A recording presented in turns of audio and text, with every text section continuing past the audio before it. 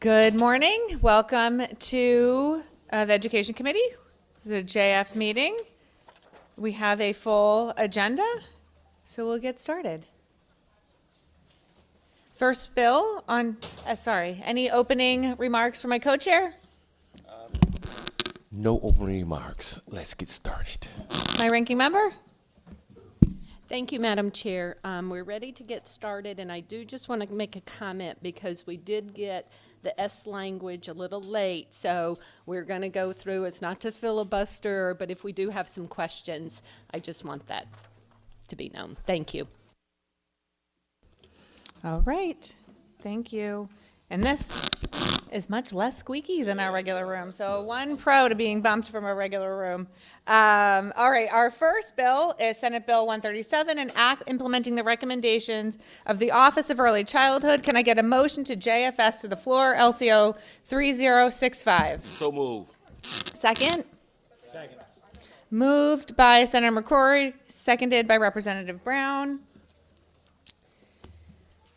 This is the agency bill that is making, oops, and I have them out of order. Sorry about that.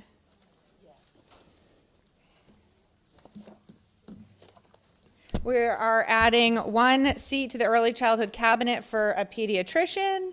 We are increasing the Smart Start operational expense rates, clarifying the definition of a day camp, enabling the office of, that's existing language, excuse me. Raising the age of notice for felonies for someone residing in the home of a child home care center from 16 to 18. And updating the notice to the Commissioner of the Office of Early Childhood, should somebody who works for or resides in the home or for the child care, the home child care center, should they be under investigation of a felony or added to the registry of known neglect and abuse. Is there any questions? Senator Summers. Yes, thank you, Madam Chair. I do have questions concerning the day camp licenses. Could you tell me specifically how it's modifying? I have a few, so I'll give them to you all at the same time because they're all kind of intertwined. I've had a lot of comments and complaints and concerns about some of the changes to the daycare licensing, day camp licensing. So I just want to get it on the record and be clear. What exactly has been changed? It says it's modifying the standard for determining whether a day camp must be licensed.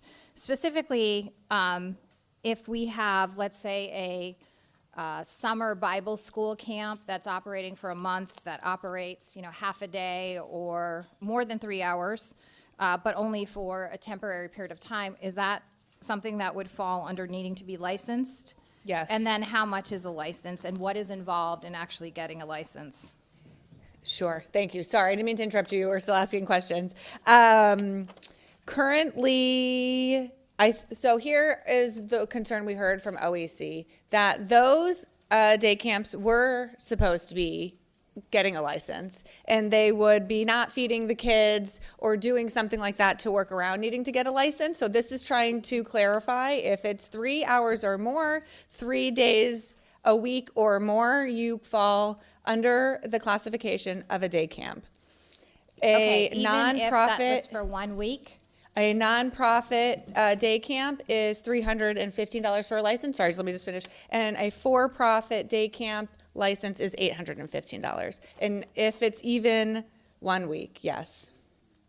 So if I have I'm going to just call it vacation Bible school or a nature camp for 1 week in the summer because I want to help out, different mothers or children that need their time filled in the summer, or I want to do a reading camp or library camp for 1 week that's over 3 hours a day, I have to get licensed now by the state of Connecticut. You're confirming that? Correct. Okay, thank you. And if it's nonprofit, it's 150, if it's 4, it's, sorry. $315 for nonprofit and $815 for profit. So I'm just going to say that I know that there's Vacation Bible schools in my area that wouldn't even bring in $315 for the week because it's free. You're having a free camp for people, someplace they can bring their children and, you know, play and color and do crafts. And now the state of Connecticut is going to require them to be licensed for something that's been going on for generations. And I just wanted that to be clear on the record. Thank you. I will also just specify this does not include programs operated by a municipal agency, but yes. Representative Belinsky. Thank you, Madam Chair. Could you explain how the provisions around the day camp licenses would affect municipal day camp, summer camp type facilities?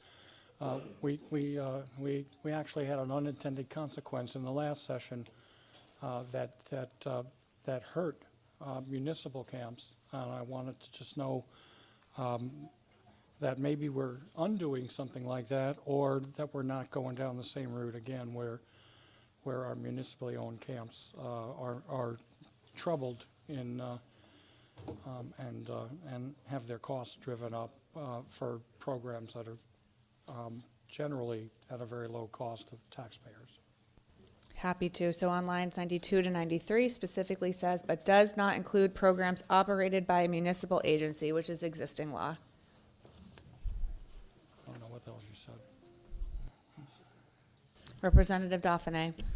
Thank you, Madam Chair. And I just wanted to reiterate what my colleague said earlier about church camps. In my district, we have several churches that have church camps during the summer, just for a week.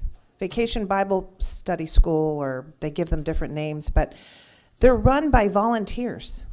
Volunteers from the church, moms and pops and older siblings that come in and say, you know what, let's do this, let's get the kids together, let's do some fun things.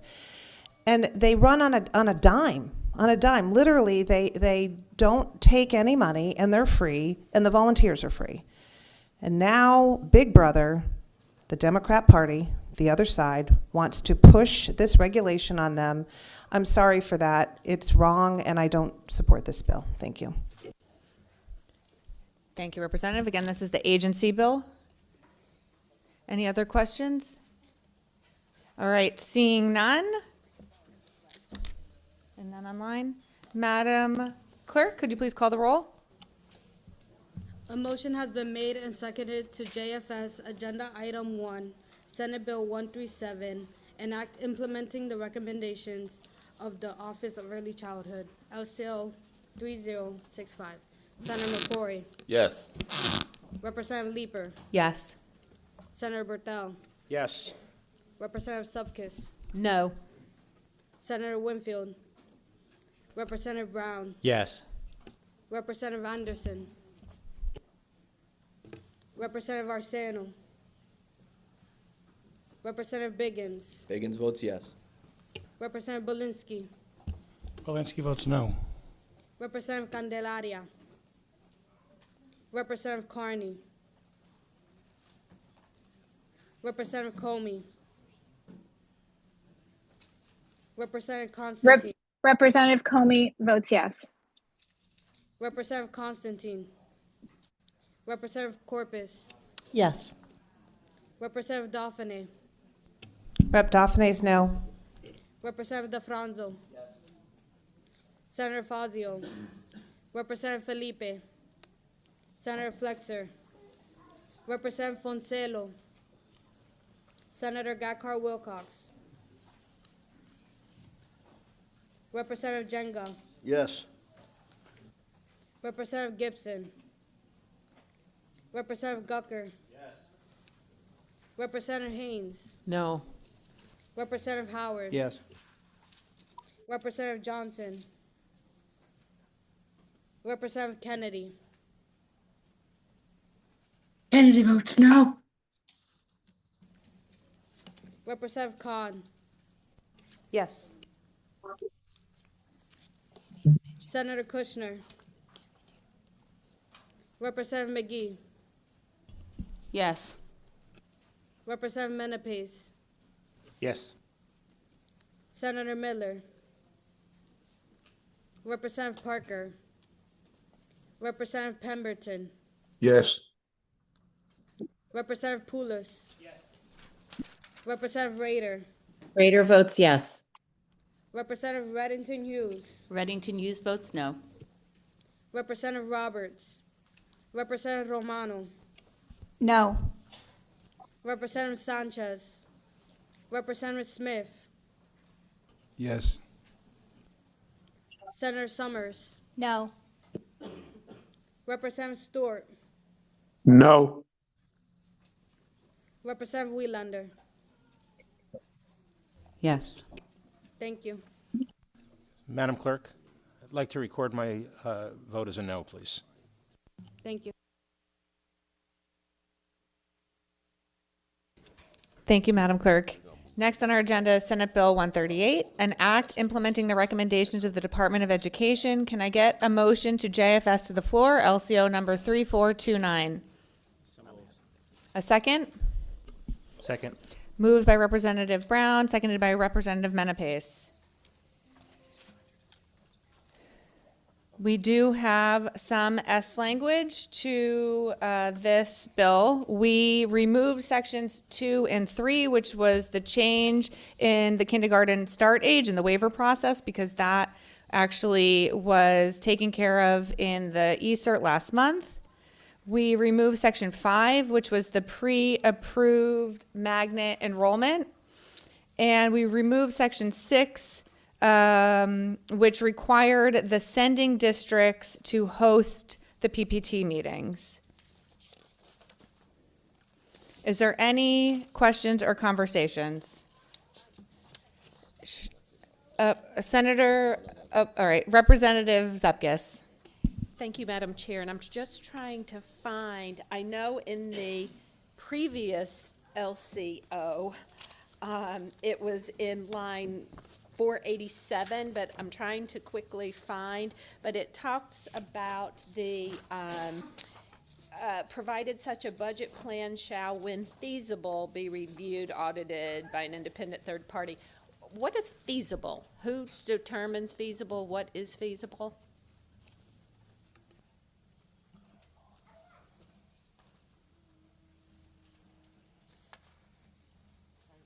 This has been struck. This was the aspiring educator portion in 475. It's on line 442. So it just says that a third party could be reviewed by an independent party when feasible, but who determines what feasible is? What does that mean? I think this is intended to give some flexibility, so it's not an unfunded mandate on our districts who are trying to do the work to, no, this is, oh, sorry. Can you refer to the S language, which section you're looking at? I want to make sure I'm answering you correctly. All right, so I am looking at the S language, which is LCO number 3159. Is that the correct LCO number that we are working off of? Correct. Okay. In line, 443. There's no line 443 on LCO 3159. I'm sorry, we got all this language late, and I'm just trying to figure it out. Hold, if you would give me 1 minute. No please. problem. Do you want me to move on and then I can come back to you, Representative? Happy to. Representative Haynes. Thank you, Madam Chair. Just some questions in regards to some of the funding changes. I just wanted to be sure that I have it right. Again, probably to what our ranking member is suggesting in regards to the changing of languages. The magnet school funding is no longer, is that correct? That's been undone in this bill? Could you be more specific what you mean by the magnet school funding? I can see if I can find the line. And then the other question I had was, the charter school funding is going to be delayed, which means it's going to be every other year. Because it's going to be every other year, does that mean they're going to get what they should have gotten in 2 years, or are they getting just a 1 year fund? So this is nothing about the funding. This is about aligning the initial certifications with the biennium budget.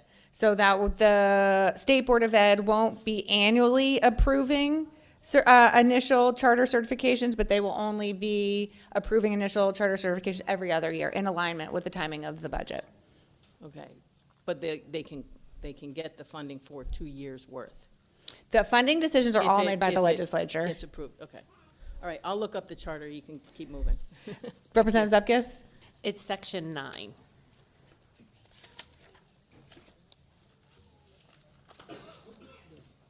Of LCO 3159?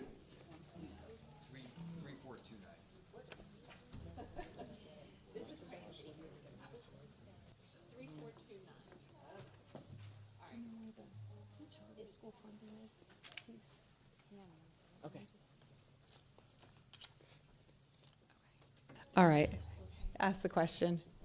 Okay, somewhere in one of these LCO numbers, and that is still in the bill, I believe, from LCO, that it says that when an independent party reviews it, it will be determined if it's feasible or not. My question is, what does feasible mean? Does feasible mean they can determine at a point, or is there, what is feasible? Feasible to me is different maybe than feasible to someone else.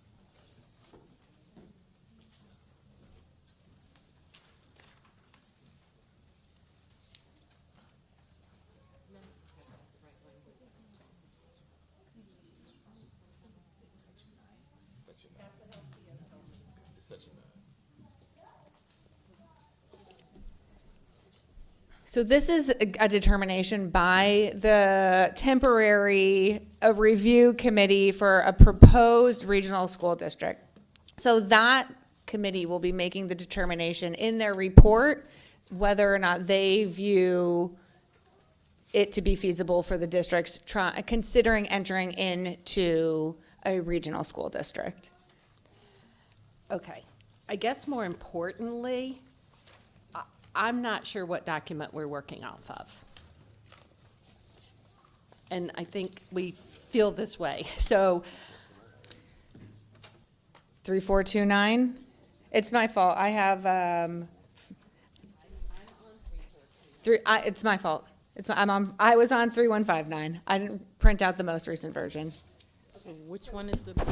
So can I just confirm that the word feasible is in line 487 of 3429 LCO for bill number 138?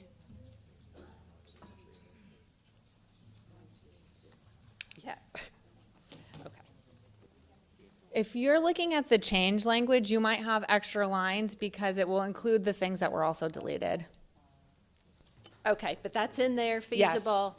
Okay, thank you. Sorry, Representative. Representative Belinsky. Thank you, Madam Chair. I don't have a question. I have a comment. For the record, so that everybody knows that I said this, and for the people that are watching in the general public, I object to the way this committee is conducting its business. The fact that we can't amongst ourselves locate the proper LCO to even begin to speak about it because of the ferocity of the changes and the fact that half of the, well, not half, 1/3 of the legislature doesn't get to see it until hours before it's a very difficult thing for me to describe and justify to my constituents who ask me, what the heck's going on there? Doesn't anybody listen? And doesn't anybody talk to each other? I have no choice but to tell them, no, nobody listens. And really, we don't know what's going on because they choose to allow us to run in the dark. So this bill is a beautiful example of 20 questions surrounded by the shifting sands of the whims of leadership of this committee. And I find that it instills distrust in me toward this committee, and I can tell you that it does the same for my constituents, particularly those that are being made the subject of some of your mandates. Thank you very much, Madam Chair. Thank you, Representative. Any other questions? Representative Dauphiné. Thank you, Madam Chair. I just have a comment that it's been brought to my attention that the clerk has told individuals they can't distribute the new bills until after the vote and only permission with the chair. So I think I just want to reiterate what my colleague just said, that there's people in this room that want to see the new language and don't know what that we'll be voting on. So I think that's a problem, and while it may be under the rules, I think it's wrong. I don't think that's the manner in which we usually operate our committee meetings. So people are anxious to see language, the new language. Thank you. I will remind all the members of this committee they are free to share S language with anyone who requests it. It's not the purview of the clerk to do that. Any other questions? Seeing none, Madam Clerk, could you please call the roll? A motion has been made and seconded to JFS Agenda Item 2, Senate Bill 138, an act implementing the recommendations of the Department of Education. Senator McCrory, Yes. Representative Leeper, Yes. Senator Berthel, No. Representative Subkis, No. Senator Winfield, Representative Brown, Yes. Representative Anderson, Representative Arseno, Representative Biggins, Biggins votes no. Representative Belinsky, Alinsky votes no twice. Representative Candelaria, Representative Carney, Representative Comey, Committee's a joke. Representative Constantine, Yes. Representative Corpus, No. Representative Dauphiné, Dauphiné votes no. Representative DeFranzo, Senator Fazio, No. Representative Felipe, Senator Flexer, Representative Foncelo, Senator Gacard Wilcox, Representative Jenga, Yes. Representative Gibson, Representative Gibson votes yes. Representative Gucker, Representative Haynes, No. Representative Howard, No. Representative Johnson, Representative Kennedy,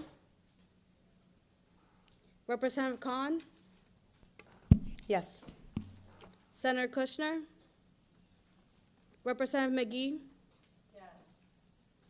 Representative Menepes, Yes.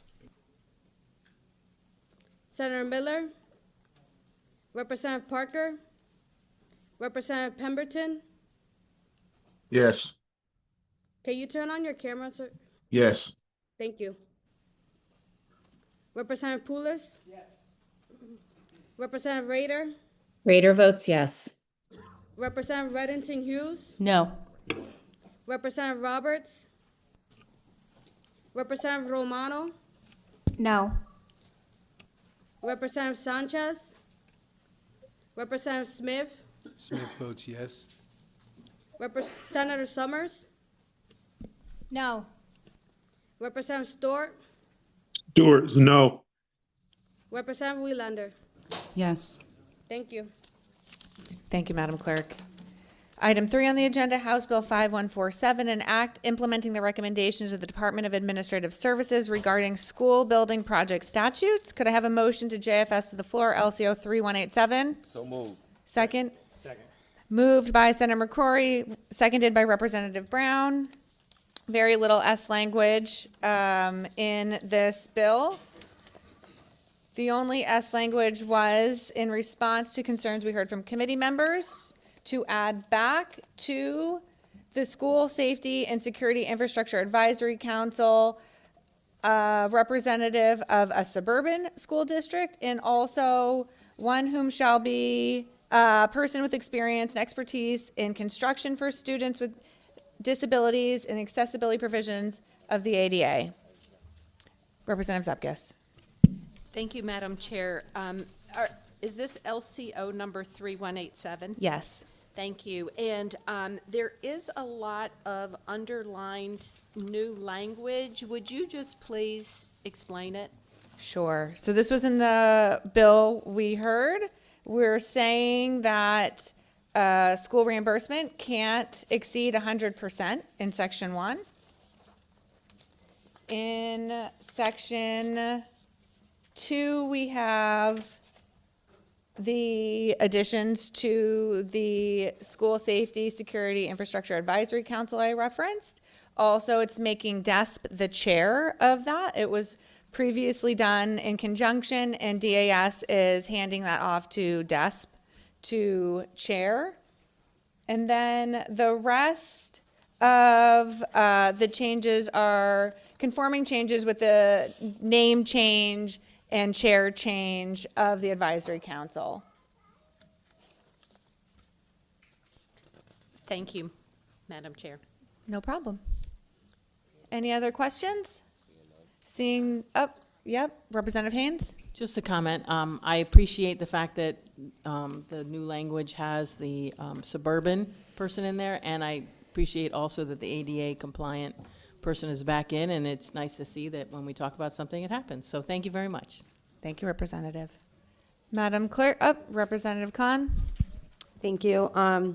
The council currently, do we know where their recommendations go? Do they come to the committees of education or committees of cognizance? Yes. Lines 267. Go to the governor and the Joint Standing Committee of General Assembly, having cognizance over matters relating to education and public safety. Okay, thank you. All right. Madam Clerk, please call the roll. A motion and a second has been made to JFS to the floor. House Bill 5147, an act implementing the recommendations of the Department of Administrative Services regarding school building project statutes. LCO 3187. Senator McCory? Yes. Representative Leeper? Yes. Senator Berthel? Yes. Representative Zupkis? Yes. Senator Winfield? Representative Brown? Yes. Representative Anderson? Representative Arseno? Representative Biggins? Yes. Representative Belinsky? Yes. Representative Candelaria? Representative Carney? Representative Comey? Representative Comey votes yes. Representative Constantine? Rep. Constantine votes yes. Representative Corpus? Yes. Representative Dauphiné? Rep. Dauphiné votes yes. Representative DeFranzo? Yes. Senator Fazio? Yes. Representative Felipe? Senator Flexer? Representative Foncelo? Senator Gacard Wilcox? Senator Gacor Wilcox votes yes. Representative Jenga? Yes. Representative Gibson? Representative Gibson votes yes. Representative Gucker? Yes. Representative Haynes? Yes. Representative Howard? Yes. Representative Johnson? Representative Kennedy? Representative Khan? Yes. Representative Kennedy, are you there online? You're muted, Representative. Kennedy votes yes. Thank you. Senator Kushner? Representative McGee? Yes. Representative Menapace? Yes. Senator Miller? Representative Parker? Representative Pemberton? Yes. Yes. Representative Poulos? Yes. Representative Rader? Rader votes yes. Representative Reddington Hughes? Yes. Representative Roberts? Representative Romano? Yes. Representative Sanchez? Representative Smith? Senator Summers? Yes. Representative Stewart? Yes. Representative Wieland? Yes. Thank you. Thank you, Madam Clerk. Item number 4, House Bill 5033, an act implementing the governor's budget recommendations for education. One moment. I want to just also announce that votes will be held open for an hour after we are done voting in committee, just for anyone who's not able to join us or who may have to move between meetings today. And I forgot to mention that before. All right, House Bill 5033, an act implementing the governor's budget recommendations for education. Can I have a motion to JFS to appropriations, LCO 3306? So moved. Second. Moved by Senator Corey, seconded by Senator Berthel. We have quite a bit of S language here. We have removed sections 1, 2, and 3, all of which cap tuition, but allow it to continue to increase with inflation, costs that districts would be expected to bear. We are removing section 11 from the original language, which was moving the student loan ombudsman from the Department of Banking to the Office of Higher Ed. And we are removing section 12, which eliminated the $12 million that was budgeted last year to go to our magnet schools. Are there any questions or discussion? Representative Zupkis. Thank you. I just want to make sure LCO number 3306. That's correct. Great, thank you. Seeing no questions or discussion, Madam Clerk, please call the roll. A motion and second has been made to JFS Agenda Item 4, House Bill 5033, an act implementing the government's budget recommendations for education, LCO 3306. Senator McCory? Yes. Representative Leeper? Yes. Senator Berthel? Yes. Representative Zupkis? Yes. Senator Winfield? Representative Brown? Yes. Representative Anderson?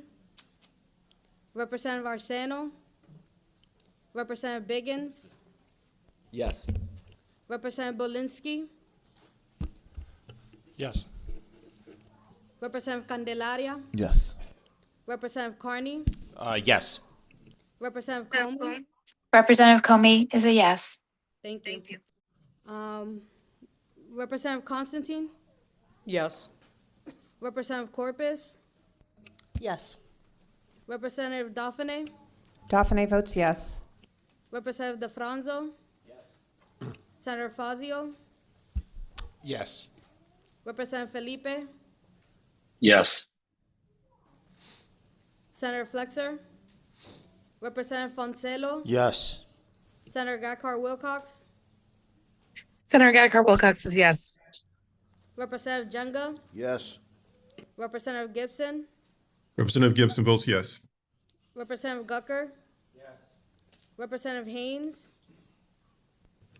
Yes. Representative Howard? Yes. Representative Johnson?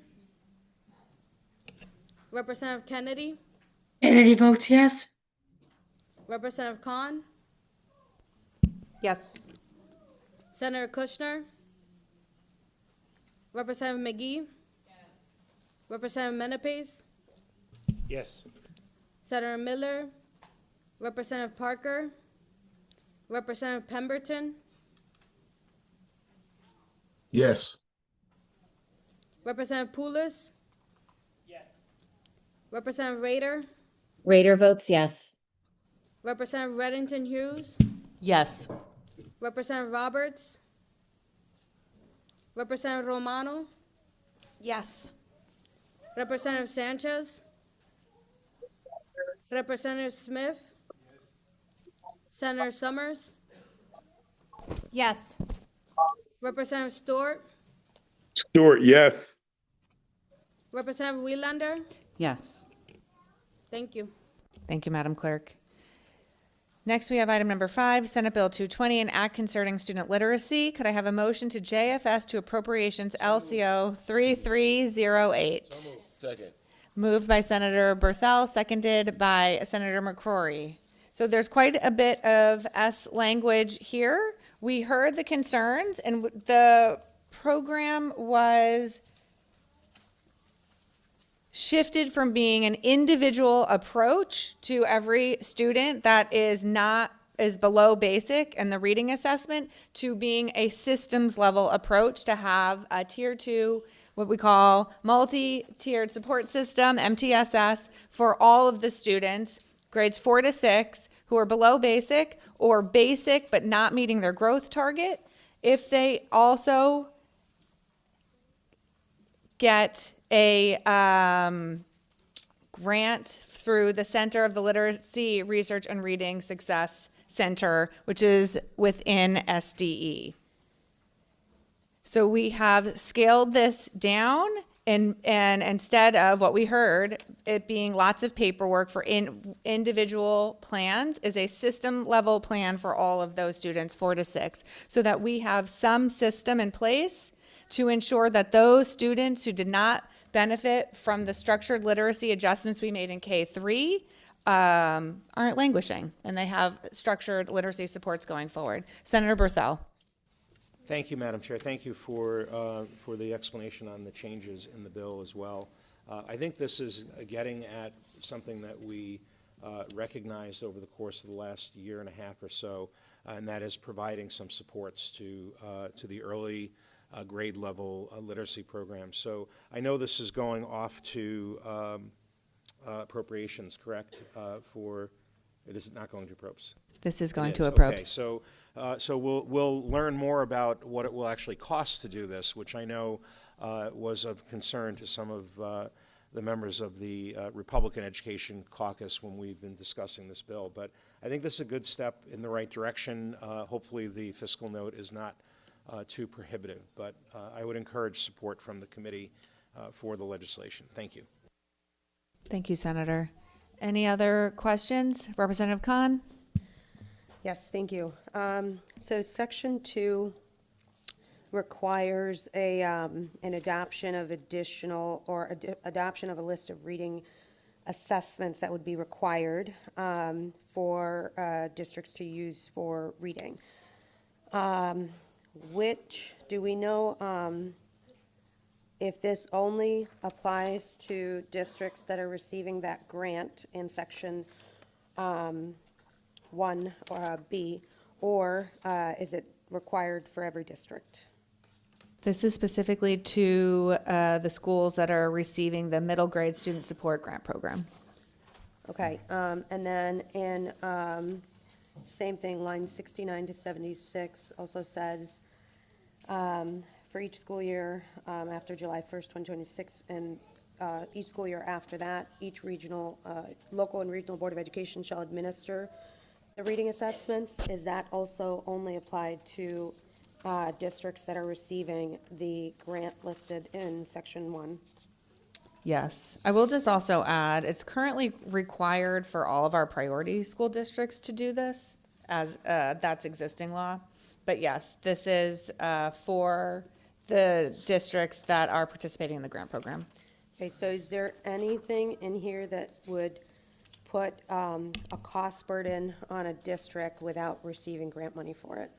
No, our intent was really to not do an unfunded mandate, but to try to provide some structure, support, and sort of guidelines for districts who are really trying to integrate an MTSS program. And one of the things we didn't actually discuss, but I think is pretty exciting about this opportunity, is SDE is going to provide guidance on, in conjunction with our Ed Prep programs, and creating a micro-credential for early literacy, and trying to get more training and more people focused on our early literacy, recognizing that that's a priority for, of course, children, but us also as a state. Okay, thank you.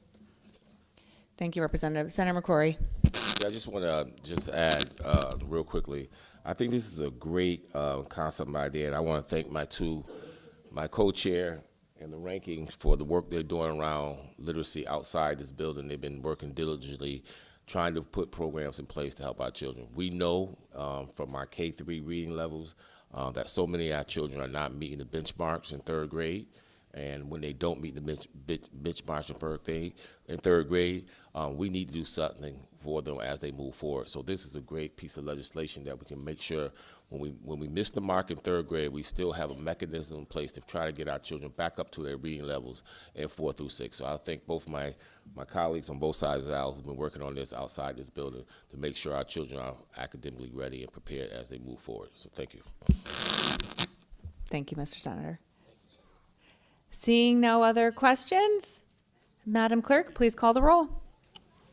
A motion and second has been made to JFS to appropriation agenda item 5, Senate Bill 220, and not concerning student literacy, LCO 3308. Senator McCrory, Yes. Representative Leeper, Yes. Senator Berthel, Yes. Representative Supkis, Yes. Senator Winfield, Representative Brown, Yes. Representative Anderson, Representative Arceno, Representative Biggins, Biggins votes yes. Representative Belinsky, Yes. Representative Candelaria, Representative Carney, Yes. Representative Comey, Representative Constantine, Yes. Representative Corpus, Yes. Representative Daphne, Daphne votes yes. Representative DeFranzo, Senator Fazio, Yes. Representative Felipe, Senator Representative Flexer, Felipe votes yes. Sorry, Madam Clerk. Senator Flexer, Representative Foncelo, Yes. Senator Gakar Wilcox, Senator Guy Wilcox votes yes. Representative Jenga, Yes. Representative Gibson, Representative Gibson votes yes. Representative Gucker, Representative Haynes, Yes. Representative Howard, Yes. Representative Johnson, Representative Kennedy, Kennedy votes yes. Representative Khan, Yes. Senator Kushner, Representative McGee, Representative Menapace, Yes.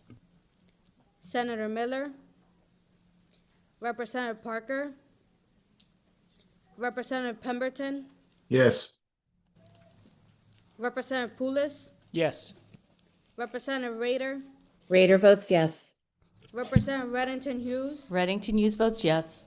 Representative Roberts, Representative Romano, Yes. Representative Sanchez, Representative Smith, Smith votes yes. Senator Summers, Yes. Representative Stewart, Stewart, yes. Representative Wielander. Yes. Thank you. Thank you, Madam Clerk. Next, we have item number 6, SB 222, an act permitting interscholastic athletics to be used as credit toward the physical education requirement for purposes of high school graduation. Could I have a motion to JFS to the floor, LCO 3310? So moved. Second. Moved by Senator McCrory, seconded by Representative Brown. Again, we have, this is a short bill, but there is a fair bit of S language in hearing the testimony. We made this a may for our districts and clarified that this is not to be issuing credit for interscholastic athletics, but rather just exempting from the grad requirements PE, and that all students still need to take 25 credits to graduate. Any questions or discussion? Representative Haynes? Thank you, Madam Chair. And again, another one where we've made some changes due to testimony and things that we've been saying. And I think there were plenty of students who actually said they would like the opportunity to take another class, but because they have to take PE, even though they're on all these teams, so this actually opens up their schedule so they're able to take that other class that they apparently wanted. So I appreciate the compromise, and I'm glad we fixed this language a little bit. Thank you. Thank you, Representative Haynes. Any other? Representative Franzo? Thank you, Madam. Thank you, Madam Chair. And I appreciate the flexibility of the committee on making those changes, and I also understand the desire to allow students more flexibility in their schedules. I would just say, as a PE teacher, the goal of PE programs at the high school level is to try to expose students to as many activities as they possibly can be exposed to, so that they can be physically fit for the rest of their lives. So whether that's activities that they can do when they're 30 years old or hopefully when they're 80 years old. And so ideally, you would like a high school PE program to provide opportunities for students to engage in those types of activities, not in activities that duplicate the same types of things that they're doing in their sport activity after school. I know, and I'm not naive, I understand that that doesn't happen in a lot of high schools, but that's the ultimate goal. So I think I appreciate the fact that students are still going to be required to take the PE credits that they have in place right now, but I just wanted to point out that the goal of PE programs is to try to expose students to a range of activities that they may not normally be exposed to in their everyday life. Thank you, Madam Chair. Thanks, Representative Franzo. And am I correct? Are you an elementary school PE teacher? Yeah, I'm an elementary, so I got the best job in the world. I was just going to say, we know who the favorite teacher in your Yes, school yeah. is. Thank you. Representative Reddington Hughes. And it's my understanding in this bill that there is nothing that would prevent someone, so they, if they wanted to take PE and play a sport as well, there is nothing in this to prevent them from doing both. Of course, absolutely. And I Thank you. suspect that will still very much be the case. Yes, thank you, Representative. Representative Fancello, did you have your hand raised? Oh, Representative Carney, I'm sorry. That's okay. Thank you very much, Madam Chair. So I'm just curious about how this would work in terms of that extra class, because I would imagine it's the case in many schools. It was when I was in high school. PE, you actually got 0.25 for each year, and that ended up being 1 credit. So I'm just curious, if somebody does not, or somebody who's an athlete opts out of PE, how would they make up that credit? Would they take 1 class additionally, junior year, senior year?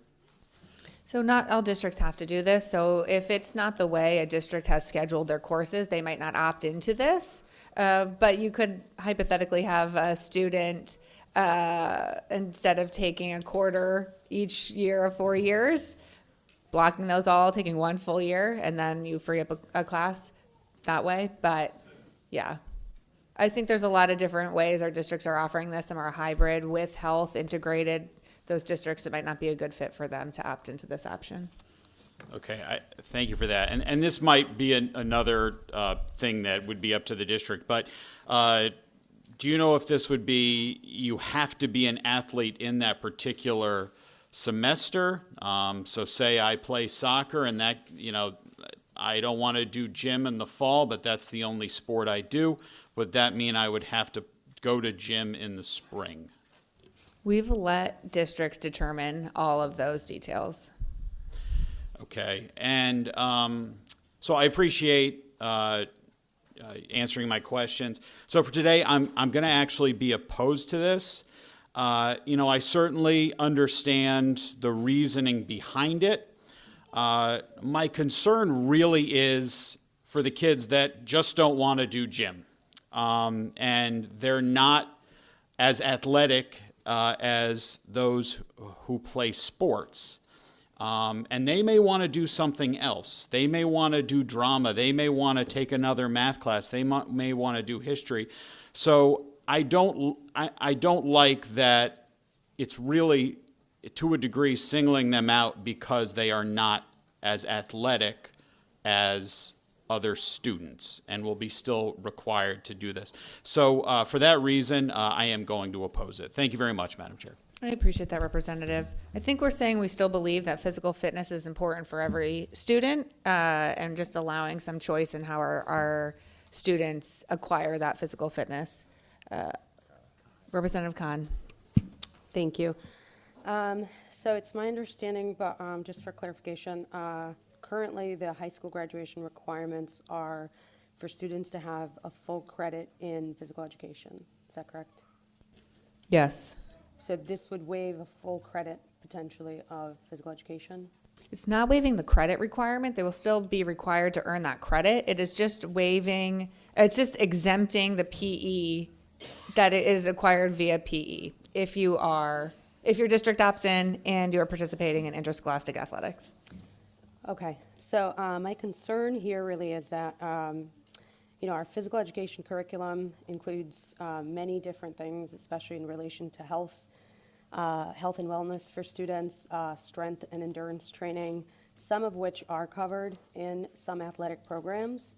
But I know we did also get testimony from the CIAC that spoke to the fact that though there is a comprehensive curriculum that the CIAC has for students that participate in athletics, they opposed this bill as drafted because of the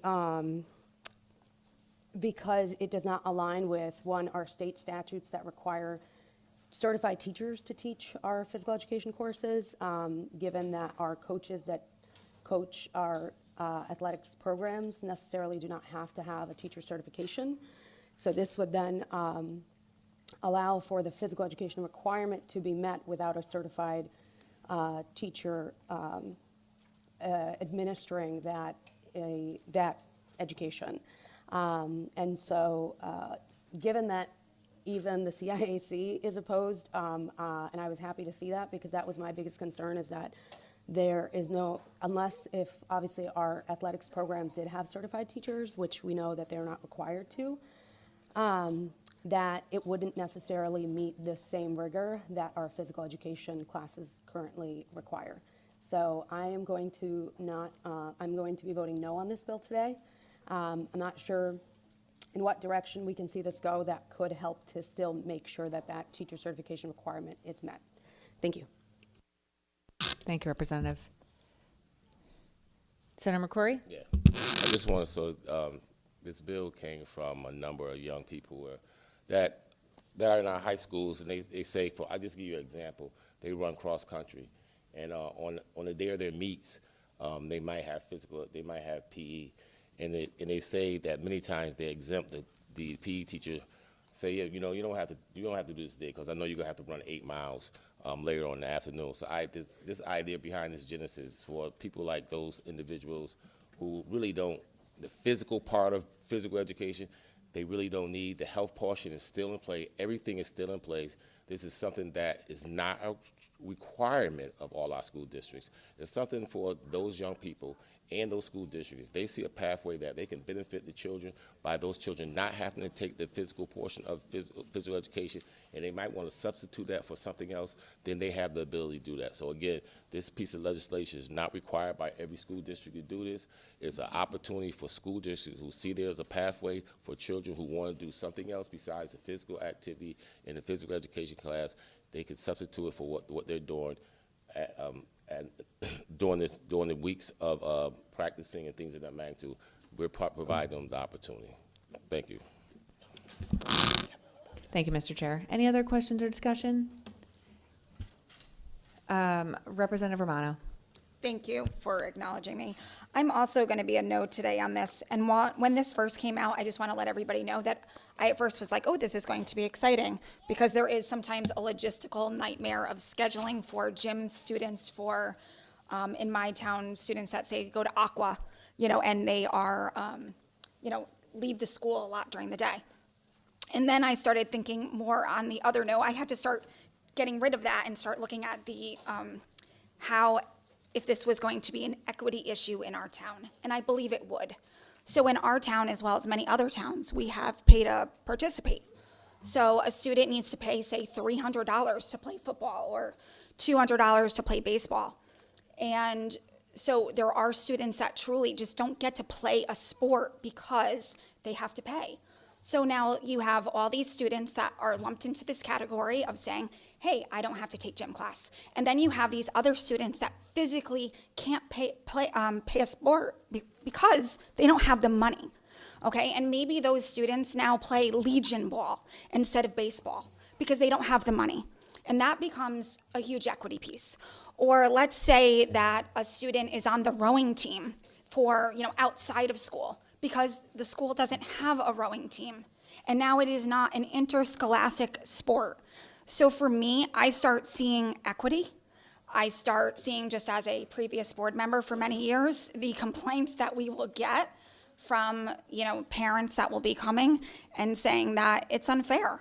And I hate that our town does have pay to participate, but we're not the only town. And so I just start seeing that equity piece, and I don't want any child left behind or not being granted an opportunity to opt in or opt out because of financial, their financial situation. So that is where I stand on it. Thank you. Thank you, Representative. Representative Zepkis. Thank you, Madam Chair. Madam Chair, I actually like this bill. I think that, well, first of all, it's a may and not a shall, so I'm so thrilled it's not a mandate.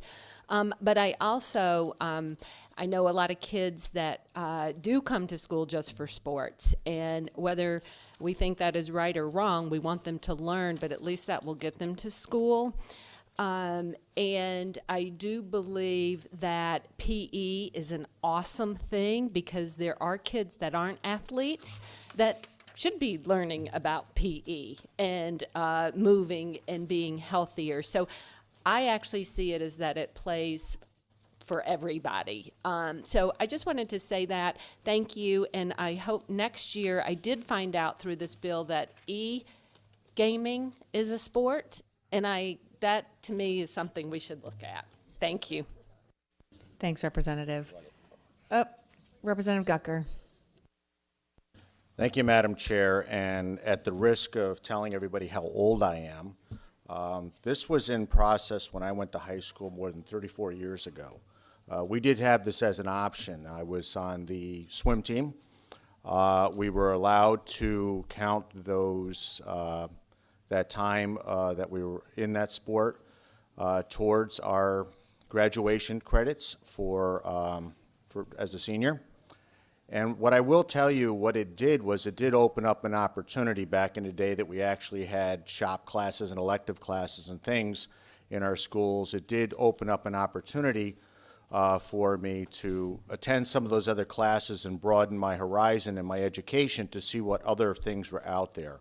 So though I will be supporting this bill, obviously, I just wanted to let it know that this has been in practice in I grew up in a small town other than the one I live in now. So when we talk about cities versus towns, it was actually a very small town that I went to here in Connecticut.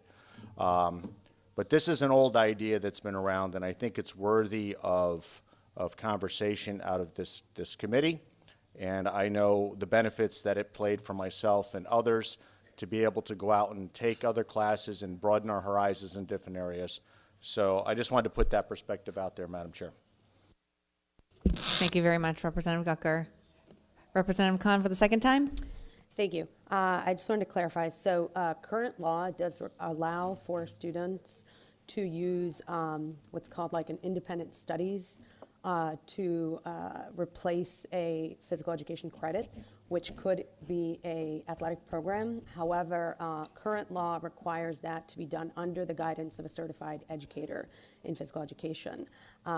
This removes that requirement, and I think that's my biggest concern with it, is that the current law requires that it is under the guidance of certified teachers and that it is still consistent with our current physical education curriculum standards, which this does not have. So I think if we are, as this bill moves forward, if there's a way that we could figure out how to align it with curriculum standards, that would be great. Thank you. I appreciate that, Representative Khan. I'll just say this because we're not allowing for credit to be issued for this exemption, that there's no certified teacher requirement, and our coaches do have a coach certification requirement. Any other questions for Representative Dauphiné? Thank you, Madam Chair. And so as I understand it, charter schools and private schools have been doing this all along, and it's not prohibited in the public schools, but now are we codifying it? Or because I'm trying to understand the difference between before and after, because I understand that public schools are permitted to do this now. So there's no difference in the graduation requirements for our charters or magnets versus our local education associations. What Representative Khan was saying is that if you want to issue credit for Interscholastic, it can be an independent study. Districts can opt to do that. That is true. We are not issuing credit to students on their transcript for participating in interscholastic athletics. We are just exempting the PE requirement for graduation if they participate in interscholastic athletics, but they still need to get 25 credits to graduate. Thank you, Madam Chair. Not a problem. I think we've exhausted all of our questions on this one. Madam Clerk, please call the roll. A motion has been made and seconded to JFS to the floor. Agenda item 6, Senate Bill 222, an act permitting interscholastic athletics to be used as credit towards the physical education requirement for purposes of high school graduation. LCO 3310. Senator McCory? Yes. Representative Leeper? Yes. Senator Berthel? Yes. Representative Subkis? Yes. Senator Winfield? Representative Brown? Yes. Representative Anderson? Representative Arseno? Arseno, yes. Representative Biggins? Biggins votes no. Representative Belinsky?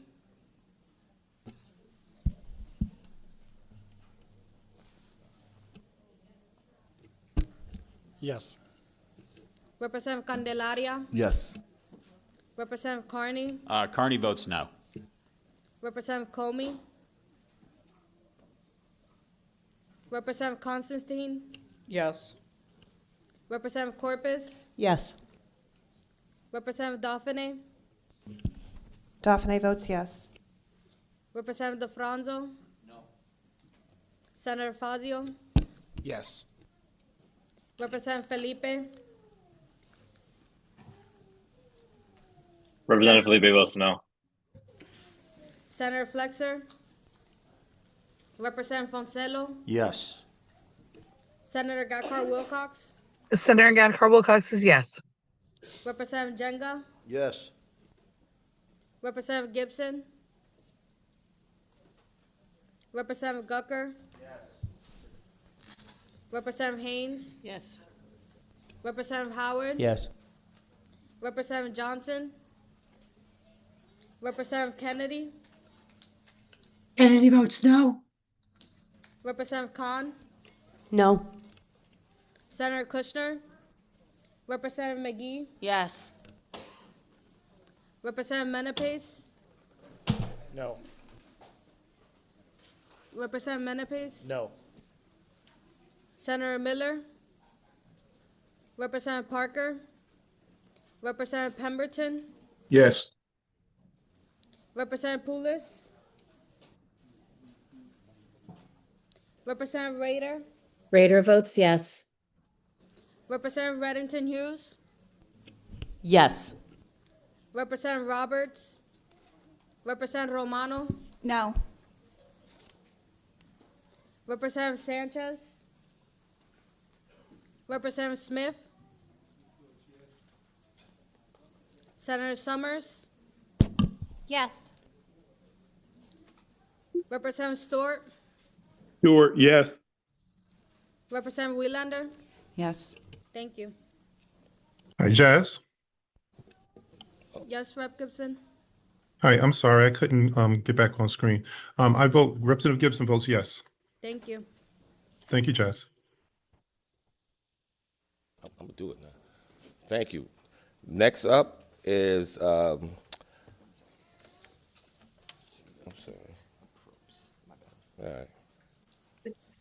On that agenda item number 7, an act concerning stipends for student teachers.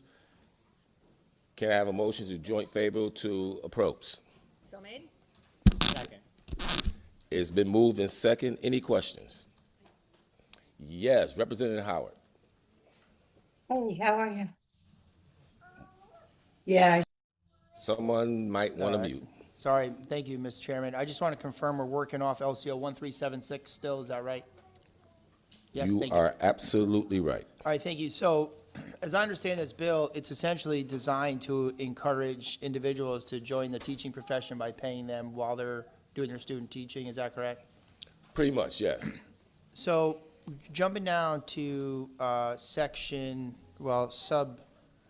C, line 34, it seems to say that the Department of Education will monitor it to make sure that the state taxpayers are getting a return on their investment, right? So they're paying student teachers, and we expect that once that happens, those teachers will stay in the state to teach for at least 3 years. Is that correct? Yes. So my concern there, Mr. Chairman, is that as I read it, and I'm happy to be corrected, the department shall request reimbursement. What if the person doesn't pay? Through you. Very good question, Representative. Right now, Thank you. I think those parameters have to be worked out within SDE and the individual who's required but who have not paid. I think that's part of the process when we move forward. Those specific items will have to be worked out within the program as administered. Well, how can the State Department of Education, if the legislature only allows them to request it, how can they just take it upon themselves to require it to you? Well, I think that will be a part of the policy that's implemented. And again, these specifics have to be worked out in this piece of legislation. Probably won't be, if we have to add more mechanisms in place and make sure we have a qualification that those dollars will be coming back to us, we'll do that. But right now, we just want to get this passed over the appropriation, see how much it costs, and then the particulars will be worked out. Again, you ask very good questions. There's not a requirement, but I think we have to put in play when they sign on to do this, that there is a responsibility for the payback if they do not do their 3 years. Okay, so, well, let me say this, to be clear. I'm very protective of taxpayer dollars, and I'm also very understanding that we need to make investments into our education, and investing in to make sure we have quality teachers is certainly a good investment. I don't want to open a door. I mean, as it is, it's not considered in this bill or this committee, but we're already sending tons of millions of dollars a year to New York because of our bottle bill problem. What I don't want to do is now say anybody who wants to be a teacher in the United States, come to Connecticut, you can get paid for student teaching here, then you go back to Illinois. That's not good use of taxpayer money. And so I'm hearing two things. I'm either hearing that we're going to leave it up to SDE to take it upon itself to require, even though legislature only allows them to request, but I'm also hearing perhaps that this bill will see changes. So is this bill anticipated to see changes after this committee? I would, based on what we have in the committee meeting, what we heard in our public hearing, I'm sure there might be some recommended changes before if it becomes law, if it hits the floor. All right, I appreciate that. I mean, I'm voting on the bill that's here today. I'm going to be a no on it. Thank you, Mr. Chairman. Thank you. Representative. Thank you, Mr. Chairman. Along the same lines as my colleague, in line 41, and this relates again to protecting the taxpayers' investment in these student teachers, why is it that if a teacher that went through this program doesn't teach even one day in Connecticut, that we're only able as a state to get back 50% of the total stipend? If they never teach in Connecticut, shouldn't we get back the whole thing? Yes, again, if they do not participate and do not teach in the state of Connecticut, there should be, and I'm assuming there will be, an opportunity for us to get our dollars back out. And I'm sure this will be something that they will assign before they accept these dollars as we move forward. Thank you. I guess my question is, why does it say 50%? Why are we only getting 50% back when we've been paying them $1,000 a week and we've not reaped the benefit of any investment that we've made because maybe they've not taught for a single day in the state of Connecticut? So I'll be a no for that reason on what we have before us today. Thank you. Thank you. Representative Bielinski. Thank you, Mr. Chairperson.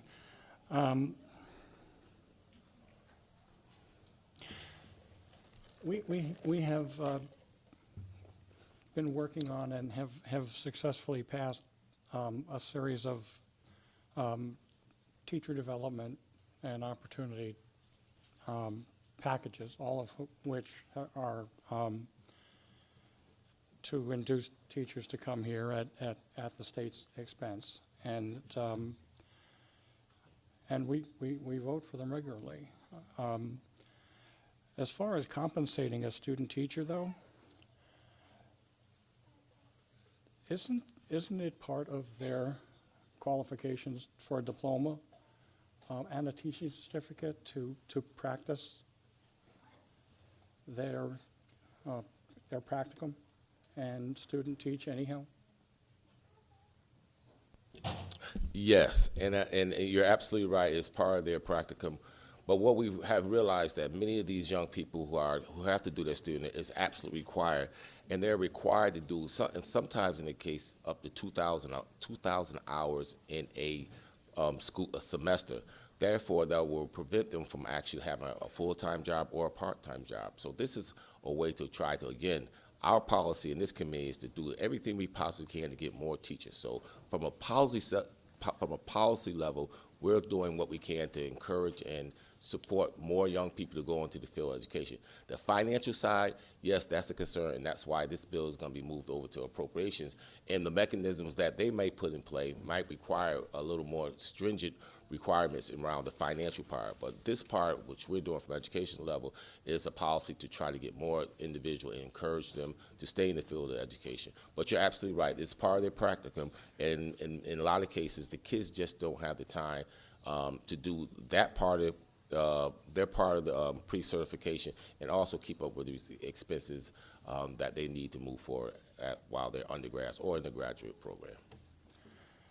Thank you, Mr. Chair. You know, and we've been addressing bits and pieces of this for many years. One of the things we did not too long ago was pass a piece of legislation that allowed the portability of background checks, which were costing student teachers $175 a pop. So if they made several applications to several districts, it came out of their pocket. And this legislature agreed unanimously to make, a background check portable to, to defer that expense.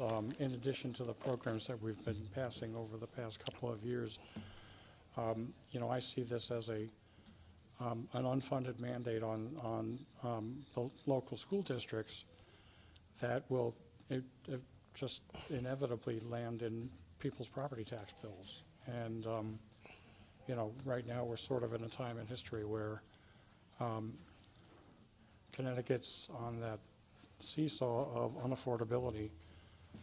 And I can't support another mandate on our towns to pass along to the taxpayers that are, in my community. And I'll be a no on this as well. Thank you. And just to reiterate, the responsibilities for this program it's not a local responsibility. The resources are coming from the state of Connecticut. Representative Poulos. Thank you, Mr. Chairman. So in Connecticut, we have a teacher shortage issue. We got to figure out ways. We have to pull levers on how we can attract and retain people to the profession. And back in 2022, I had the opportunity. I was down in Washington, D.C., and I was visiting different members of Congress.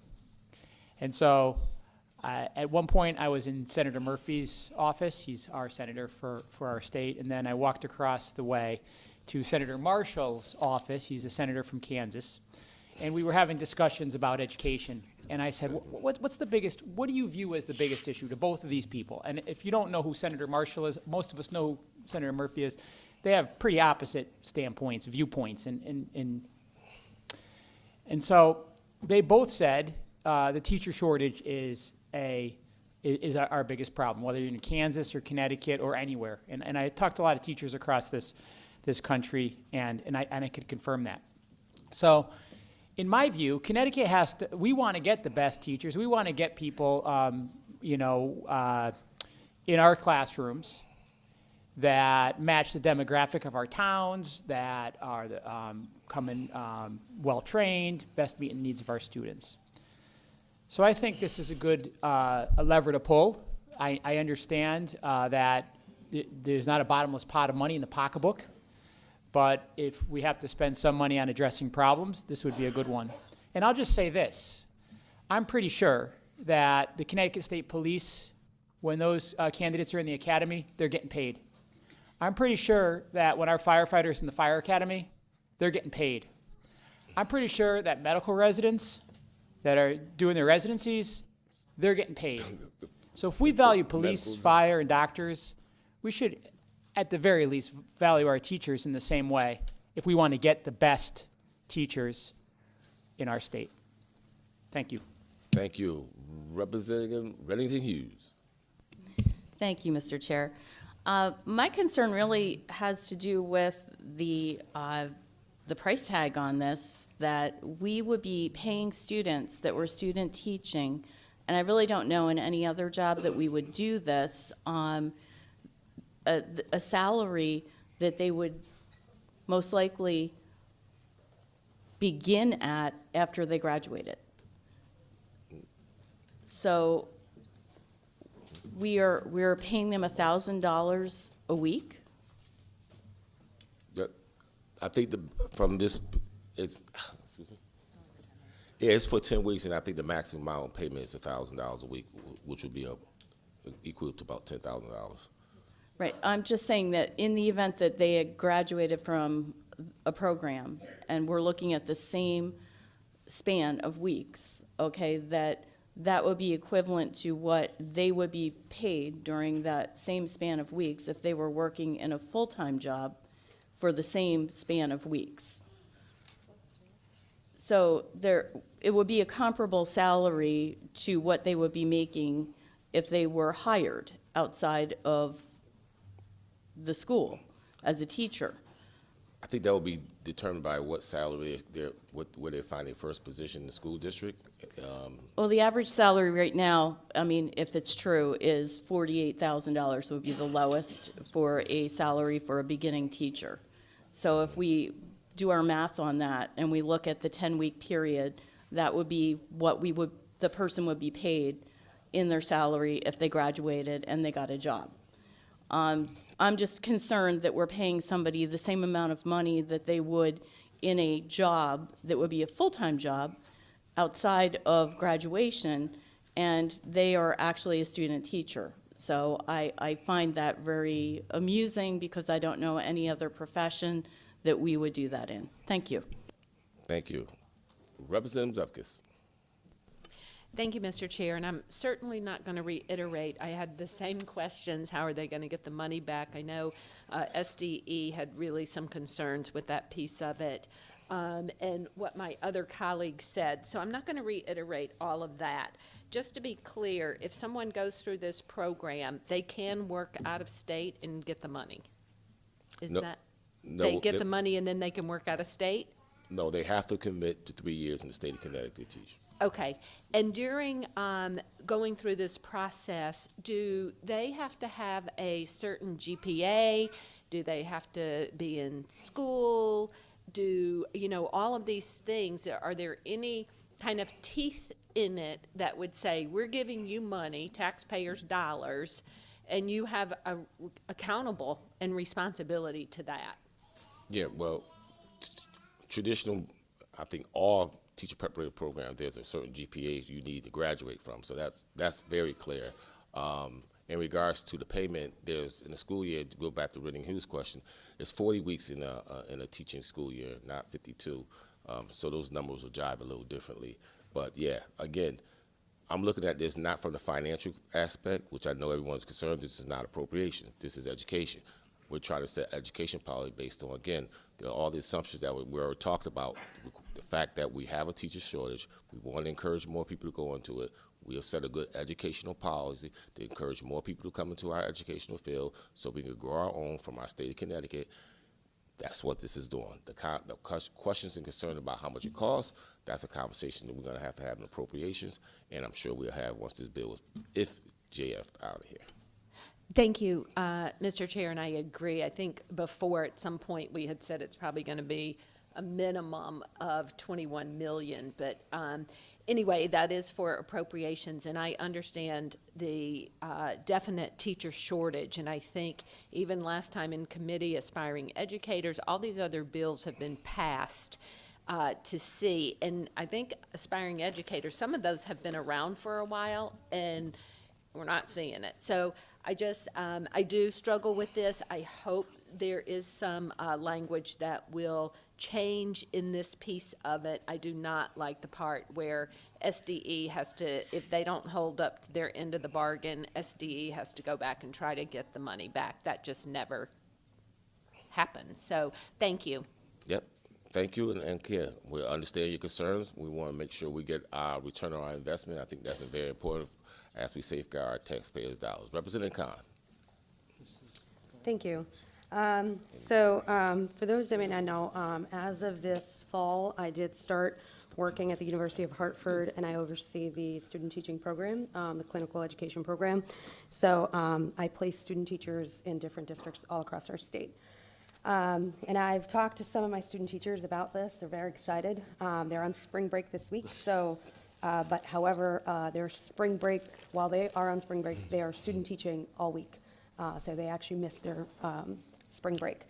So I just wanted to speak to a little bit of some of the concerns that were raised in terms of, one, if the salary on a weekly basis is comparable to that of a first-year teacher. Student teachers in our state are required to do the same number of hours that their cooperating teachers do. The hours that the teacher comes in, that's when the student goes in. All the professional development that teachers attend, our student teachers attend. Any and all requirements on the cooperating teacher are the same requirements on our student teachers. And in fact, our student teachers take over the classroom by the end of their student teaching course. So they are fully teaching that classroom in place of the classroom teacher, and currently are not compensated at all. I also want to raise, there are, as someone who places the students in the program, and both our undergrad and graduate program, some of the concerns that have come up in just this first year that I've been there, in terms of the lack of compensation. I've had students talk to us about having a disability in which they need to have to keep their insurance, but because they have to leave their job, they will no longer have insurance and can't pay for their medical care because they have no money and they're not getting paid while they're student teaching. So we require a full-time student teaching, a full-day student teaching in this state in the last year of your teacher prep program for both semesters, but being that it is obviously fully right now uncompensated, there are a lot of teachers that do not graduate on time because they are figuring out how they're going to pay for their medical benefits or their own personal, whether they're paying for school or they're paying for housing. And so it's definitely the biggest barrier that I have seen is in helping our student teachers graduate on time is a cost factor. So if we are able to provide that, I think it shows that we are investing in, we're putting our money where our mouth is, right? Like we talk about our teacher shortage. We have over 400 teacher openings in this state, and I know a lot of those are in special education. But we can't ask for something without figuring out what the biggest barriers are. And I know that at the university that I teach at, this is definitely one of the biggest barriers for students that graduate on time. Some students try to figure out if they can student teach over the summer. They have to find a summer program if they can't quit their job during the school year. And so any compensation of our student teachers while they're teaching would pay them for what they're doing. They are teaching the same number of hours that all their cooperating teachers are.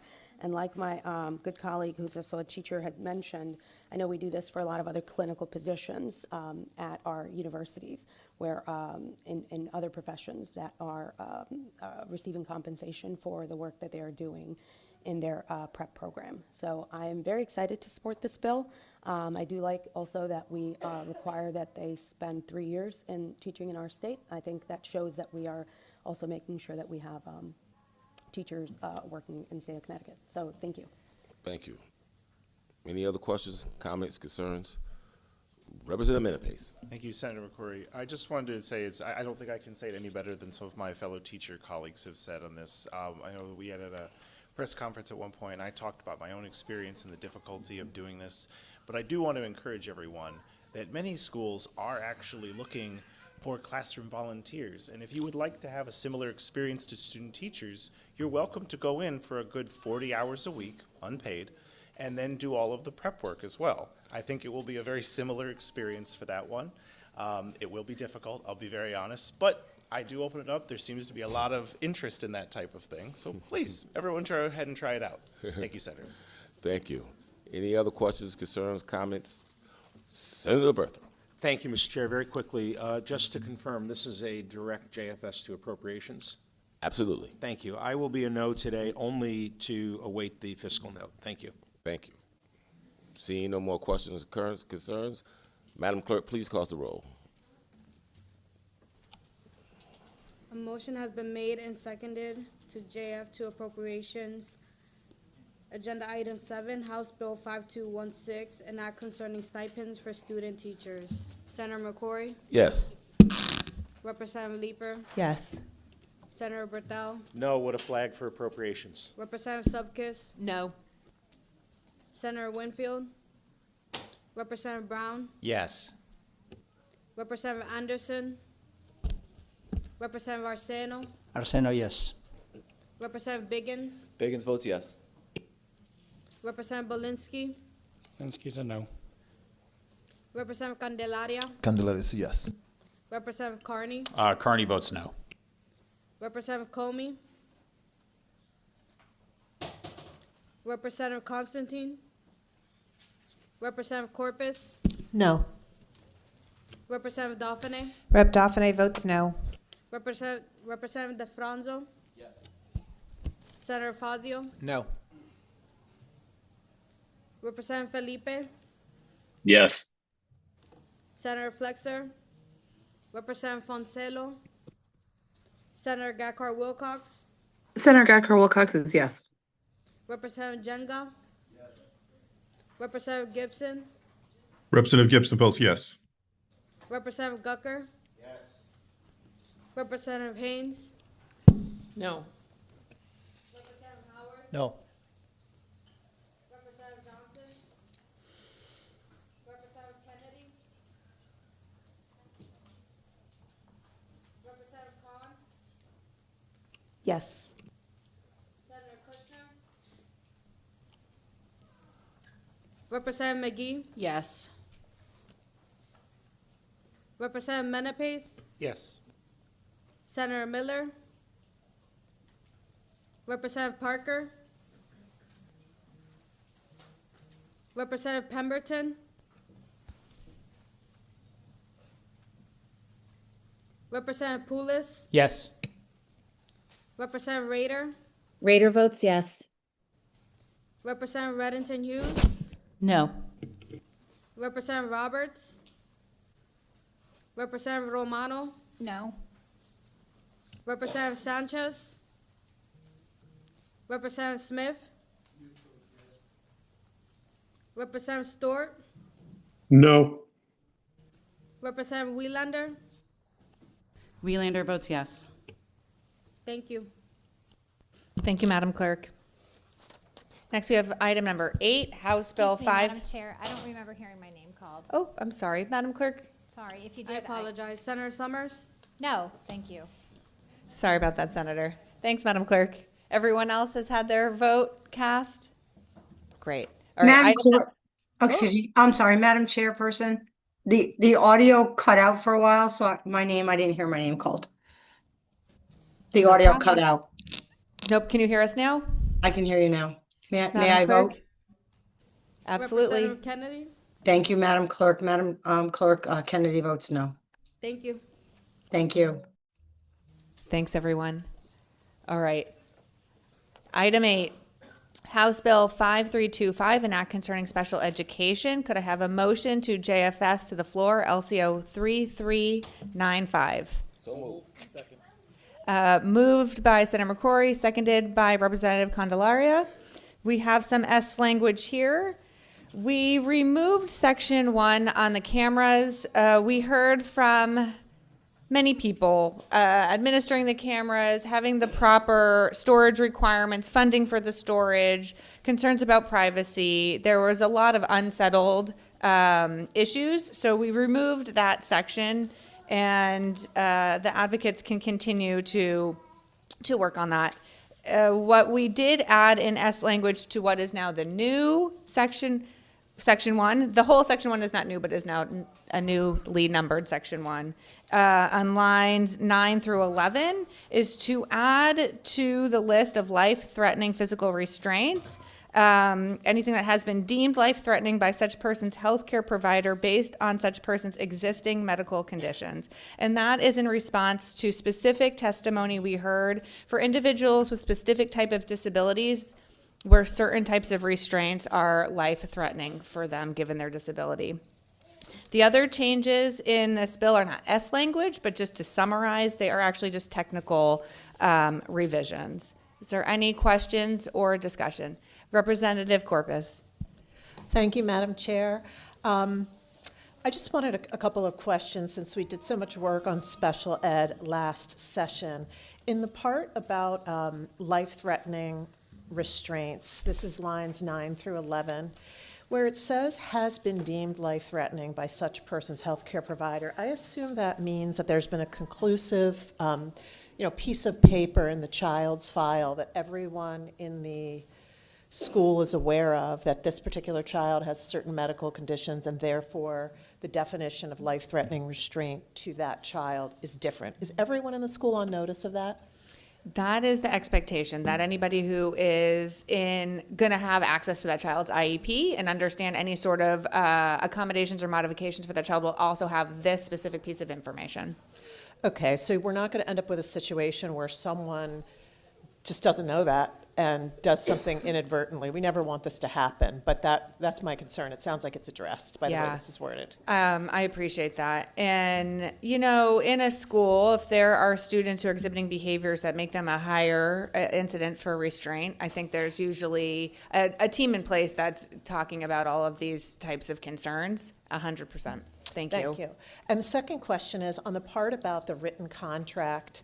There was a lot of testimony about this, and I understand that this is current law, so we're not making any changes here, even though it's underlined. We had conversations with LCO this morning about that. So this is current law, but is this December 31st, the year preceding the school year, is this saying that private providers have to publish all their rates by that date?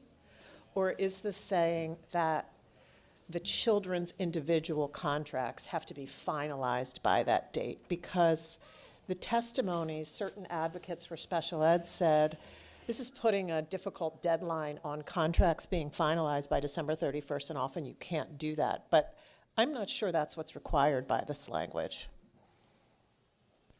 My understanding is that any district that's engaged with an outplaced private provider would need to know the rates, but not specifically to the child. It's that the provider is sharing with the district their rates by December 31st. Okay, so the city of Stamford's outplacing 3 kids in one school, say, and so by December 31st of the prior year, that school has to publish kind of its menu of prices for the district, but those 3 kids' contracts may not be settled by that time. Correct. Thank you. Thanks, Representative. Representative Howard, did you have a question? Okay. And just also want to clarify for the life-threatening physical restraints, there's only certain professionals within a school who are authorized and trained to restrain children. So it would be those individuals who would have to have this information. Seeing no other questions or discussion, Madam Clerk, please call the roll. A motion has been made and seconded to JFS to the floor. Agenda item 8, House Bill 5325, an act concerning special education, LCO 3395. Senator McCrory? Yes. Representative Leeper? Yes. Senator Berthel? Yes. Representative Subkis? Yes. Senator Winfield? Representative Brown? Yes. Representative Anderson? Representative Arseno, Arseno, yes. Representative Biggins, Biggins votes yes. Representative Belinsky, Walensky, yes. Representative Candelaria, Candelaria, yes. Representative Carney, Carney votes yes. Representative Comey, Representative Constantine, Representative Corpus, Yes. Representative Dauphiné, Dauphiné votes yes. Representative DeFranzo, Yes. Senator Fazio, Yes. Representative Felipe, Yes. Senator Flexer, Representative Foncelo, Senator Gakar Wilcox, Senator Geiger Wilcox is yes. Representative Jenga, Yes. Representative Gibson, Representative Gibson votes yes. Representative Gucker, Representative Haynes, Representative Howard, Yes. Representative Johnson, Representative Kennedy, Kennedy votes yes. Representative Khan, Yes. Senator Kushner, Representative McGee, Yes. Representative Menapace, In the affirmative. Senator Miller, Representative Parker, Representative Pemberton, Yes. Representative Poulos, Yes. Representative Rader, Rader votes yes. Representative Reddington Hughes, Reddington Hughes votes yes. Representative Roberts, Representative Romano, Yes. Representative Sanchez, Representative Smith, Smith votes yes. Senator Summers, Yes. Representative Stewart, Stewart, yes. Representative Wielander. Representative Wielander votes yes. Thank you. Thank you, Madam Clerk. Moving on to item number 9, House Bill 5328, an act establishing a working group to address Islamophobia in schools. There's quite a bit of S language here. We have renamed Islamophobia to anti-Muslim and anti-Arab racism. That change is happening consistent throughout the bill. We're conforming changes to help this working group mirror the working group we just passed on anti-Semitism. And there were some S changes around organizations to be included in appointments, as well as adding a parent and a student. I'm happy to answer any questions. Representative Zupkis. Oh, let me make a motion. Last bill went too quick. Could I have a motion to JFS to the floor, LCO 3441? So moved. Moved by Senator McCrory, seconded by Representative Brown. Representative Zupkis. Thank you, Madam Chair. I don't really have a question. It's more of a comment.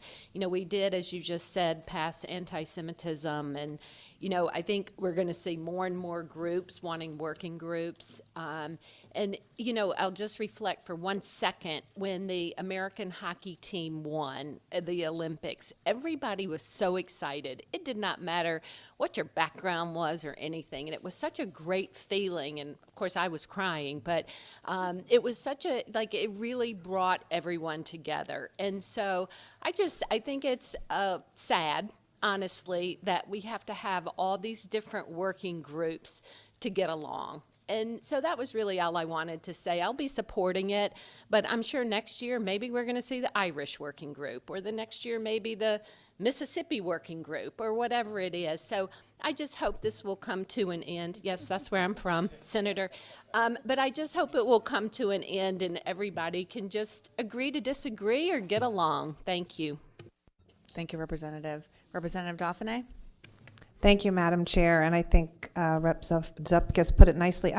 I do have a problem with this. Look, we need to address the bullying and this phobia of all types of people, black, white, Christian, political affiliations. I mean, the list goes on and on and on, and I think that as we move forward, we're going to continue to get more and more of these groups, and I think we should be having a bill that addresses phobia of anybody that's different than ourselves. I'm really thinking that I'm going to vote no on this bill, because I think that we need to really change our thinking. We need to address phobia of anybody that's different than ourselves, not these specific groups. Thank you, Madam Chair. Thank you, Representative. Representative Belinsky? Thank you, Madam Chair. I too appreciated the words of Rep. Zupkis, and I actually feel very strongly about what Rep. Toffenay just said. But today seems to be my day of dissatisfaction with the process in this committee, and I'm going to be supporting this bill, by the way, because I think it's needed. But I might add that the anti-Semitism work group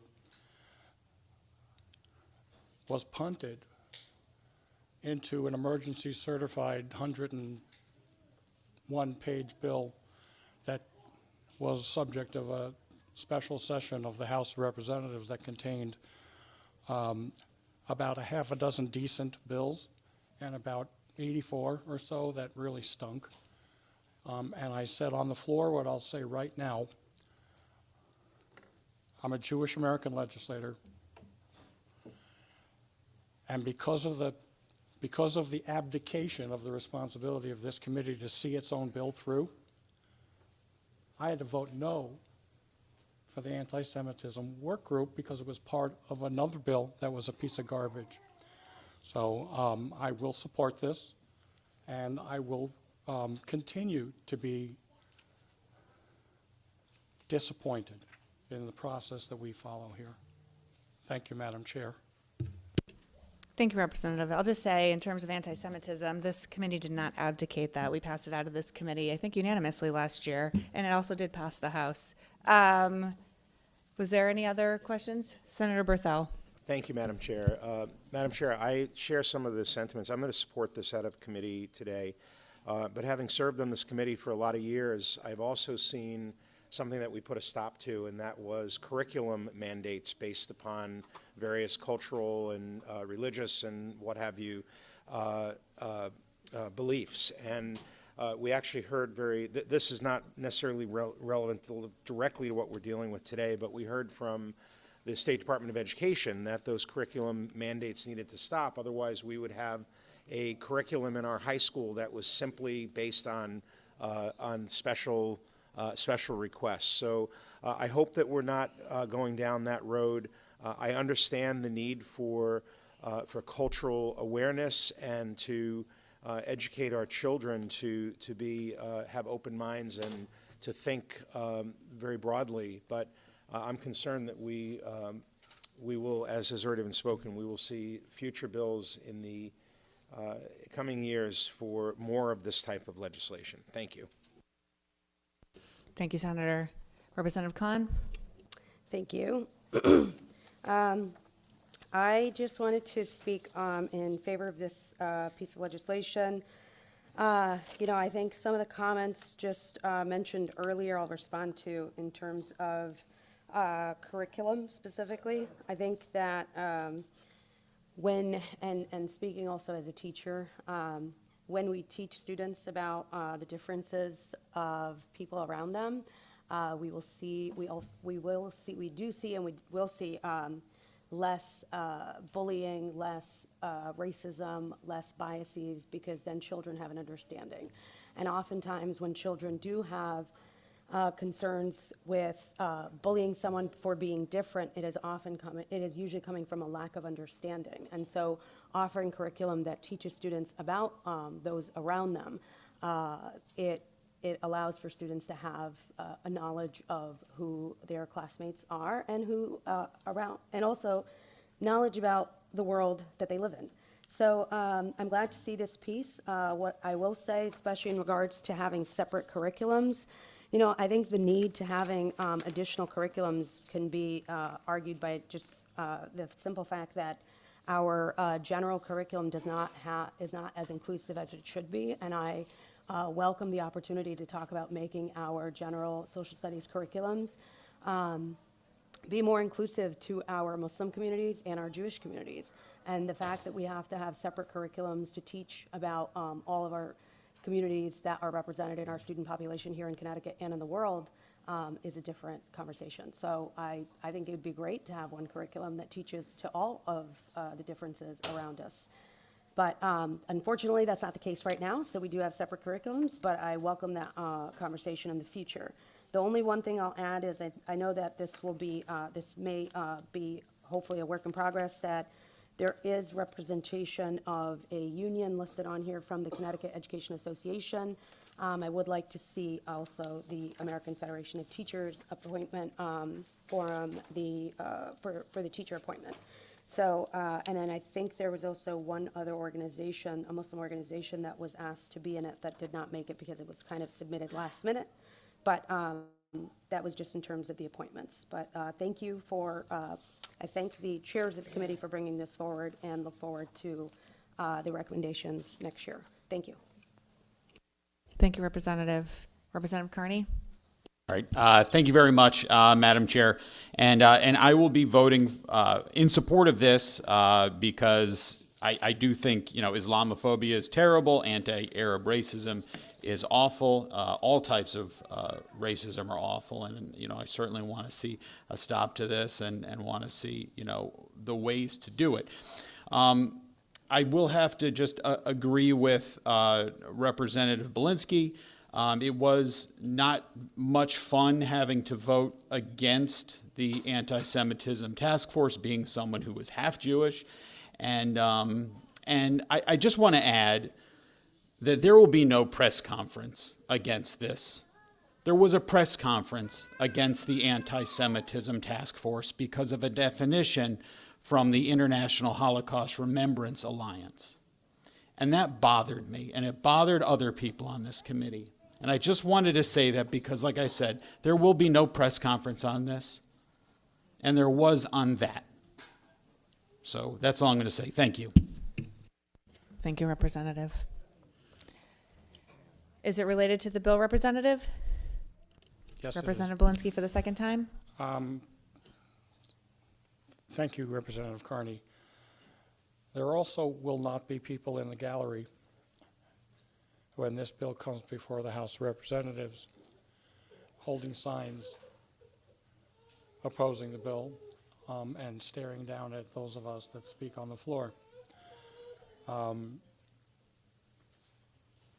Just for perspective, I wasn't going to, according to a Moritz College research study, January 2026, 893% is the number of increased incidents of anti-Semitic hate crime in the United States of America over the past 4 years.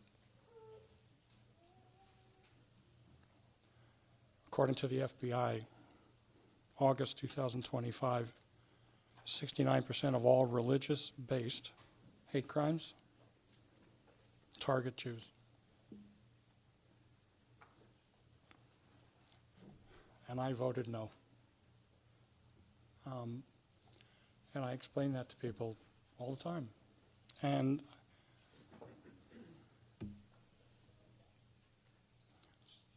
really only one population that's active in the United States of America, even though we use the word Holocaust a lot, we use the words genocide a lot, I can think of no other group of people that were exterminated, wiped off the map in Lithuania, in Poland, in Russia. Ladies and gentlemen, that's what genocide looks like.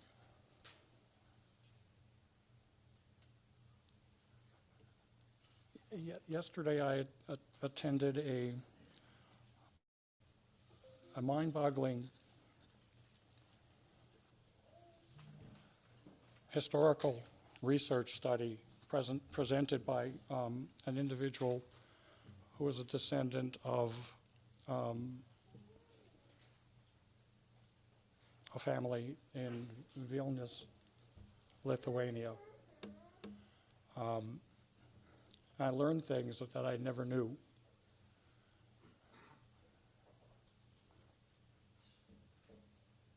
But I also learned that a branch of my family tree is buried in the woods.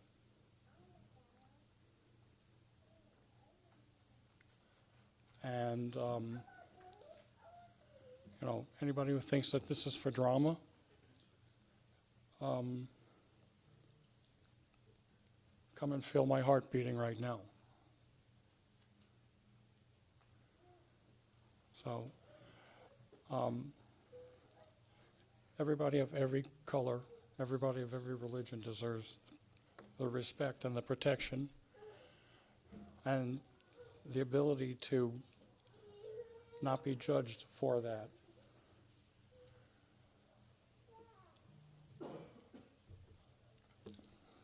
Thank you, Madam Chair. Thank you, Representative. Representative Felipe online? Geez, you make me follow the good representative and pouring his heart out. I don't know how I do that.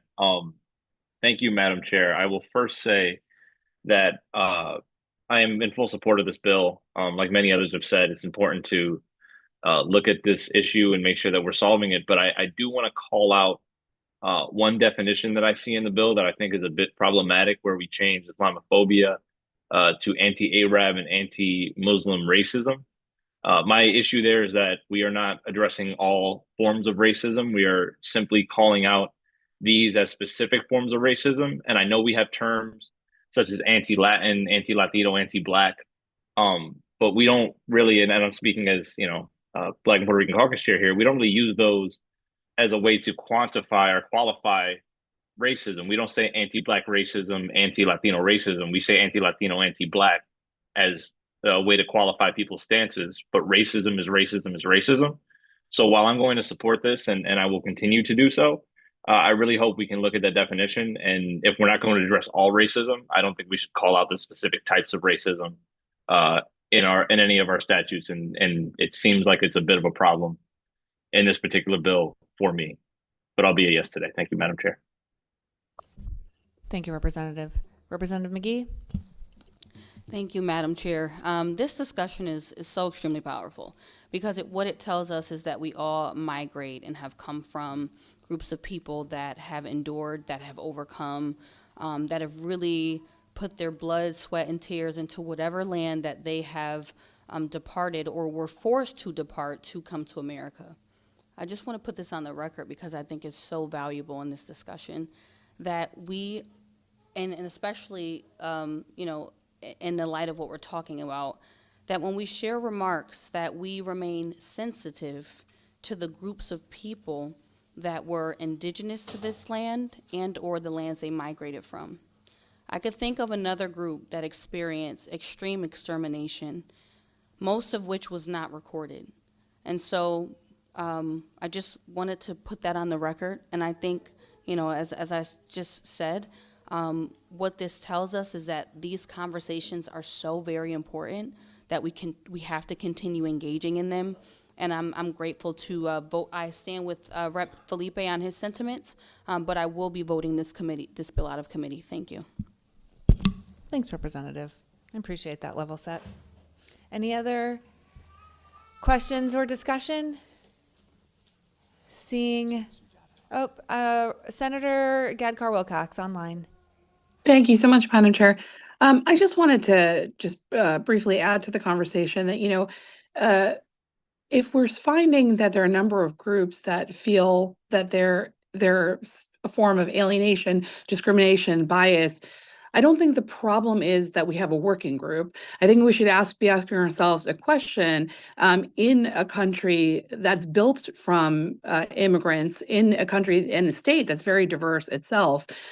Why do we still have groups and individuals feeling that they are discriminated against, what there is an equity there? So what is it that we can do as a society to correct the inequities, to to correct the system itself, and hopefully that would mean we wouldn't require additional working groups. It's not that working groups are the problem; it's that there's still a feeling of exclusion, of alienation, of discrimination, of inequality, and that there's a root cause of that has to be addressed.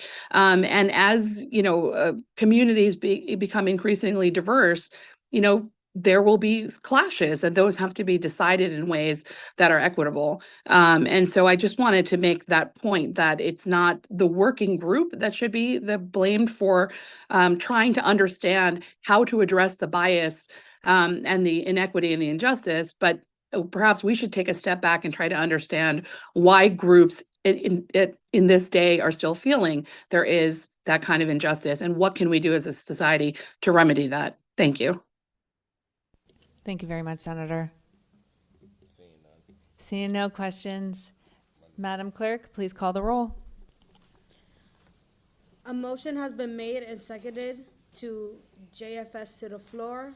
Agenda item 9, House Bill 5328, an act establishing a working group to address Islamophobia in schools, LCO 3441. Senator McCrory, Yes. Representative Leeper, Yes. Senator Berthel, Yes. Representative Subkis, Yes. Senator Winfield, Representative Brown, Yes. Representative Anderson, Representative Arceno, Representative Biggins, Biggins votes yes. Representative Belinsky, Belinsky, yes. Representative Candelaria, Yes. Representative Carney, Carney votes yes. Representative Comey, Representative Constantine, Representative Corpus, Yes. Representative Dauphine, Dauphine votes no. Representative DeFranzo, Yes. Senator Fazio, Yes. Representative Felipe, Yes. Senator Flexer, Representative Foncelo, Yes. Senator Gacard Wilcox, Senator Gacard Wilcox is yes. Representative Jenga, Yes. Representative Gibson, Representative Gibson is a yes. Representative Gucker, yes. Representative Haynes, Representative Howard, yes. Representative Johnson, Representative Kennedy, Kennedy votes yes. Representative Khan, Yes. Senator Kushner, Representative McGee, Yes. Representative Metapace, Yes. Senator Miller, Representative Parker, Representative Pemberton, Yes. Representative Poulos, Yes. Representative Rader, Rader votes yes. Representative Reddington Hughes, Yes. Representative Roberts, Representative Romano, Yes. Representative Sanchez, Representative Smith, Senator Summers, Yes. Representative Stewart, Stewart, yes. Representative Wielander. Wielander votes yes. Thank you. Thank you, Madam Clerk. On to item number 10, House Bill 5468, an act concerning the provision of equivalent instruction. Could I have a motion to JFS to the floor, LCO 3415? So move. Moved by Senator McCrory, seconded by Representative Biggins. There is quite a bit of S language here based on what we heard, the testimony we've received, and also I think a fair bit of misunderstanding of what is actually in the language. So I will go through what's in the language, and then I anticipate a spirited discussion. Section 1 brackets out the existing requirements for what is required for educating children in the state of Connecticut, but they appear in further sections in the same exact language as what is current state law. So I will reference that as we go. We are defining equivalent instruction means the provision of education by a parent or guardian of a child in a setting other than a public school or a non-public school. So we've heard a lot of questions about what is equivalent instruction. Equivalent instruction is just the legal name in Connecticut for what is essentially homeschooling. This is because that's what it's called right now, and we maintained that same language. This is not a new term. That is what is in 10-184 today. We actually did not have a definition in Connecticut statute of non-public school. So we created a definition of non-public school here, and it is captured by two different things. One is accreditation as a non-public school, and another is if you are submitting to the State Department of Education an attendance report, which is required in 10-188. We talked with SDE, and those two parameters capture all of our non-public schools. Subsection B is what is currently in state law, which is the requirements of parents and guardians to bring up children in some lawful and honest employment, and instruct or cause such children to be instructed in, and it lists all the subjects. Those are currently required. For each child who is 5 years and over and under 18 years of age and not a high school graduate shall cause a child to, 1, either enroll in a public school, 2, attend a non-public school, or 3, receive equivalent instruction in the studies taught in the public schools. Again, that definition for number 3 is what is currently required for equivalent instruction under the current law. We then begin, and apologies because it is a bit complex, our very, very slow phase-in for whom these changes will apply. And just for the record, we have grandfathered in all children and families who are currently homeschooling. These new expectations and requirements don't begin to apply to any children until 2028-29. We were doing that to both accommodate our families, our districts, and our agencies. So in 28-29, we are phasing in any students who are exiting the public schools for equivalent instruction, and they will have to personally appear to withdraw their child. That is current law. Current law is when you initially enroll your child, you personally appear, and when you withdraw your child, you personally appear. Other than that, there are no other personal appearances in this law or in what we've proposed here. But those two instances will continue to require a personal appearance. Just, I know that was a concern for folks. Moving forward, subparagraph 2, these are the current redshirting laws that say you can submit an option form for a 5-year-old to not enter the public schools, or you could submit an option form for a 6-year-old to not attend the public schools until 7. 7 is the compulsory age of education in Connecticut. We are also trying to accommodate for when kids move into a district. We were saying within 14 days of moving into a district, a parent must personally appear to sign an intent to educate form and indicate whether the child will be enrolling in the public schools, attending a non-public school, or receiving equivalent instruction. If you, the next section 4, withdraw from a non-public school, you have to personally appear to complete the equivalent instruction form. We are doing this to avoid any sort of loopholes to ensure that we are actually capturing all of Connecticut's children. In 28-29, now for any student who has in the prior year submitted an intent to educate form, they must, and they are participating in equivalent instruction, they must now fill out a continuation of equivalent instruction, and that form may be submitted electronically. In 2029, 2030, anyone withdrawn from a public school for whom either a continuation form was filled out or a withdrawal form, they now must submit the continuation of equivalent instruction. So this is just our slow phase in. And essentially what we're doing is if you're withdrawing for equivalent instruction, annually thereafter, you're submitting a continuation to continually educate your child. And if you would have been otherwise enrolled in the public schools or a non-public school, but you are making the choice to provide equivalent instruction in the home, you are continuing to fill out the continuation of equivalent instruction form.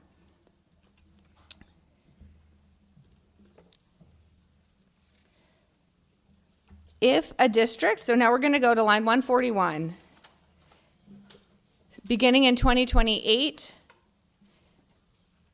if a district does not receive an annual continuation form, they need to make 3 attempts to contact that family. If they are unable to contact that family, then they notify the State Department of Education.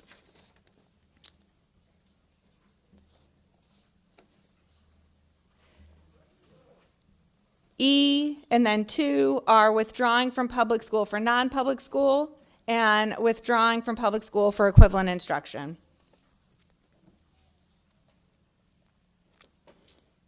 (174) is 2 days afterward a withdrawal form is submitted to the district. The district is to contact the Department of Children and Families to determine if a parent or guardian of such child is the subject of an order for protective supervision or receiving protective services.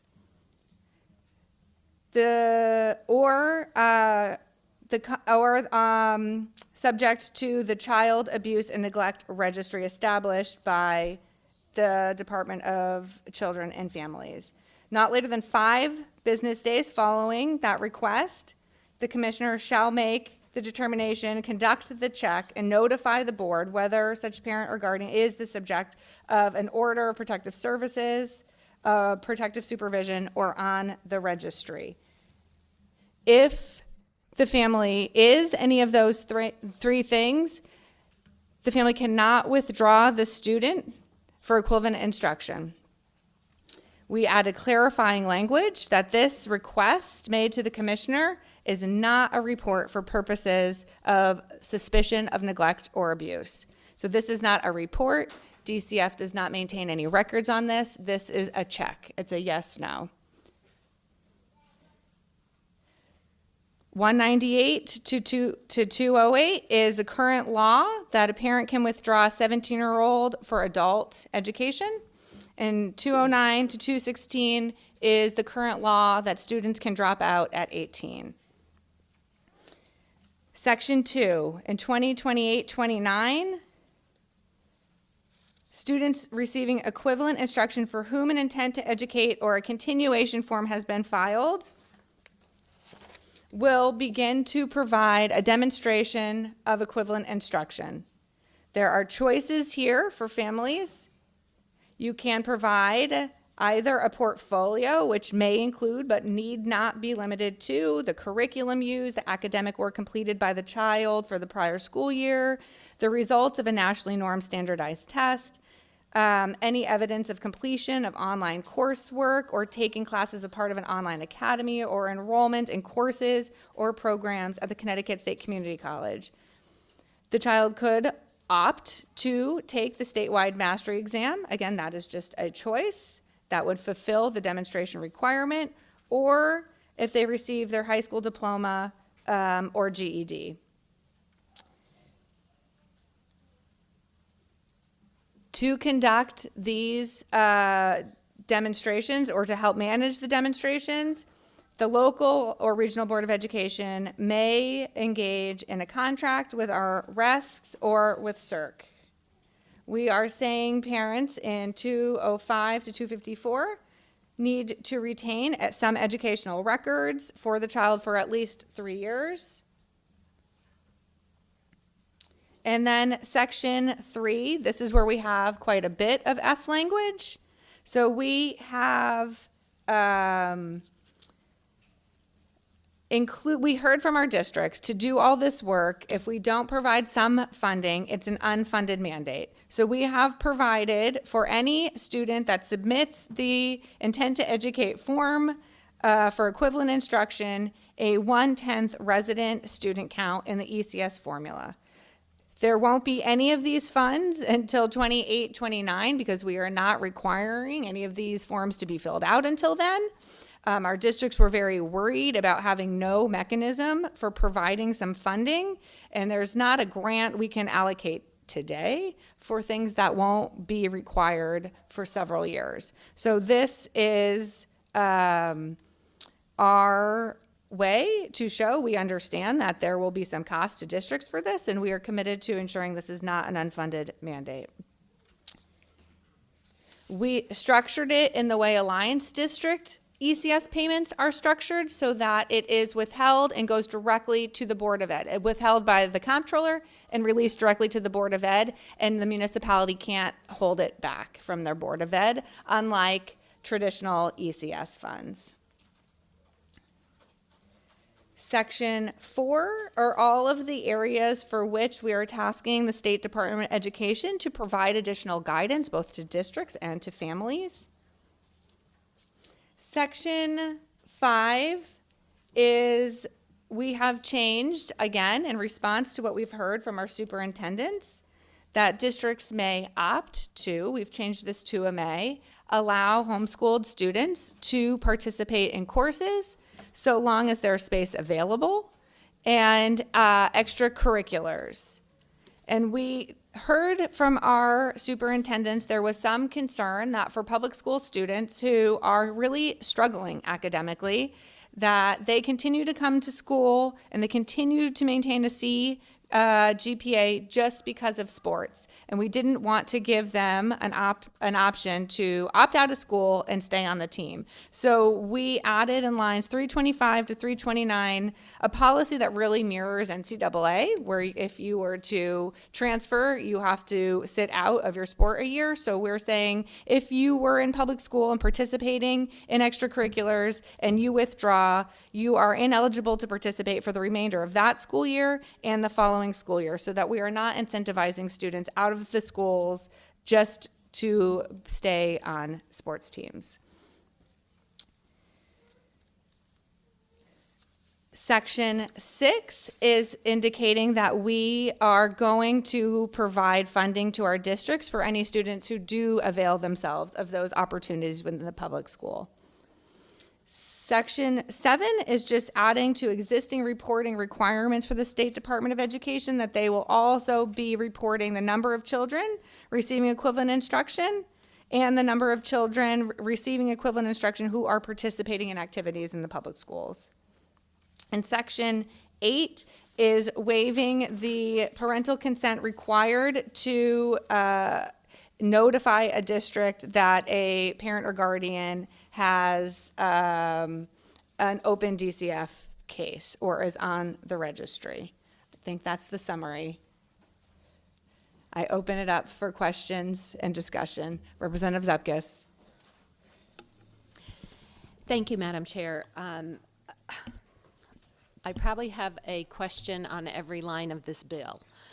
But whose bill is this, through you, Madam Chair? I'm happy to take ownership for this bill, Representative. Thank you. And I know that we heard prior that, you know, this has been worked on all summer and homeschoolers were involved. Could you just tell me who these people were? I won't be listing families by name, but we were trying to work with some who are in this room right now, and those conversations became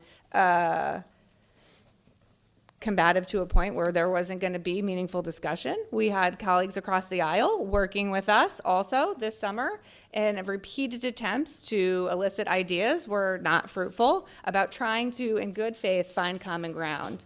Unfortunately, those conversations were then turned into district events, saying we were trying to end homeschooling and the rest. And so those conversations also ceased, unfortunately. So conversations continued with our agencies since that time, from the State Department of Education to Department of Children and Families, our child advocate, the governor's office, we have had a very robust group of folks, as well as homeschool families. Many homeschool families who actually do support some regulations are very hesitant to do so publicly based on feeling ostracized and attacked from their community. They're members of these communities. And it's really difficult to come out in opposition to what you are hearing from other members of your community. And so they have been hesitant to be very public. Thank you. I find it interesting because I was a part of that initial, and yes, I think this bill was proposed and it affects many, many people. And just as any piece of legislation where we just talked about Islamophobia or whatever it is, yes, people are emotional. After that, I have never been included on anything. So I'm not sure about people on this side of the aisle. I don't think anybody here was included on our side of the aisle either. And as far as community events, it's our responsibility as legislators to talk to our constituents. So I find that really a little, I would hope any legislator in this building talks to their constituents.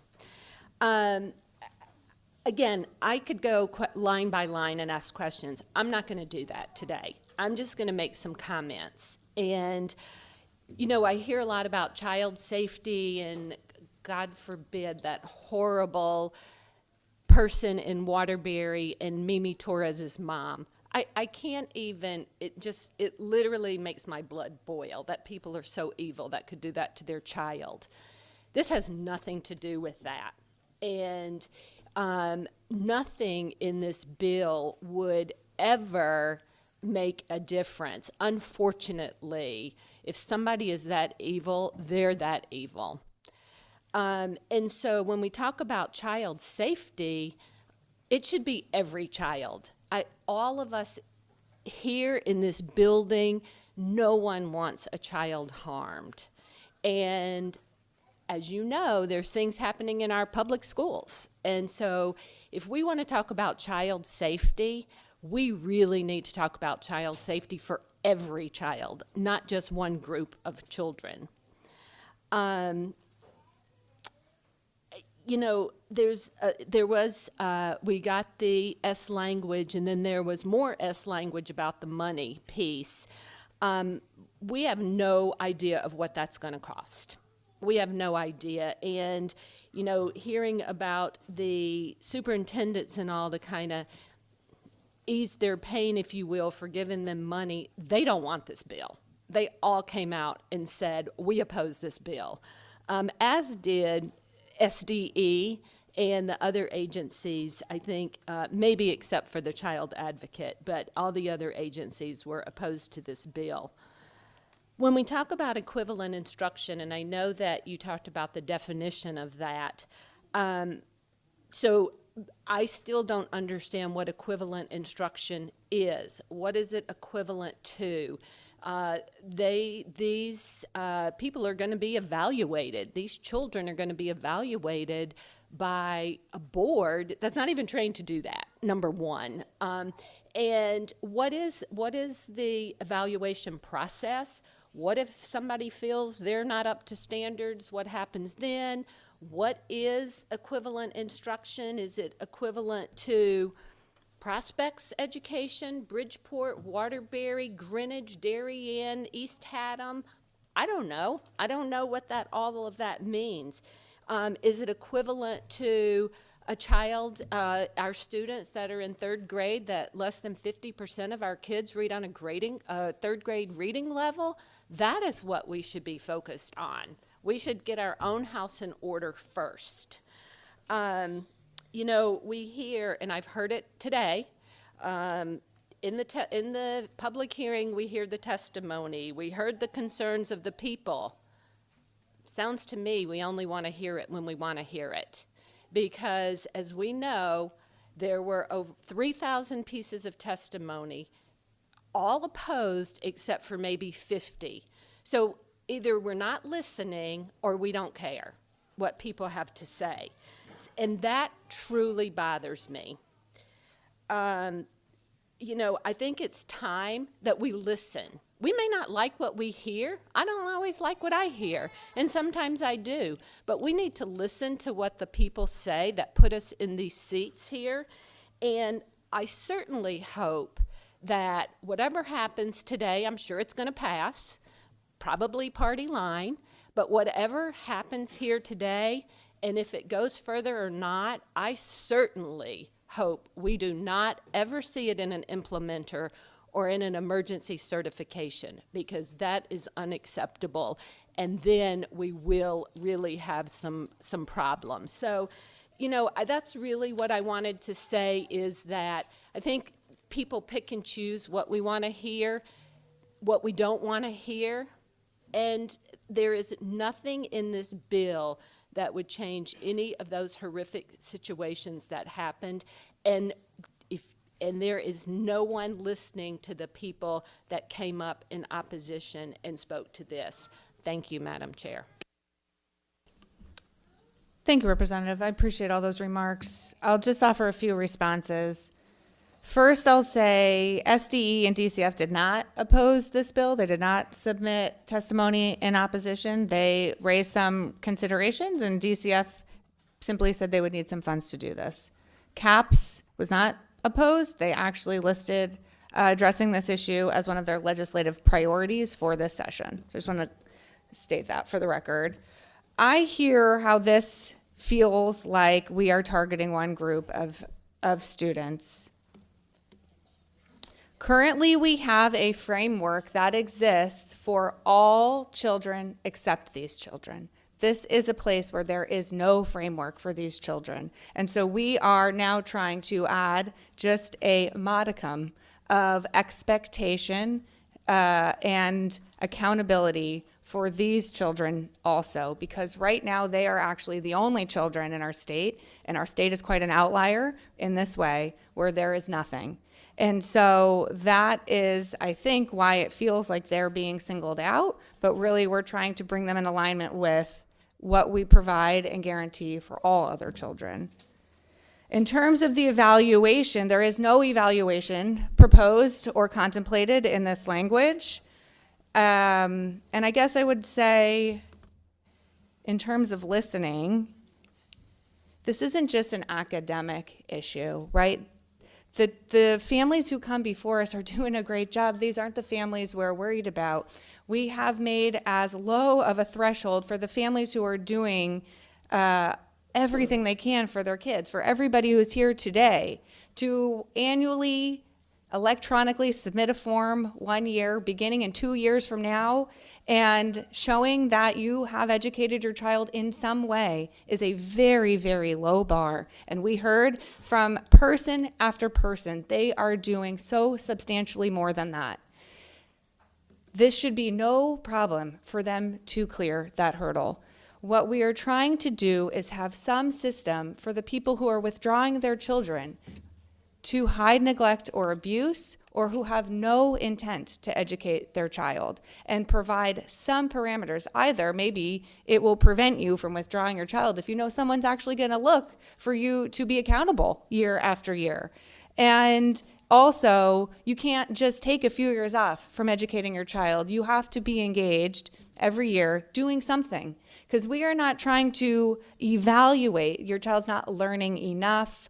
We're not trying to compare. We're just trying to say that your child is learning something, and you can't withdraw your child under false pretenses for educating them and then not. So I guess that would be some of my response. Senator, sure, Representative Zupkis. Thank you, Madam Chair. I'm not going to go back tither-tather with what was just said, and but you know, if somebody wants to hide their kid, they're going to hide their kid, whether they pull them out of school or sign a form. That's a whole different issue. So I just wanted to say that, but you know, for another time. But you know, if you have to submit something on the work your child is doing, and somebody says you're doing it right or wrong, that's evaluating. It is. There's no, if you have to submit something, if it's not evaluating, then why do I have to submit something? But I know a lot of people want to speak, so I'm going to leave it at that. Thank you, Madam Chair. Sure. So right now, if you want to hide your child, you absolutely can. There's nothing preventing you in Connecticut's state law to do that. And what we are trying to do is actually say you can't do that and have some very low modicum of a framework to ensure that there is annual follow-up if that's what's happening. And if you submit something, you've met the threshold. It's really to capture folks who submit nothing, and that is the very low benchmark. And I have heard both, this is way too much, we couldn't possibly infringe on our families, and also this is not nearly enough because we can't capture everything. And so we have been trying to compromise and take a very slow step into creating a framework over the next 13 years to provide children some protection. Senator Summers. Yes, thank you, Madam Chair. And I just wanted to make a few comments. First of all, I had always thought that this legislature did not try to tie the hands of future legislators by implementing things that would happen in future years. So that's one of the issues. I have a lot of concerns about this issue, about this bill. You know, I'm concerned that we've had thousands of people submit testimony, spend 24 hours in a hearing, and again, the majority of those individuals were against this bill. We've heard rumors of it last year. I don't know any homeschooler that I know, and I know a lot of them, that was asked to participate in the working group. You know, perhaps they're hiding and being anonymous like you have mentioned, but I find that hard to believe. And as well as, you know, I applaud the goal of this committee to try to protect children, but I do not see that as a outcome of this particular bill. And I heard you say, Madam Chair, that this is not just an education issue, and if that's the case, why is it in the Education Committee? Why is it in Public Safety or, you know, Human Services or under DCF? So I'm concerned because I think that this bill treats homeschool families like potential bad actors. You're all put in as a bad actor, and it really replaces the presumption of parental competence with mandatory reporting, annual filings, academic demonstrations, district review, and DCF screening perhaps upon withdrawal. And I think that sends a chilling message to the people that are homeschooling in the state of Connecticut. You know, I personally think, as a parent of 3 students, some have gone through public school, some are in private school, that this really protects, we should be, as a body, protecting parental autonomy. And families under this bill would no longer be able to really freely choose how they want to homeschool because they're pushed into a compliance structure. And the whole idea of homeschooling is to give you the flexibility that you may want to teach your children in a non-traditional way. And, you know, I actually tip my hat, if I had one, to homeschoolers. I wish I could homeschool. I don't have the patience. I don't have the prowess. But you have chosen to move forward with this. And of every single homeschooler that I've had the privilege of meeting, their kids are smarter. They're graduating early from high school. Some of them are taking college courses or actually getting 2 years of college before they even turned 18. And I am absolutely impressed with the job that our homeschoolers in Connecticut are doing. You know, I also have significant issues with this administrative burden that's now going to be put on parents, and that's going to impact families. You know, to appear in person in the district office, I know you have to do that now, but tracking deadlines, submitting paperwork, and maintaining detailed records for 3 years. You know, I had a medical biotech company, and we had to maintain our records for 5 years. So asking a parent to retain records for 3 years, I think, is absolutely ridiculous. I'm not sure how they're supposed to retain them. Are they supposed to keep their past 3-year curriculums on file? I think that this isn't the result. Is not better. It just makes homeschooling harder to access for people in the state of Connecticut. You know, one of my big issues, there's a lot in this bill, is that it really undermines the flexibility of homeschooling that makes homeschooling effective, right? You can go with your customized pace. You can use alternative teaching methods, and you are there for a non-traditional curriculum. But by homeschooling being evaluated and really being pushed to public school standards, this bill is pressuring families to mirror the public school system. And I find that really should not be. The whole idea of homeschooling is to innovate outside the public school system. It kind of defeats the purpose of homeschooling. So my quick opinion, because I have to get to public health, to another overreaching bill, is that this is not about accountability, in my opinion. This is about the majority party seeking control over how you educate your children. And I don't know, and I researched it, of any other state in the nation that actively ties child welfare pre-clearance rule to block someone from withdrawing their child from school. If somebody can find it, I'd love to see it. So I think that this bill introduces bureaucratic requirements that are unnecessary, expands government oversight and overreach.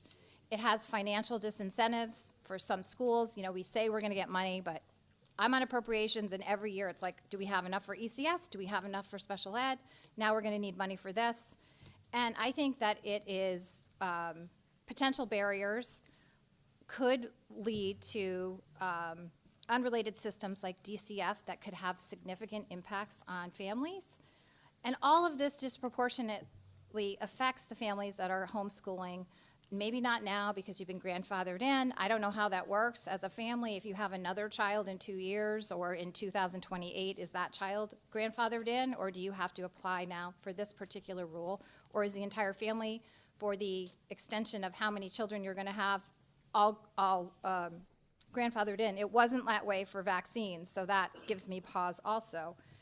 So I just believe that we should be supporting families who choose to educate their children outside of the traditional system. Just because we don't choose it doesn't mean that it's not good for someone else. And homeschooling in Connecticut has worked for decades. Yes, we've had a few instances, but I believe those are failures of DCF. I don't think they have anything to do with our education system. And this bill, in my opinion, really replaces the trust that we had with regulation, and it shifts the barriers and creates real consequences. And again, I do think that we should be defending parents' freedom to choose lawful home education without forcing every single family into a system that is suspicious. And I am adamantly opposed to this bill. Thank you, Madam Chair. Thank you, Senator. I will say Tennessee is another state that requires the Department of Children and Families to do a background check. Representative Reddington Hughes. I'm not talking about a background check if Tennessee does that. I'm talking about the tie between withdrawing your child and... That's the tie, yes. Okay. I would just like to make a couple of comments. First of all, we've been referring to homeschool as this school choice. And indeed, it is an educational choice, but I really do believe that homeschooling is a life choice, because this entails a lot more for these families than the families in a public school could ever even envision. Basing a law Pretty much on appreciation lately. Rep. Brader, you might want to mute. basing a law on 2 active court cases that have yet to be tried in anything but the court of public opinion is not responsible legislation. Ironically, unlike the laws that we encounter in a state court or even a U.S. court, the parent in this case is on trial to be approved to homeschool and considered guilty until proven innocent by DCF. Is there any other instance, not just in Connecticut, but in the United States of America, where a law like this is deemed acceptable and implemented?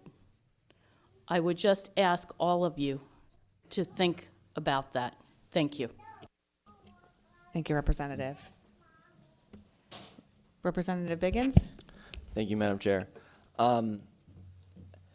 As a nation, we have a system of checks and balances, like that's what our nation is set up on.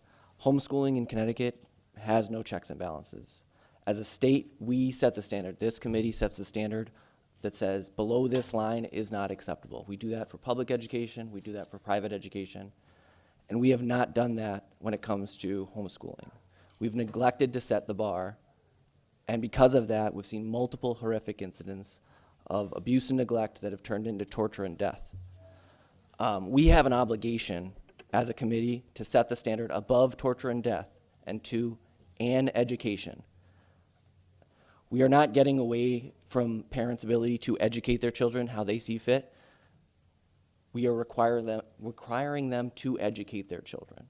And I don't think that's a big ask. I think what is truly being asked of homeschool families at this time in this bill is that they inform the district annually, they maintain their records, and they demonstrate that they're providing an education. It's crazy to me that that is not already the law, and I look forward to voting for this law. Thank you. Thank you, Representative. Representative Howard? Thank you, Madam Chair. I see this bill in two ways. The way I see this bill is let me ask you this as a proponent. My understanding of the intent of this bill is to do two things. One, to prevent the use of homeschooling to cover up abuse or neglect. And two, to ensure people who are being homeschooled, children who are being homeschooled, are actually being educated. Is that a fair paraphrase of the intent? I'd say that's fair. Okay, thank you very much. So, I'll get to some of the things in the bill. Line 67. Receive equivalent instruction in the studies taught in public schools. Now, I understand, I've read this, the LCO, and I understand that essentially how that will be measured will be determined by SDE. Is that correct? This is existing requirement for equivalent instruction, and so we just mirrored what is currently required. This is not new language or a new expectation for anyone receiving equivalent instruction. And we are not asking SDE to measure it. So the language here does require homeschool families annually to present a portfolio, something like that. I'll get into that in a minute. Some proof, some evidence that they are educating their child, right? That's new. We are requiring some demonstration that you are in fact doing what is required in the current law. Okay. And am I to understand, looking in lines 68, well, let me go back to that. If nobody is going to measure that documentation, or whatever word you use, I'm sorry, evidence or demonstration. Yeah, that demonstration, thank you. If nobody is going to measure that demonstration against what's happening in the public schools, then what is the point of it? The point is just to show you are doing what is required by law, and if you fail to do that, then there will be a framework for identifying families who are not educating their children. Right now, there is no framework to identify families who are not in good faith educating their children, and that is it. It is not a scale. We are trying to say, yes, no, you are educating, you are not, and that is the only threshold. So what happens, Madam Chair, if I have I have a freshman and a junior. So let's suppose that I have a freshman and a junior, and I bring in their portfolio in March, and it says that I'm teaching them the ABCs. I hope we can agree that they're academically way behind. For what would be required in the public schools, sure. So what would happen in that case? In what this law is contemplating, if you did that and you've met the requirement to demonstrate, you met the requirement to demonstrate. If you would like to propose a higher standard, I would be happy to talk about that. We are trying to be very compromising because going from no framework to some framework is very disruptive. Very disruptive. We've heard that. Right, so I guess my question becomes, why are we creating a framework if there's nothing that we're going to do with it? So opponents of this legislation, hundreds of them, came before this committee, thousands of them submitted written testimony. And many of them had articulate, integral points about the legislation, the language, et cetera. Many of them were essentially saying, look, we've had tragic things happen in the state of Connecticut, and everybody is sad about that. But the homeschoolers that came before us said expressly, many times, they feel that this legislature is simply poking them in the eye because of tragedies that had nothing to do with them. And now we have a piece of legislation before us that's requiring homeschoolers to take a step to do something when we're acknowledging it's useless, it's worthless. One of our colleagues suggested to me that use an analogy and said, well, what if it's like getting on an airplane? Do you feel that when you walk through the metal detector, I don't think we take your shoes off anymore, whatever, take your shoes off, that may change now because other things happening in the world, but you take your shoes off, you go through that metal detector, do you find that to be a huge inconvenience for the protection of everybody? And I said, no, of course not. I travel. I do it all the time. I believe, obviously, in public safety. But I got to tell you, it would frustrate me a little bit if I'm going through all that, got my kids there, popping their shoes off, get your laptops out, listen to me, take your earbuds out, let's go, trying to get through the airport, and the guy in front of me has a bag, and they're pulling out pipe bombs and AR-15s and guns and anthrax and smallpox, and they say to him, hey, we'd like to throw these away for you. Would you like us to? No, I'd like to keep them. Okay. That's going to be annoying because you're putting me through a process that when you identify a problem, you already aren't doing anything with. That's the part of this educational equivalency that I find frustrating. And it's hard to say to homeschoolers, nobody's trying to poke you in the eye, they're trying to do the right thing, when the reality is what I just outlined. That's the frustration. Jumping down to lines 174 to 197, and I'm not intending to take a long time here. Am I to understand that a parent who's on the registry is prohibited from homeschooling? Yes. There are parents throughout the state of Connecticut today that are on that registry and have their children. We aren't removing children from homes. We're just saying if you are a known child abuser, you can't keep your child home with you exclusively, and your child needs to be in either a public school or a non-public school. We are not removing children from homes. Well, I have a lot of experience with DCF and the registry, and I would hesitate to call everybody on the registry a known child abuser. Look, people go through a lot. Let's be clear about DCF, all right? DCF is not the parent police. That's not their job. The Department of Children and Families is a state agency that's designed to assist families and protect children, right? That may not be their mission statement. Those are Greg Howard's words of 24 years of dealing with this agency, okay?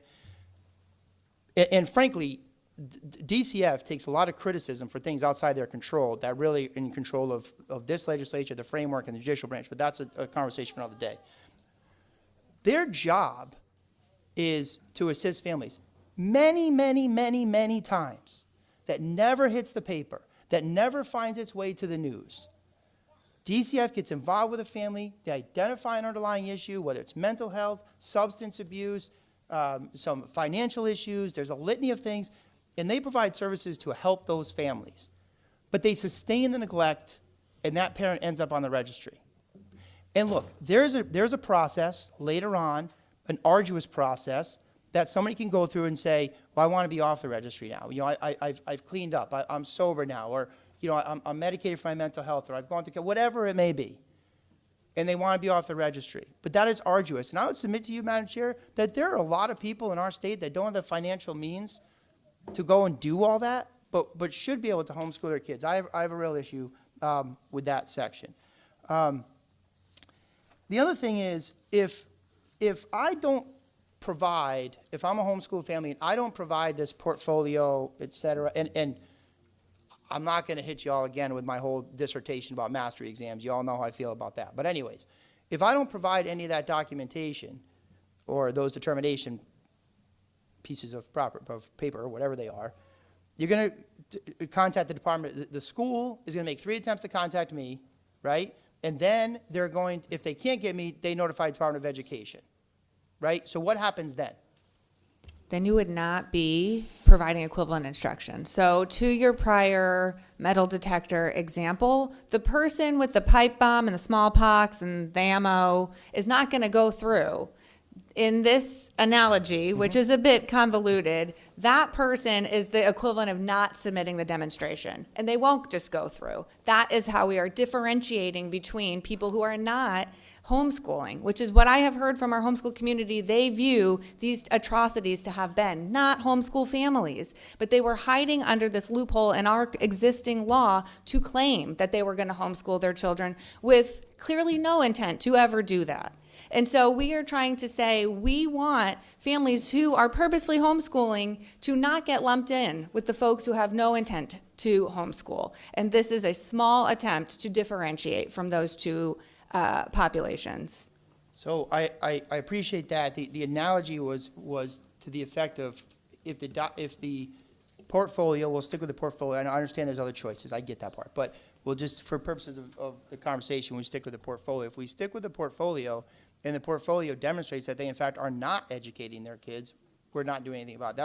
That was the Can I add one thing, Representative? Yes, please. One of the other things we heard from a lot of families is that they're home educating their children because their children have disabilities they feel like were not adequately met in the public schools. And the portfolio review is a flexible opportunity to show what your child is doing and accommodating for where they might be, because they might not be equivalent to what is the same age in public schools. So that's a part of it. The portfolio review is in existence in many states in this circumstance.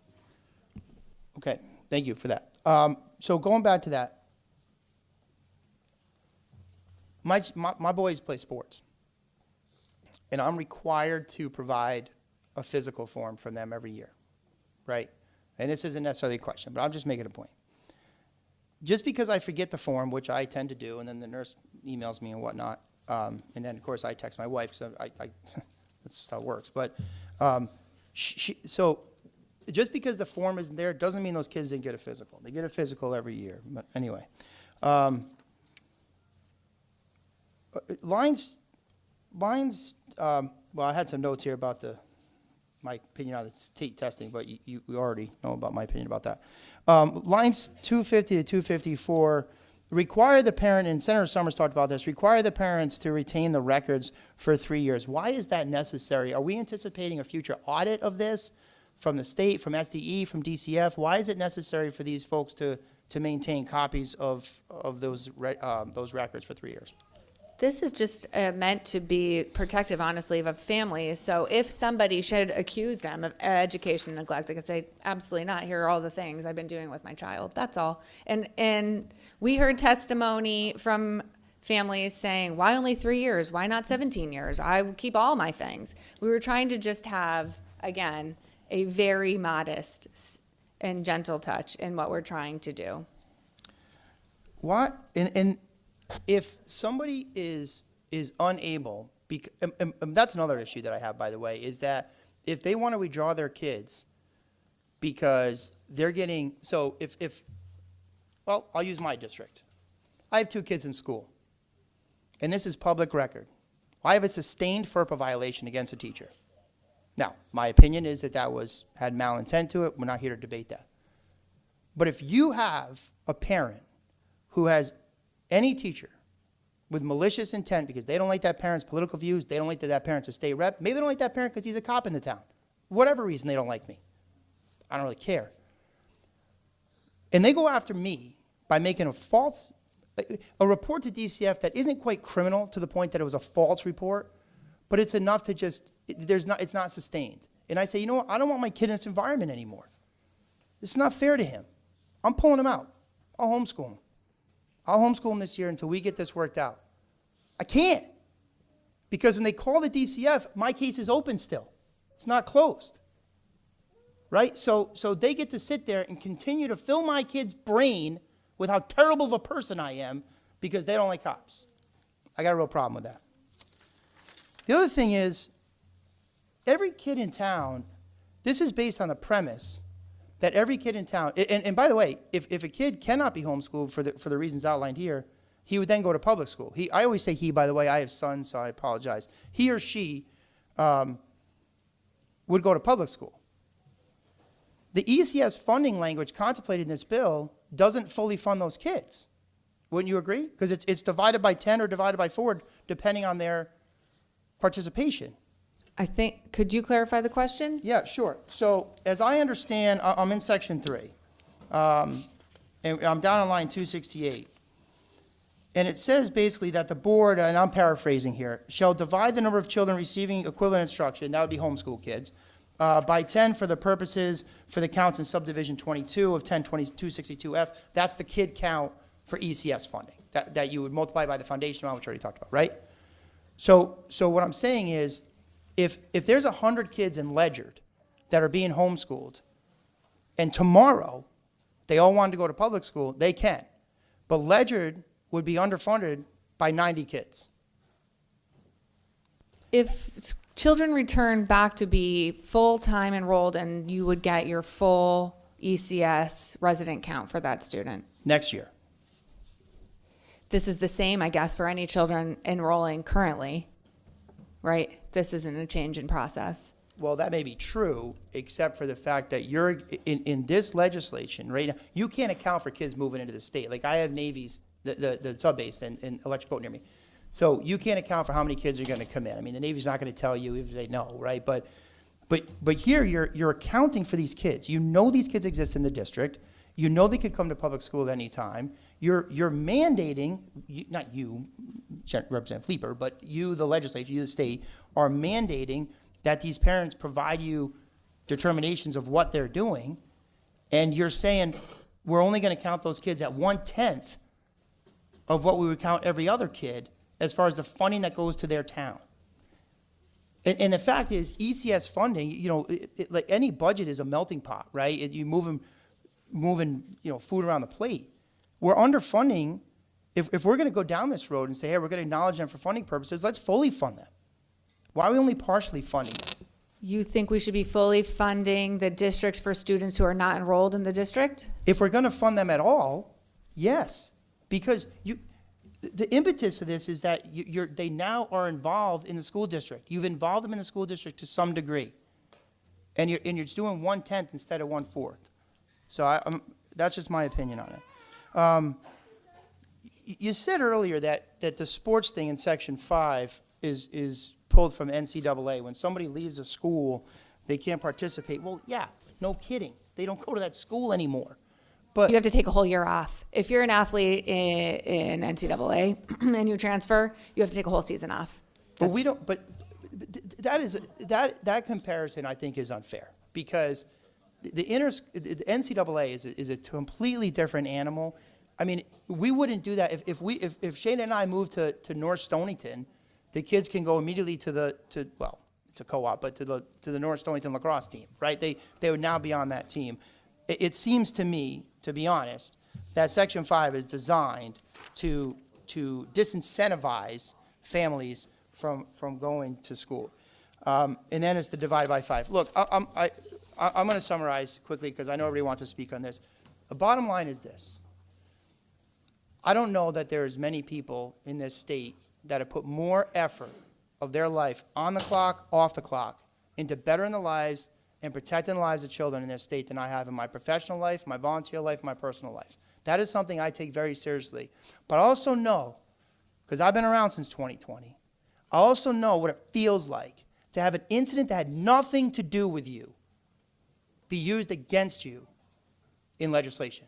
Because that's what happened to me in my profession in 2020, and that's exactly how the homeschoolers feel today. And when you look at the legislative and agency infrastructure that exists in the state of Connecticut today, and what we would do with any of the information contained in this bill, the fact of the matter is, but for the fact that we've made a statement towards homeschoolers and created another obstacle for them to be able to homeschool their kids like they want to, we've effectively done nothing.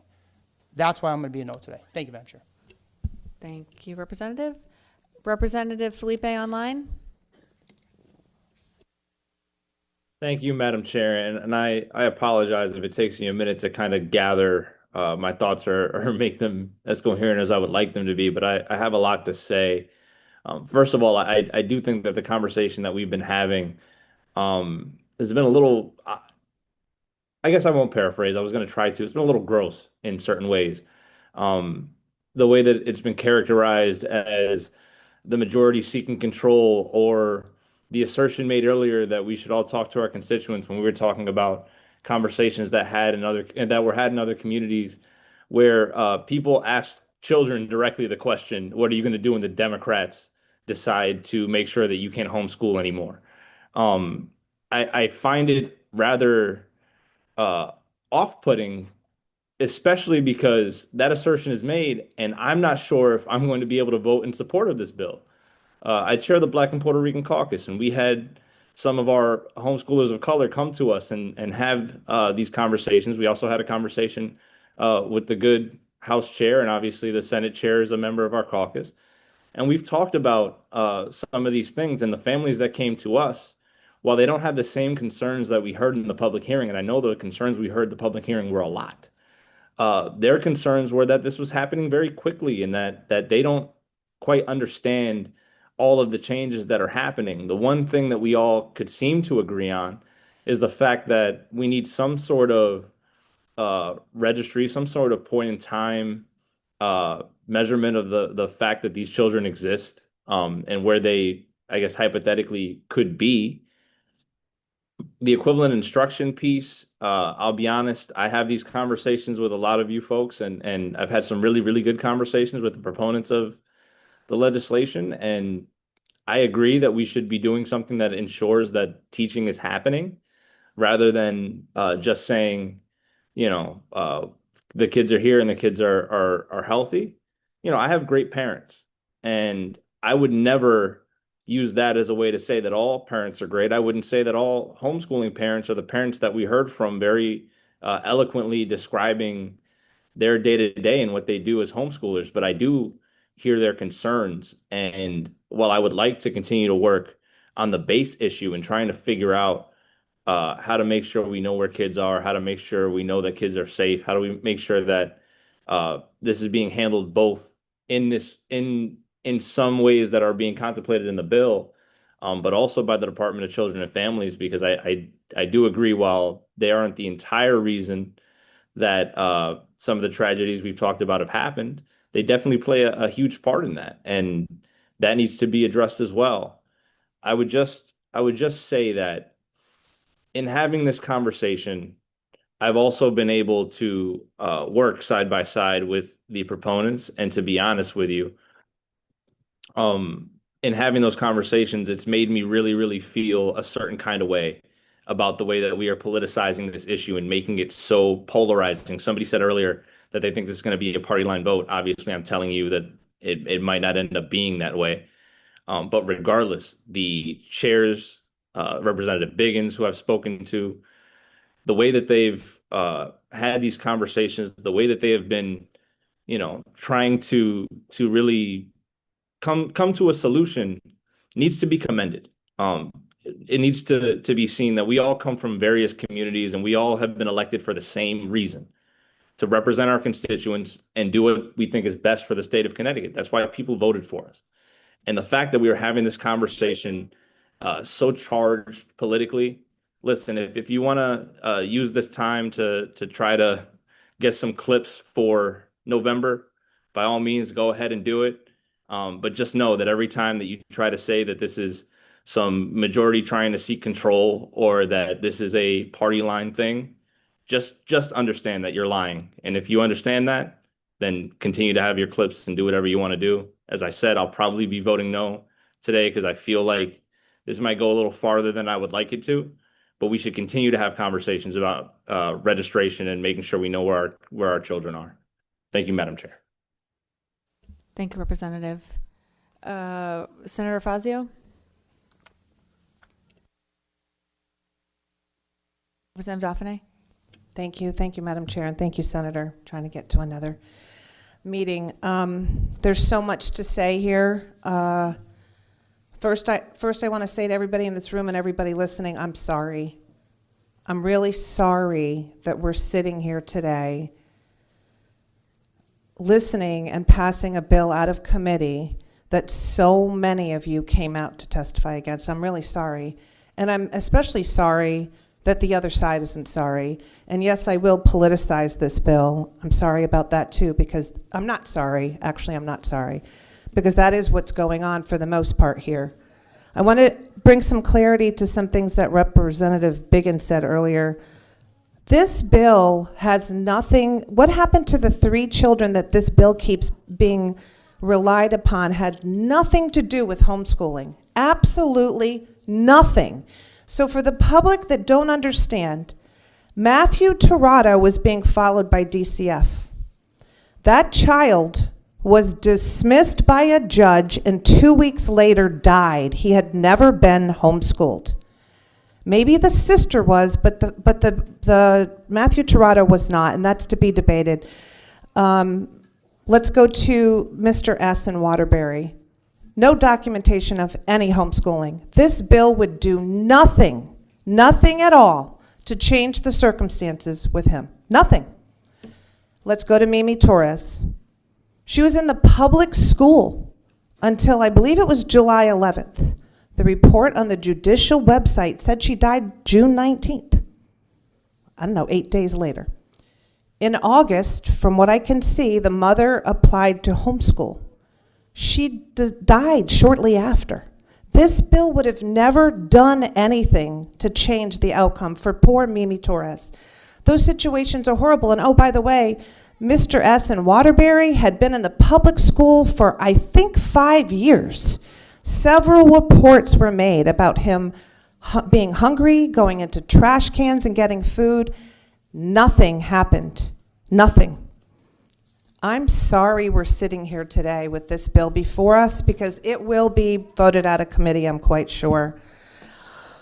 I'm sorry that hundreds signed up for either oral or written testimony and you're being dismissed. I'm sorry about that.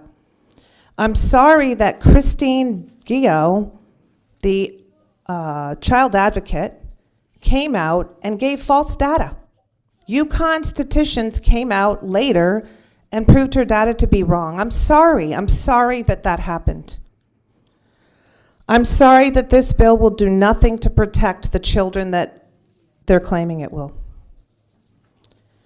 I'm sorry that 38 other states have little or no homeschool regulation. 38. And our neighboring states of Vermont and New Hampshire are looking to either minimize some of the regulation they had in or eliminate it. But here we are working hard to push through regulation for what I see will do nothing to help the children that I just mentioned. We'll be the only state, and per Representative Leeper's claiming that Tennessee has a background check. I don't know that to be true, but let's say it is. So we'll be joining the ranks of reporting. Now we're going to report children that are homeschooled to DCF. I don't think homeschool's illegal, but now we're going to be reporting them merely because they're homeschooling and withdrawing their children. I guess the left wants you to believe that they must have a framework for homeschooling. We must have a framework. We must now monitor these children after decades of no regulation, where there's been no problems, no reports of homeschool kids with problems. And I've got to believe there are a few out there. I'm not going to say there's none, but for the most part, there aren't. And we're not even holding the same standard for public school children that are truant. Are they reported to DCF? I don't think so. Maybe some of them are. But there's almost 90,000 children in this state. Are they all under the watch of DCF that are truant? I don't think so. I don't think that's the case.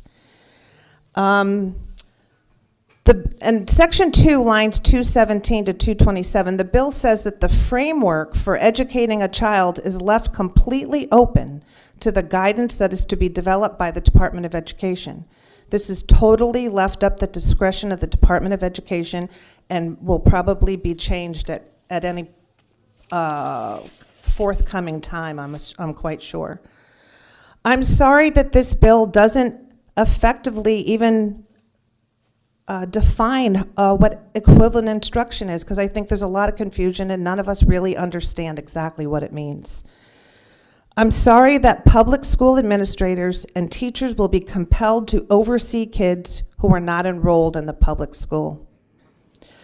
I'm sorry that school staff will have to do jobs that they were never even trained for or hired for, and that's what will happen. I'm sorry that superintendents are being ignored in their protests against the bill. I'm sorry that boards of education will have to grapple with increased budgets. We know that there's a shortage of teachers, which was in a bill earlier. We know there's a shortage of staff and paraprofessionals. We can't even address that in the public schools, and now we're going to put an extra financial cost on our towns and on our state if this bill should pass. I'm sorry that the finance boards in every town in the state will have to consider where to get the funding to pay for extra work for teachers and administrators will have to do, and for increased property taxes. I'm sorry that public schools don't have the staff or the time to find those chronically truant who are apparently being educationally neglected, or possibly even physically neglected, and no one knows. Almost 90,000 children. I'm sorry DCF funding by millions of taxpayer dollars can't seem to do their own job of following up on the children who are known to have been neglected and abused, and we're going to add this task to their list. I'm sorry that this bill treats homeschool parents unequally, differently from parents that are in public schools. That's what we're going to see here, is that they will be reported. What about all the children that are in public schools? Should we do a check on them as well? I'm sorry, I think today is a really sad day for Connecticut, and yes, this does seem to be very split by party. I call this the tyranny of the majority, the bullying of the majority. For the hundreds of you who testified, sent in testimony, I'm sorry. Thank you, Madam Chair. Thank you, Representative. Representative McGee. Thank you, Madam Chair. I'm just gonna take my time a little bit with what I share, if that's okay. So number one, I want to start off by saying, let's not assume. Because assumptions and political polarization, it's dangerous. Stereotypes are extremely dangerous. And as an individual who does not always align with my party, with the support of my colleagues, it is dangerous to assume or weaponize what you believe should be voted on or how based on party line. Extremely dangerous.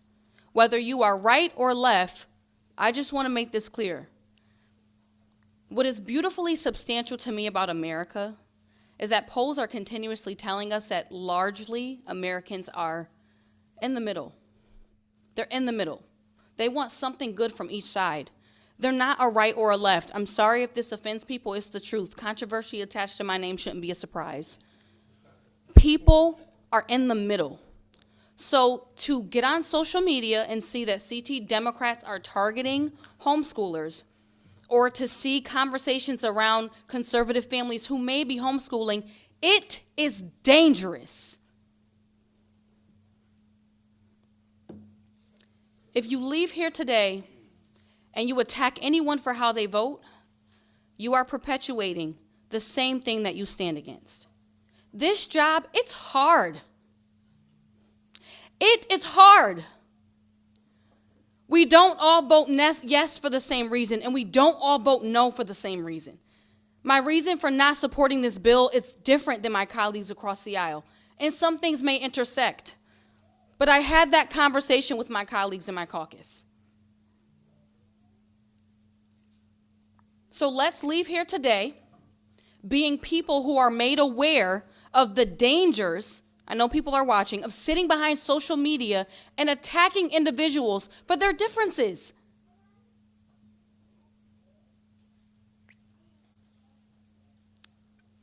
I'm a no on this bill. There are intermixings between child welfare and education. The reason why this is important to me is because I am on the Children's Committee, where we are addressing things as it relates to child welfare. HB 5004 is a strong bill, one of the strongest in a while, that addresses child welfare. It implements various policies concerning the provision and oversight of child welfare services in the state of Connecticut, with 23 sections of fully in-depth glimpse into the Department of Children and Families. However, it does not have a homeschool component. And so while the benefits of this bill may result in a positive byproduct for what may be happening through people who are abusing the homeschool system, that bill is there. It concerns me that SDE and DCF, these agencies of cognizance, are telling us that they don't have the equipping and financial background for this. I really do trust the brilliance and qualifications of the Commissioner of Education. I've talked with her, I've asked her questions, we've challenged each other, and I really do thoroughly believe that she knows what's best, especially for right now. I understand that with this bill being implemented, that it will not necessarily go into effect this year, but I also understand the intent of why it's here. What I do not support is the weaponization of these cases in which, regardless of what you believe, people lost someone. Black and brown families, they're homeschooling. The stigma around homeschoolers is shifting. 1 in 5 homeschoolers are black and brown. The families that are withdrawing their children from West Haven Public School System, they're black and brown. If schools are not teaching about racism, why would a black and brown parent want to be equivalent to that? So, my concern is the weight of opposition. And while I do understand and know that everyone who testified against this bill don't necessarily reflect the values of everyone, the weight of the opposition was just far too great for me.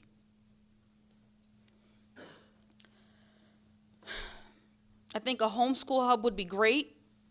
There are already forms that people fill out when withdrawing. I wish those forms were mandatory. Why? Because SDE collects this data not to investigate. SDE is not an investigative commission. It's for aggregate data in which many homeschoolers came and testified and used that data.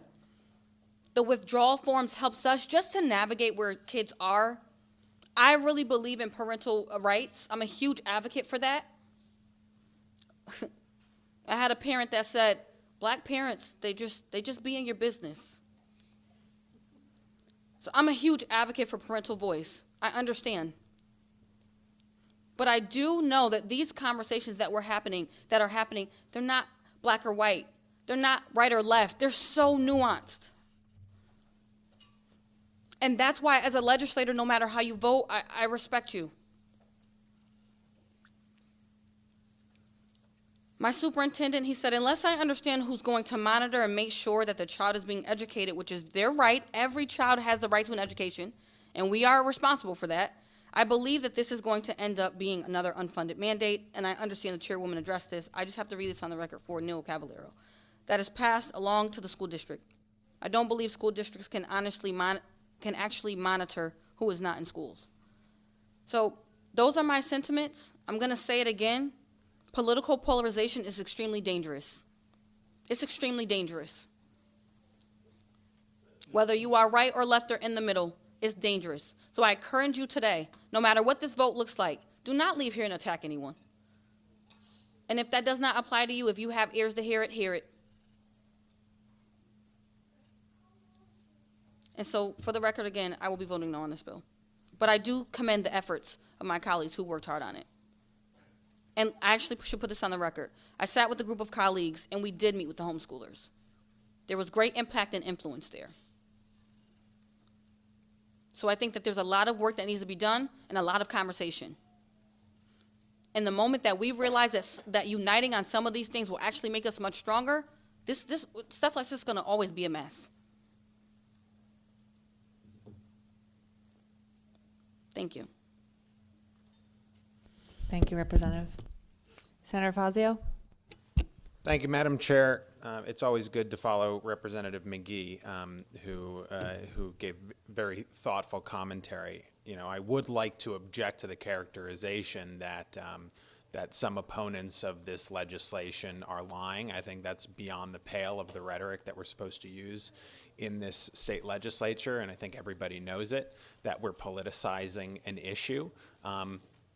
There are some horrible tragedies that befell this state, and that this legislation will not address. And yet we have a proposal that is being advanced in spite of strong public testimony and public opinion that will significantly alter the relationship between the state and parents when they are making educational decisions for their children.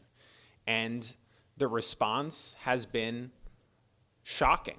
It has been a wave of public testimony in opposition. I have never seen over 3,700 pieces of written testimony in opposition to any legislation in my 6 years on any of these committees in the legislature.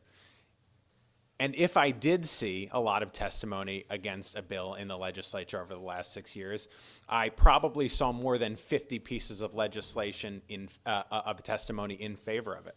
Just think about that. There were 3,700 pieces of written testimony against this legislation and only 50 in favor. A percentage, an imbalance so great, it is no surprise that people are shocked that this continues to be advanced through this committee, even when the opposition will be bipartisan. You know, I operate and approach this issue from a simple premise, that you as parents have the right to make decisions for your children without the heavy-handed interference of government. And this proposal significantly alters that paradigm, taking away presumptions, requiring that DCF be checked in on any parent who is choosing to homeschool their child, requiring that equivalent instruction evidence and curriculum be submitted every year to the state by homeschool parents. I believe that there is an equivalent education problem in this state, and that's that too many kids across our state aren't getting a public education that is equivalent to the standards that we all agree that we should all hold for every school and every child. We have a crisis of chronic absenteeism in our public schools, with over 20% chronically absent, even in this past year, in Bridgeport, New Haven, Hartford, and over 15% statewide in our public schools. We have a problem of standards in our traditional public schools. We have social promotion, where 90% of kids get graduated every year in Connecticut, but only 30 to 35% of 8th graders statewide are proficient in math or reading. Only 30%, and yet 90% are getting graduated. How can 90% be getting graduated when 15% are chronically absent? And yet, the most controversial bill before this committee this year, the most significant bill before this committee this year, and the one requiring the most political capital, is to intercede into the private decision-making of parents who understandably would like to opt out of this public school system, which isn't always providing the quality of education that everyone should have a right to expect, regardless of their background, where they're from, what resources they have. The Connecticut State Constitution does not contemplate that our state shall be in charge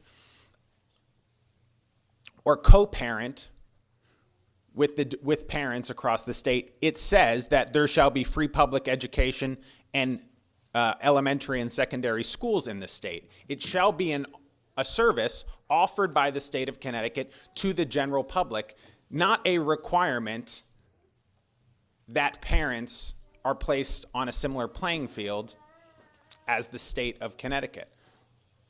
Children writ large are not wards of the state of Connecticut. They have a right to make decisions without the presumption that there is some problem with them in doing so. You know, to borrow from some of the wisdom of Representative McGee and some of the other speakers, both parties have historically, and I believe still continue to offer something to the general public in this country, and we need both parties to be strong and as good as they can be for the benefit of our state and our country. Certainly, I do not believe that that's the case now.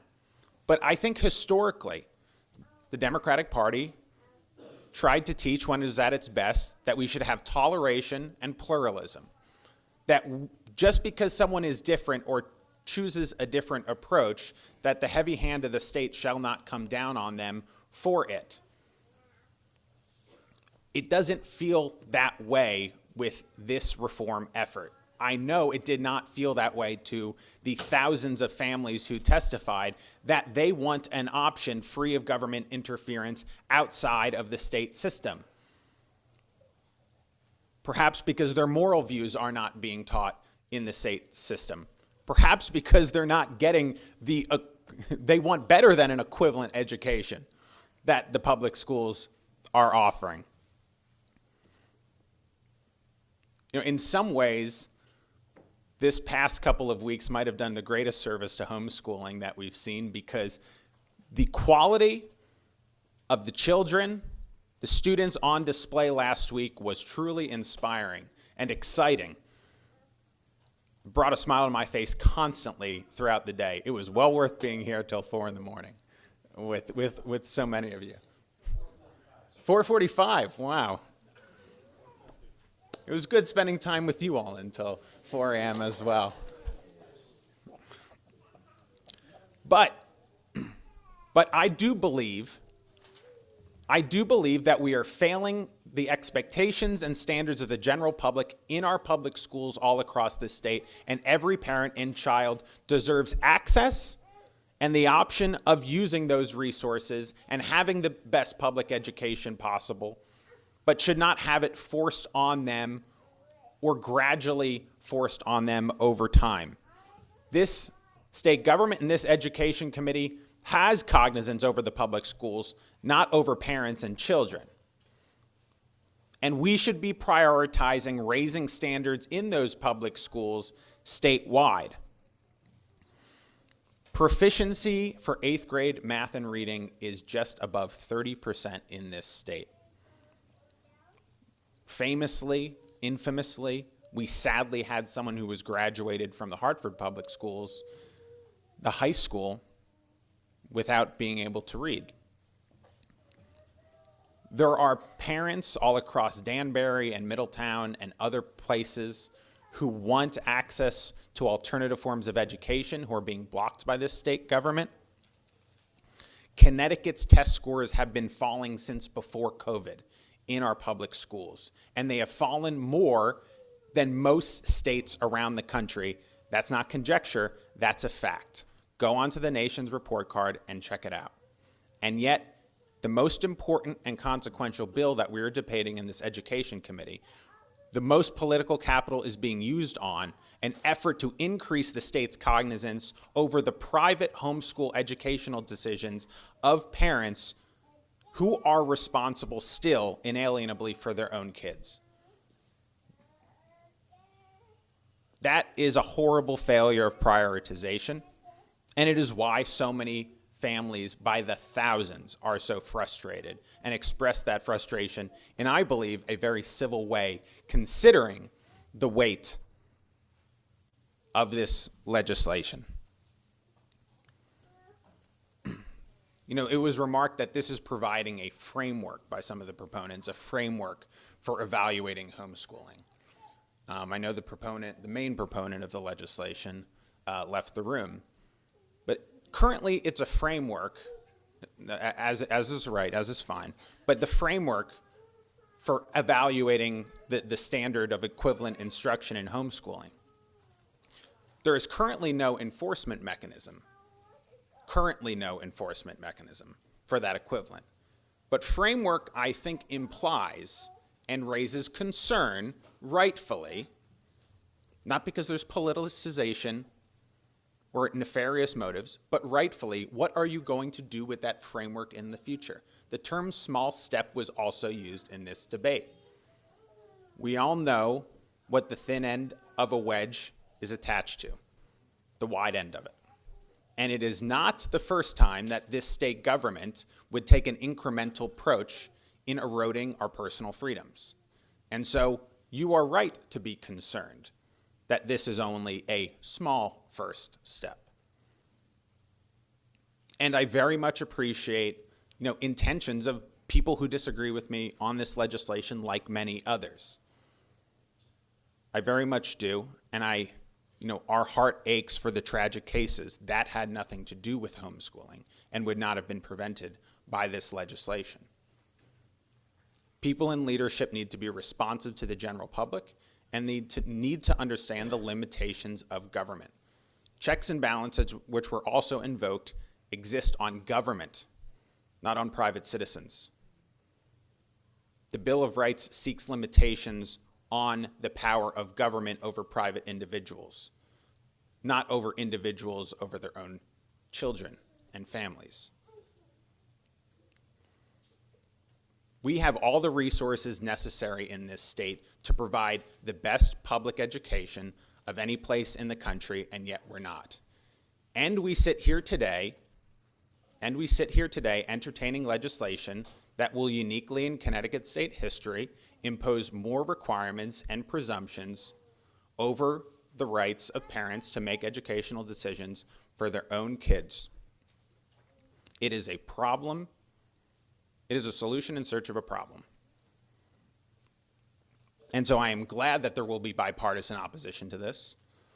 I am very appreciative of the thousands of you who are willing to step up and speak out in defense of your own rights. You should not have had to.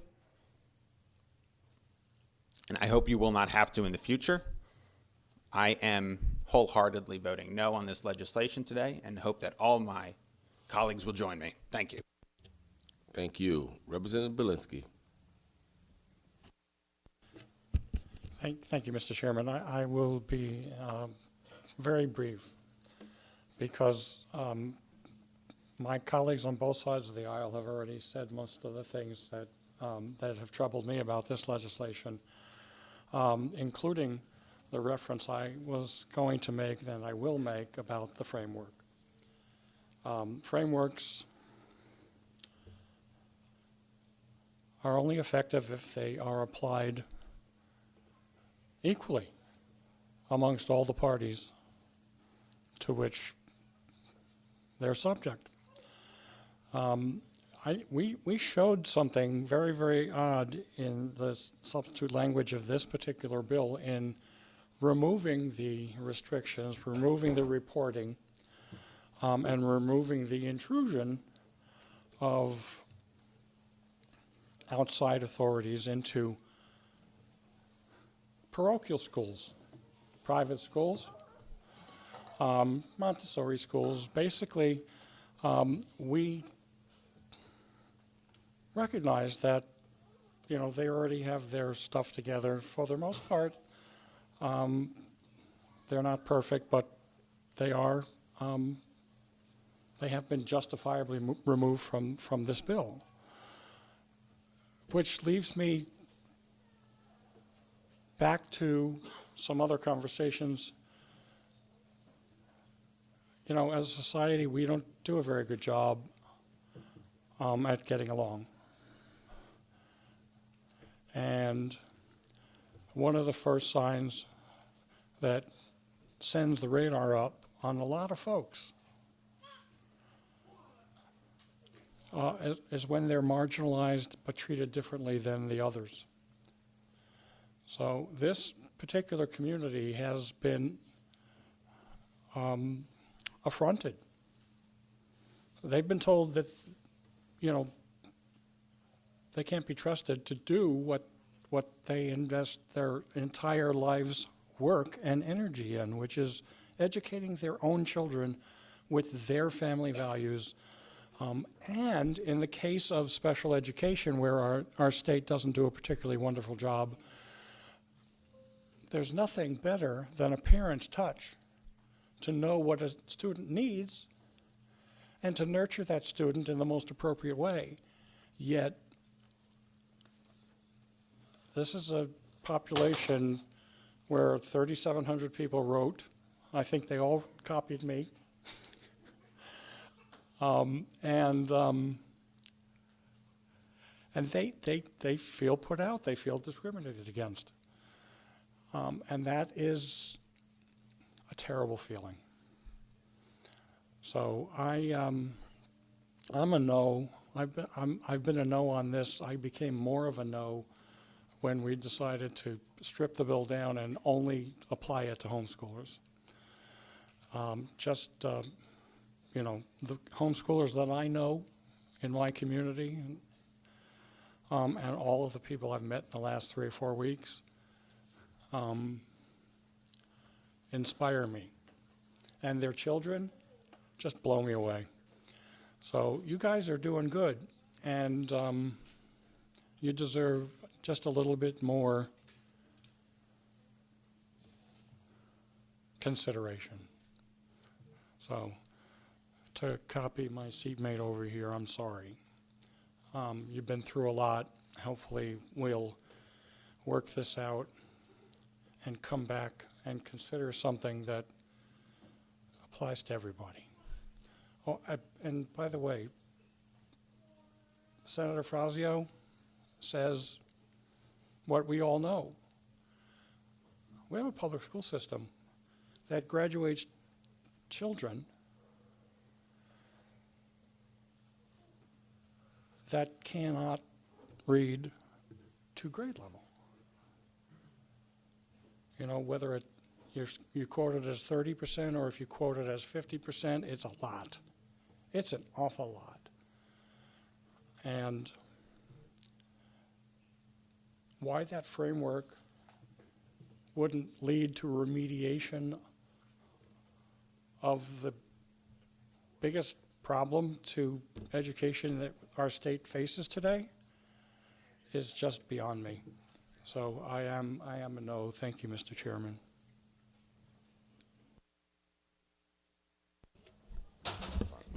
Representative Wiehlander? Thank you, Madam Chair.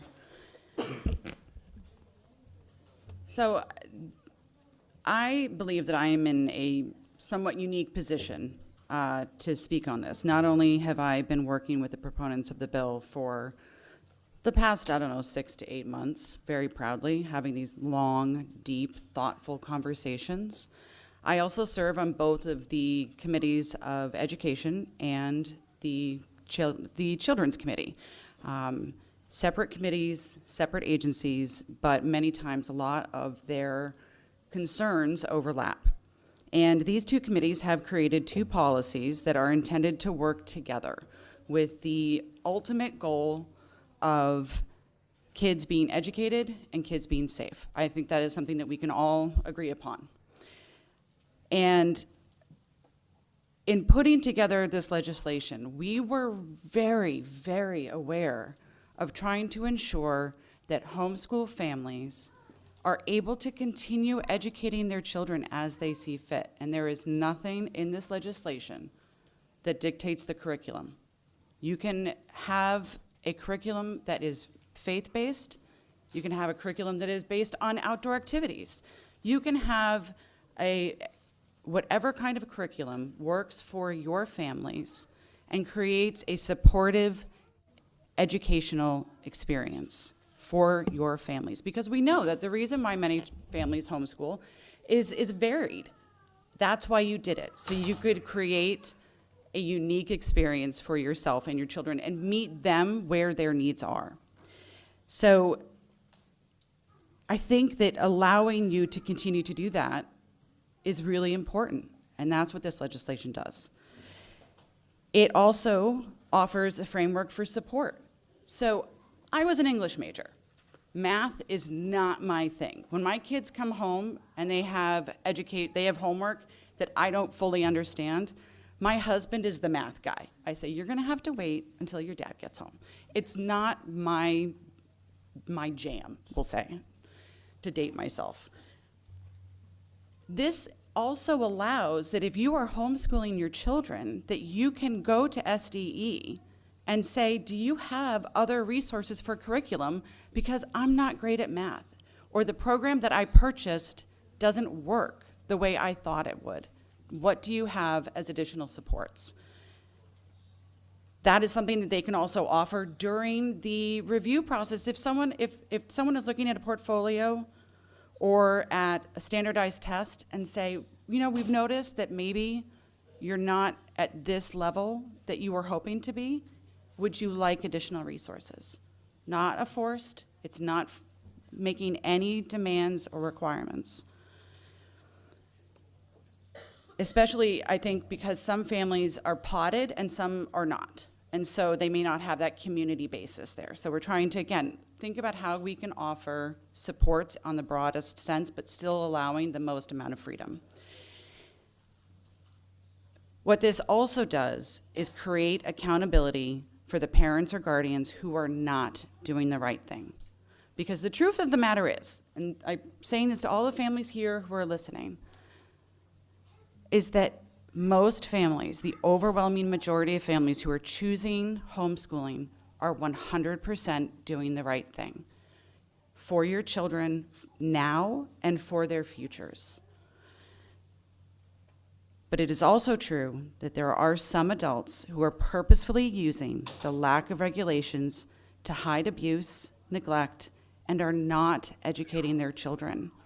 Both things can be and are true at the same time. And I know there's been concern about this policy moving too quickly. This is a conversation that has been happening in this building for 20 years. 20 years. And it is our job as legislators to address where there are problems within our systems and create legislation to try and minimize them. No policy is perfect. We will never, ever be able, no matter what laws, whether it's the police or the laws that we create here, we will never be able to prevent bad things from happening sometimes. That's just, and I hate it. I hate the idea that no matter what we do, we're going to have kids that are hurt. But we have seen the results of doing nothing. After 20 years, what we have families that are doing it right. And they have now adult children who are healthy and educated and successful. That is awesome. That is the goal that we all want as parents. But the families that aren't doing the right thing or didn't do the right thing over the last 20 years have children that have suffered years of neglect, both educational and otherwise, years of abuse, and sometimes death. I challenge the people who think that nothing would change in the outcome of some of the cases that we've seen over the last 20 years by this policy. Because if there had been something in place to make sure that someone wasn't on the registry, didn't have an abuse record, a history of hurting their children, if we had a policy in place that made someone think, you know what, I'm gonna actually teach my kids. I know it's hard. I did it during COVID. It was awful. I have much respect for everyone who's doing this. I believe in my heart of hearts that maybe some of the abuse would have been prevented. Maybe some of these kids over the last 20 years that don't have the names that we all recognize right now would still be with us. And I do not think that we have the ability or the option to wait any longer. We have too many kids that are in the shadows, not being accounted for. And we need to have this piece in education to work alongside the pieces in the Children's Committee to address the issues with DCF They have to work together. We have to create a system where if you're not doing the right thing by your kid, and no matter what, that we are creating more follow-up. That is our responsibility. And I am thankful for all of the conversations that have happened over the hours and hours and months that have happened. We will never all agree on one thing, but I think that we can do the right thing today and move this forward. Thank you, Madam Chair. Thank you, Representative. Representative DeFranco? Thank you, Madam Chair, and I appreciate everybody coming today and listening to the arguments on both sides. I try to listen more than I talk in most of the committee meetings that I'm in, but I do feel passionate about this issue, and I think it's a very important issue. So I do want to take a few minutes just to talk about it. And as has been discussed, there have been several high-profile incidents over the last year involving children who were unaccounted for long periods of time. One of those tragedies occurred where I live, where my children go to school and not far from where they play. And I want to be really clear. The family of Mimi Torres Garcia is only interested in making sure kids are safe. They're not taking a position on homeschooling one way or the other. And I think after the tragedies that we heard about over the last year, people on both sides of the ideological spectrum came together and said that we can and we should do more. And as a part of that process, we agreed to take a hard look at our social service systems, our Department of Children and Families, our nonprofit organizations, and our schools. No one said these choices would be easy, and no one said meaningful change would come without political cost. I understand that this is a difficult vote for some members of this committee, and I think this has been a difficult process for many of us. And regardless of how people vote today, I believe everyone here shares the same priority: the safety and well-being of children. At its core, I think this bill asks one simple question: do we have a responsibility to ensure every child is safe and accounted for? Those who oppose this bill have a different view of the role of government and the level of oversight that should exist in these situations. Those of us who support this bill believe there should be reasonable, limited standards in place, just enough to ensure children are safe, healthy, and connected to basic accountability. I believe the reason this bill is before the Education Committee is because the principal point of contact for the majority of young people is their local school. So I think it is reasonable that the Education Committee would play a role in this issue. This is not a perfect bill. No legislation ever is. But I want to thank the chairs of the committee for their leadership and for ensuring a full public process. As has been talked about, we held one of the longest public hearings in recent memory, and people had every opportunity to present their views, including those who voiced strong opposition. Like most parents, I view children, my own and others, as our most important responsibility. I understand the concern some have that signing a withdrawal form and a yearly notice of continuation could lead to unwanted oversight. But when people make certain choices, whether in their personal or professional lives, they are often required to meet reasonable standards. We accept sensible safeguards in many areas of life because we know they help keep people safe. When I volunteered to coach my son's Little League team, I had to complete an online questionnaire and take a coaching class just so I could throw a couple hours of batting practice a week. And I could not be around the team until those requirements were completed. If fidelity to the safety of our own children is the code we hold ourselves to as parents, should the well-being of all children not also be part of our civic responsibility? Parents have broad rights to educate and raise their children as they see fit, and this bill respects that. It establishes only a minimal standard of oversight with two goals. First, to ensure that children are receiving some level of education, and second, to ensure as much as possible that children are safe. I recognize that some believe once a student is withdrawn from school, there should be no further checks at all. I just fundamentally disagree with that. The families who spoke at our public hearing were clearly engaged and committed. Unfortunately, not every child has access to that kind of support. It is our responsibility as elected officials to protect children who may have no one to advocate for them, no one to teach them, and no one to ensure they are safe. We can do more, and we should do more. This bill will not prevent every tragedy, and it will not guarantee, unfortunately, that every child succeeds. But the fact that we cannot help every child does not excuse us from helping the children we can. Thank you, and I urge adoption of this bill. Thank you, Representative. Representative Foncello? Thank you. I'll be brief.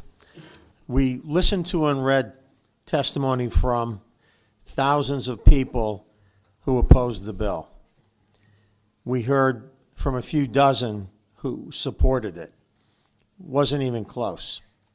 In fact, I would say that those opposed shredded the bill. We listened as students and parents spoke to us. We heard stories of great success on the part of the students. We heard the concerns of the parents. In fact, we heard more success stories than problems. I can't fault the current program. It sounds like the bill is trying to fix something that isn't broken. I support homeschooling, the parents, and the students, and I oppose the bill. Thank you. Thank you, Representative. Representative Candelaria? Thank you, Madam Chair. And I was a little bit conflicted with this bill and how I was going to vote on this bill. But the more I hear, the more I am inclined to vote in favor of it. And the reason for that is that, yes, there were a lot of people opposing this bill, but those that are in favor of it, many were not present. Why? Because many of them may be, those parents are abusing their children and will not sit at that chair and testify, I pulled my son from school and I'm abusing that son. I'm not saying the parents that are in here are not educating their children well. I commend them. I know I cannot do that myself. I commend them for taking their child's education in their own hands. I commend them for that. But there are a lot of children out there that are being abused, that parents will not sit there and testify, yeah, I pulled them because I'm abusing my child. You're never going to hear from them. So to sit here and say, oh, we have more of those opposing versus the ones that are in favor of it, it's unfair to say as well. I understand this bill is not perfect. The bill is not perfect at all, and I do have some reservations, and hopefully, as we do with other bills, we can fix the issues as we move it along. But right now, we have an issue that needs to be addressed, an issue that has been set aside for years with no accountability and no measure, and we need to have some. And I know many will disagree with me, and I don't speak as much, but I felt compelled to say this because there's voices that are not being heard. And unfortunately, as an elected official, I have that duty as well to represent them. Thank you, Madam Chair. Thank you, Representative. Representative Haynes? Thank you, Madam Chair. And I thank all my colleagues, both sides of the aisle, for all the comments and all the testimony that we're hearing today, and it's appreciated. I have some questions, I have some comments, and I even have some suggestions. So let me first start with questions, if that'd be all right. There is a portion in the bill where it says that if a parent is required to, the continuation of education form does not do so. In other words, they don't submit it. It requires school boards to try at least 3 times to contact the parent, and then if they don't contact the parent, they notify SDE. What happens then? It then will be SDE's purview to determine whether or not it warrants an investigation of educational neglect if they can't find the child. Okay, and that means, is that when it reports to, then they go to SDE? So if, I guess my question is, if they go ahead and give you the form, then it doesn't go to SDE. If you don't get the form, then it does. Am I getting this right?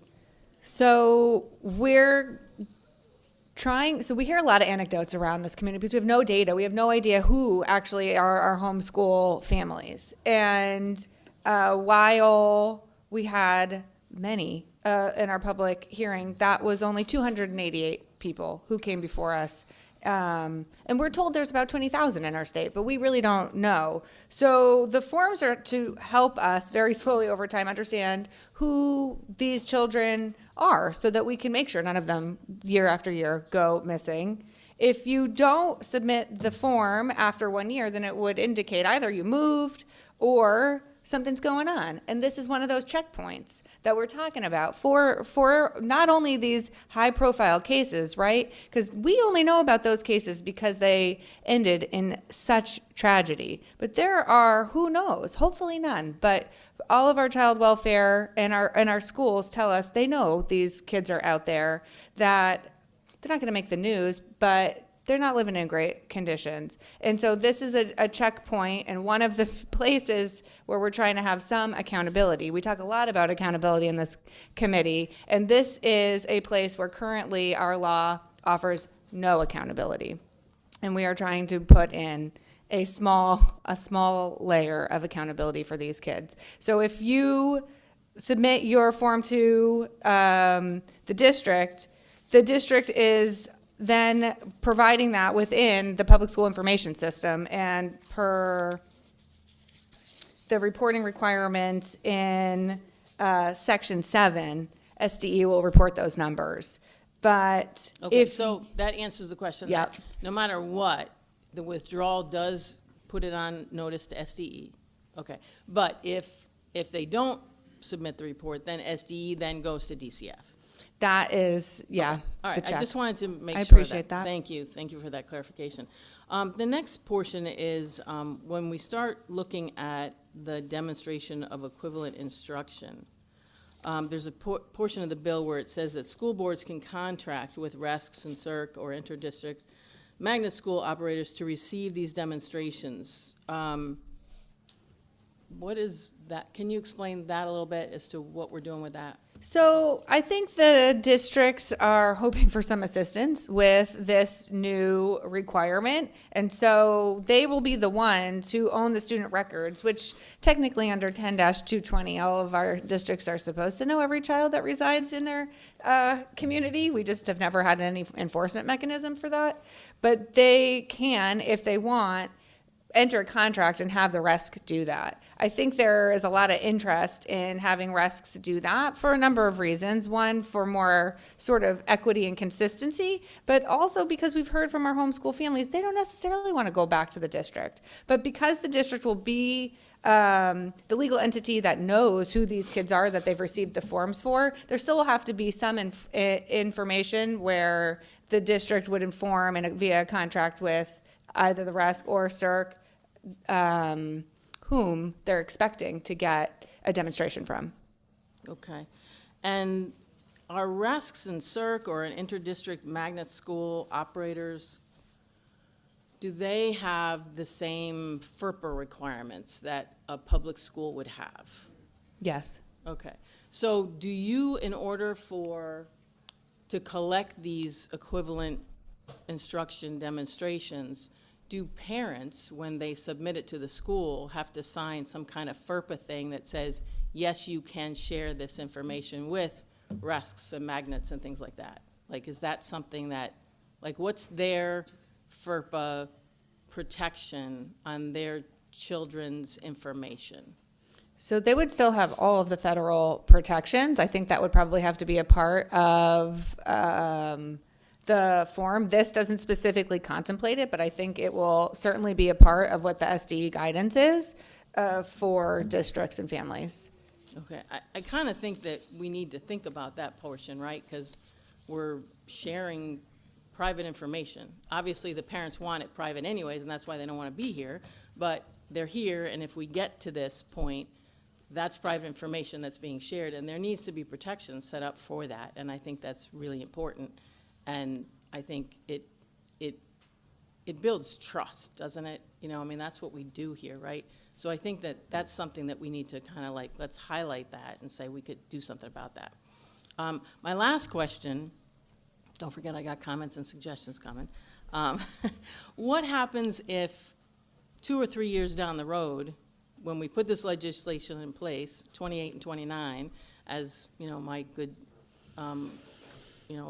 proponent here next to me, who's in public health now, said, you know, what happens if the funding doesn't happen? What happens if the money doesn't come through? Does this whole thing just go to pasture?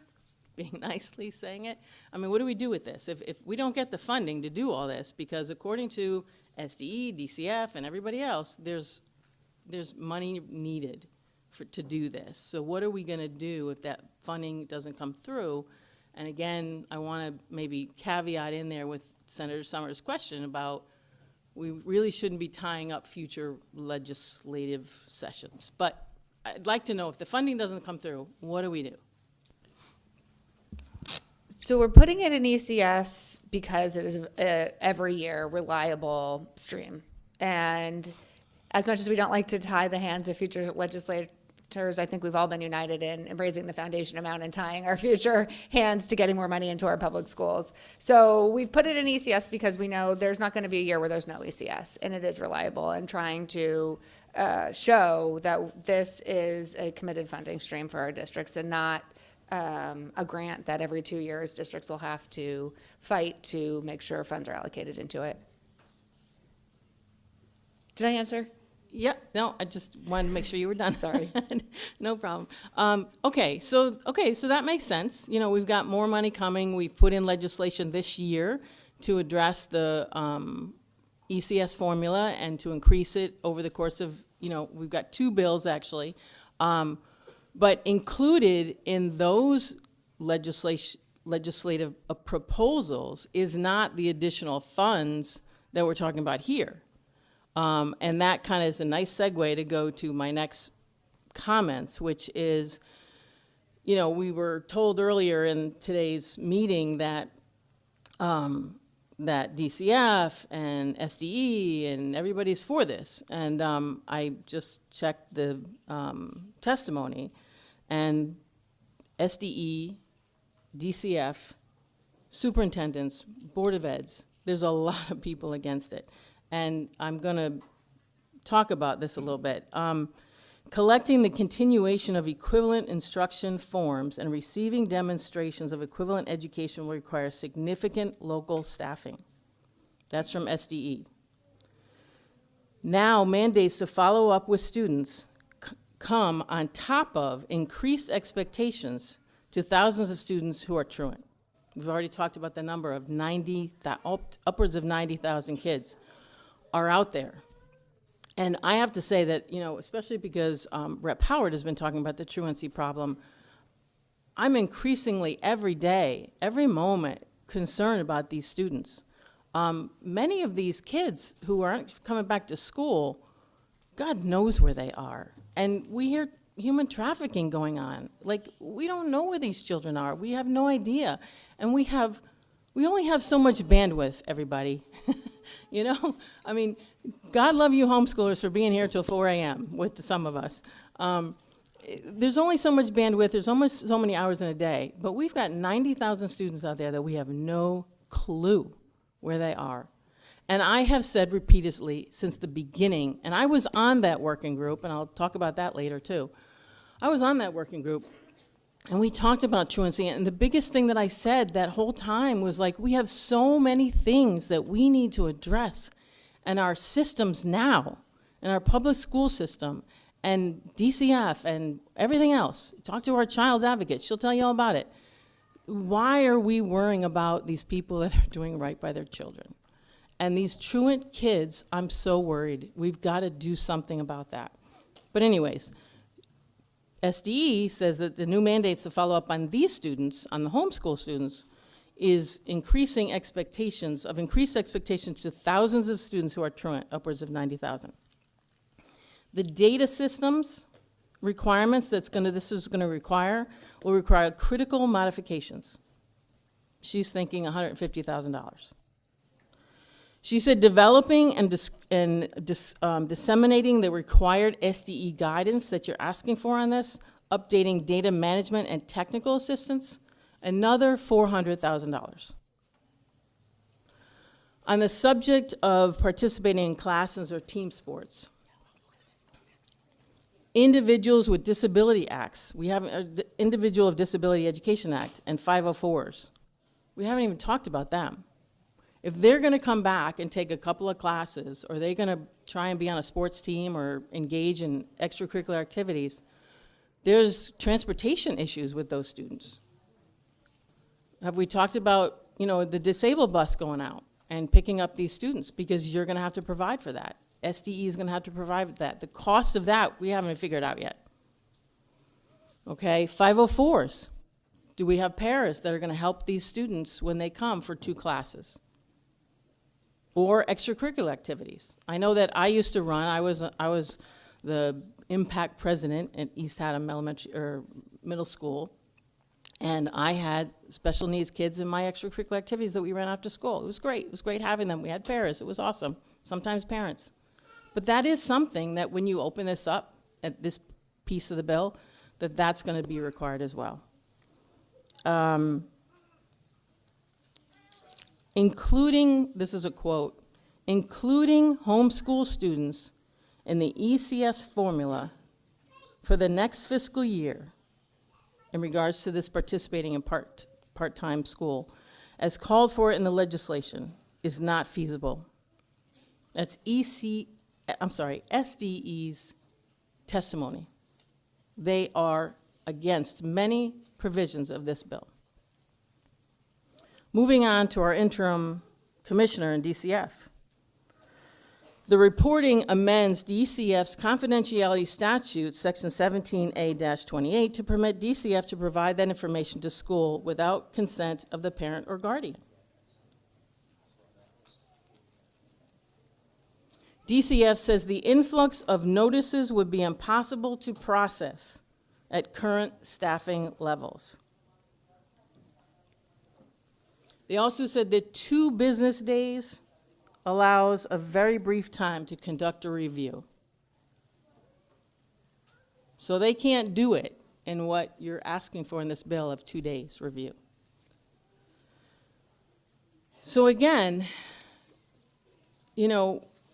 we're hearing it's a great bill, we got to do it, there's people for it. Appreciate there's always people for and against the legislation. But when we have a system which we have cognizance over, and we've got stakeholders in this system that we are relying on them as legislators, we're relying on them to help us do this legislation, they have to be able to do it. And they don't seem to be able to do this.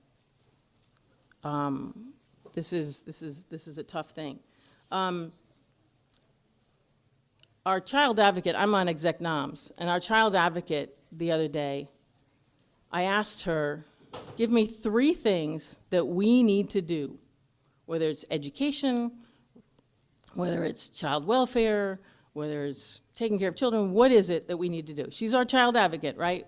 She's our authority. This is the person who tells us, all of us, what we can do as a state, as a legislator. What can we do to fix what we're really trying to fix here, right? We're trying to fix children who are out there and the worst imaginable things are happening. She said, number 1, ensure consistent supervision. When these families are with DCF and working with DCF, they need consistent supervision, because if they don't get consistent, then people go rogue and something happens. And that's what we've talked about, these particular 3 cases that my other colleague had mentioned. Second thing she said is address telework. Get our state people back to work in the office, especially when they have to be forward-facing to the constituency out there that need them the most. And we know who we're talking about. I don't need to, belabor that. The other thing is we need adequate, this is the third thing, we need adequate placement options.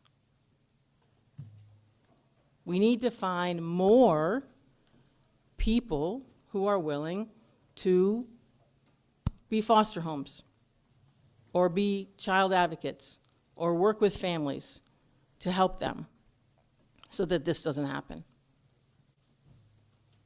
And finally, she said, the quality of legal representation. Now, she's a lawyer of many years.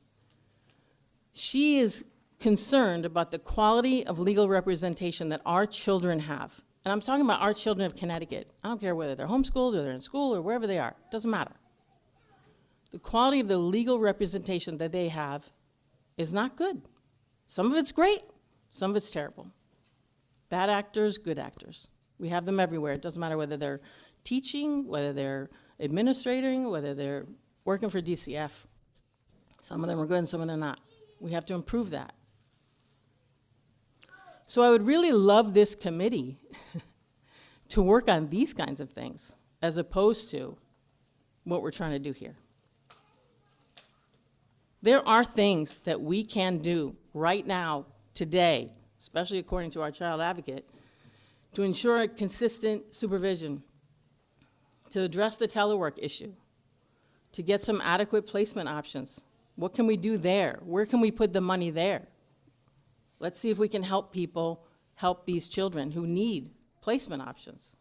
And legal representation, maybe there's something that we can do there as far as, but that's the judicial branch. I'm not going to worry about that. 2 more comments and I'm done. Thank you for your indulgence. I was involved in the working group, and I was involved in the working group for a lot of reasons, but one of the reasons I was involved in is because I wanted to find something we could actively do, which I just managed to go through thanks to Commissioner Gio. I really want to make a difference. That's why I'm here. That's why we're all here. We want to make changes. We want to make things work, and we want to make things work today. We don't want to put something in place that someday, somewhere down the line, eventually something will happen. I want to fix today. I don't want another child to get in trouble. I just don't want it. And the working group, as much as we disagreed, we were talking. And we were asking the questions. And sometimes I've argued with people, back and forth. And somewhere out of there came a possibility of maybe we could do something, we could figure it out.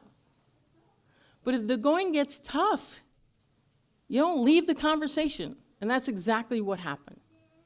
I don't feel that anybody was really disrespectful when we were meeting. We had hard questions, absolutely. We want accountability. We want things to work. But we weren't going to give up. And when they were discontinued on us, I was very disappointed. I don't want to say heartbroken, but I was sort of heartbroken because there's a lot of kids out there that needed this. But they were discontinued. After 2 or 3 meetings, it was discontinued. I was like, what? So we continued. We wanted to meet with DCF Commissioner. We wanted to meet with the SDE. We tried to get those meetings going. And then when the legislation was actually written, whatever the legislation was written and where it came to and what we got to, and then we went to public hearing, there was no further contact with, at least me, on the working group. And I had hoped that I represented my ideas well. I wasn't adversary. I'm not usually adversary to anybody. I want to listen. I want to learn. I want to understand. I want to see if we can come to some kind of agreement, some kind of compromise. We're not going to get everything. I'm certainly not going to get everything I want. And maybe the other side isn't going to get something that they want. But I think you stop the conversation and then it's over. And that's exactly what happened. And then we got a piece of legislation that we went to public hearing and then went, 5 a.m. in the morning and the whole bit. And here we are again today. A couple of changes, good stuff, appreciate the changes. But that working group was not a working group, fell apart. And we wanted it to continue and it didn't continue. Last thing I'll say is, one of my colleagues across the aisle said, our job is to fix problems within our systems. It was just said half an hour ago. Our job is to fix problems within our systems. These people in the room and all of those people that testified against this bill, the 2,950 people, they are not in the system. And there's a reason why they're not in the system. They don't want the system. Period. They don't want the system. And if it's our job to fix within our systems, then leave them the hell alone. Period. Our homeschoolers are not in the system. They know the system is inadequate, according to them. And the last thing I heard was that this country was built on the fact that we are allowed our opinions. We have rights. We have the responsibility as a parent to do the best we can for our children. And you know what? There are some parents out there that can't. There are some parents that won't. And there are some parents that do, and some parents do it really well, and some people do it okay, and whatever, and that's okay. But as a legislator, my job and how I feel is that our role is to build a system that people can use and enable them. And our educators are in a system where they feel supported and they feel confident that what they're doing is good, and if we need more teachers, we can help them become teachers, and all of those good things that we do. It is not our job here to take rights away from anyone. Our job is to enable, our job is to support those people who need the support, and stop there. If they need the support, they'll come to us. If they don't need the support, they don't need to come to us. Our job is to support. Our job is to fight and uphold our constitutional rights for every single citizen of this state. And this bill does not do that. This is unconstitutional. Let's work on our own system. We have 90,000 children out there, some of which are getting trafficked. Let's be honest. We don't know where they are. Apparently we don't care. We would rather get equivalent education displays from people who don't want to be in the system. Let's do our job. Let's fix the system that we're currently in charge of and we have cognizance of. Thank you, Madam Chair. Thank you, Representative. Representative Kennedy? Thank you, Madam Chair. Excuse me, my apologies for not being there today. I hope you can hear me. I just have one question, then just a couple of comments for clarification. The grandfathering clause, is that grandfathered for students who are currently homeschooled before they start? Could you just clarify that for me, please? Yes, happy to. So there's no one clause. This doesn't begin until 27-28. And for 27-28, it is only for students who withdraw from the public schools for equivalent instruction.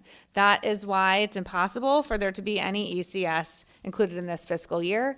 None would be even contemplated by this legislation.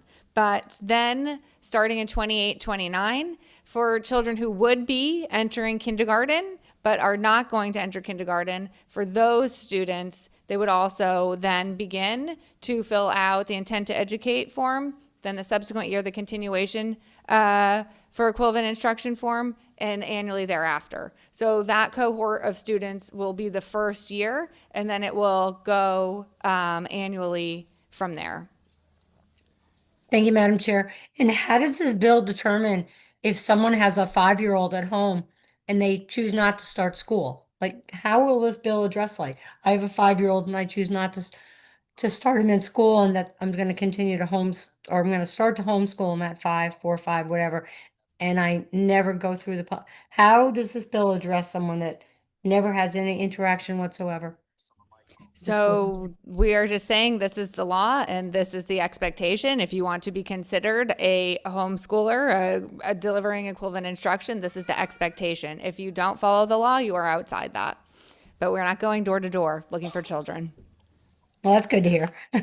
And then just a couple of clarifications on some things that were stated in the beginning of the meeting. It's been a long time. You know, it was, I believe it was stated that CAPS and the commissioner are in favor of this, but as I read their testimony, they're actually not.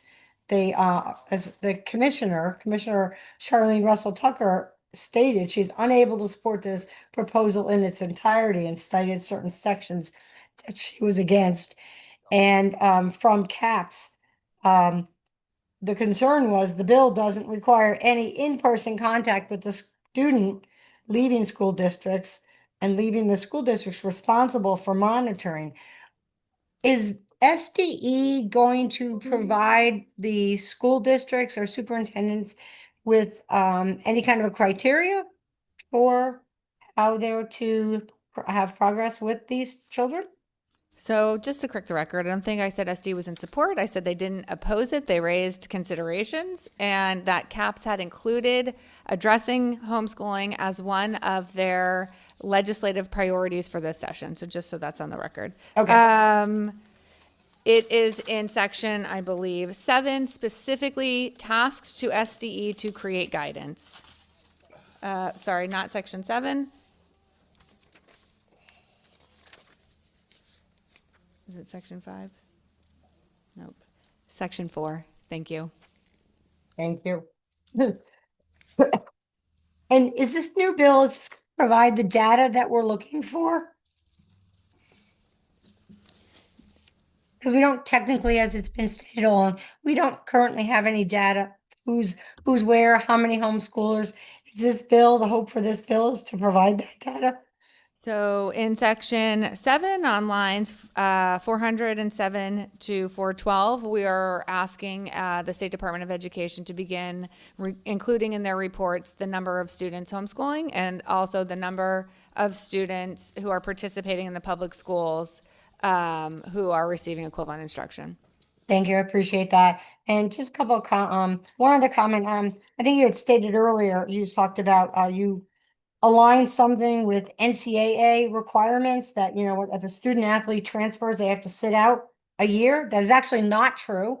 The athletic portal, when you go into the portal to transfer, you can start playing sports for a different school as soon as you get there. So is section 5 and 6 regarding participation in classes in sports, was that taken into consider there? Was that the thought was the NCAA?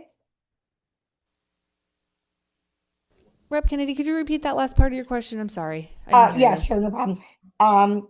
In sections 5 and 6, I believe it is, about students participating, if they leave school, then they can't participate for the next year. Was that based on NCAA?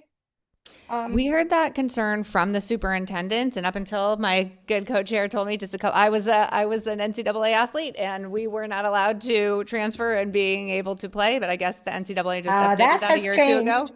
That's changed several years So ago you now.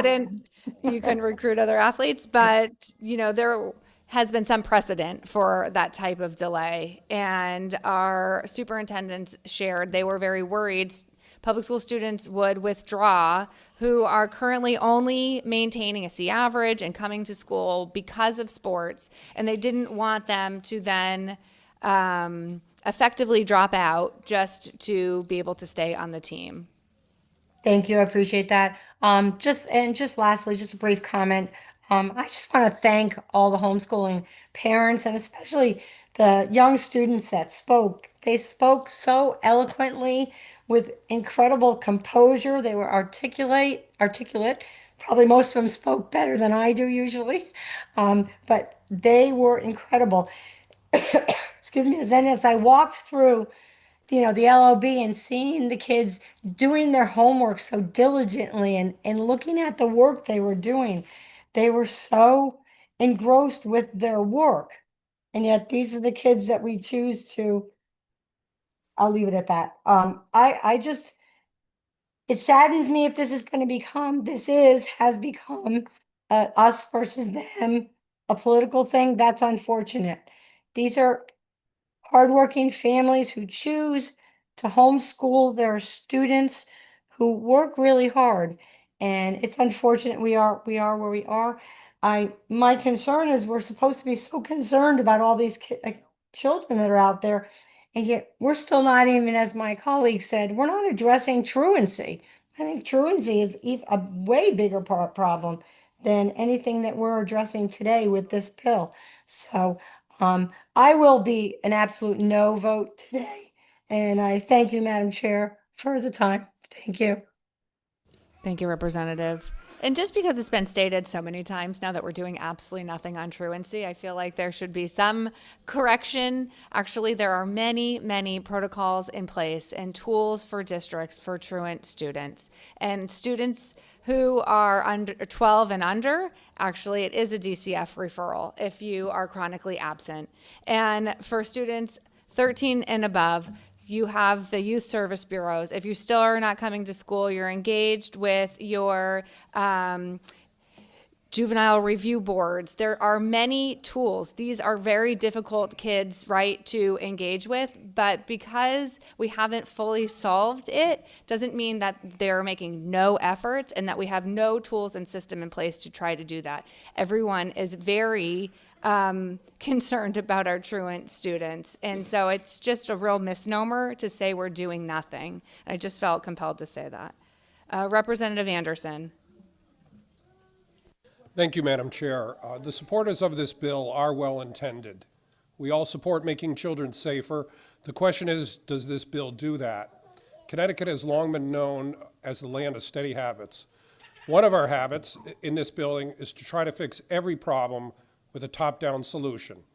More bureaucracy, more mandates, and more taxpayer money. We already spend 13 to 14 billion in state and local tax dollars on K-12 education, about 25,000 per student. Yet the academic outcomes are unsatisfactory. Truancy remains a major concern. Top-down, expensive solutions rarely, if ever, work. Now contrast that with homeschooling. No taxpayer funding, no bureaucracy. It's about as decentralized and cost-effective as it gets. Many peer-reviewed studies show homeschool students, on average, perform as well or better academically as those receiving public education. As far as safety, many parents also choose homeschooling in the first place because they believe their homes are a safer environment physically and morally for their children. As an aside, I can also say with confidence that virtually no homeschoolers are missing breakfast. So what does this bill do?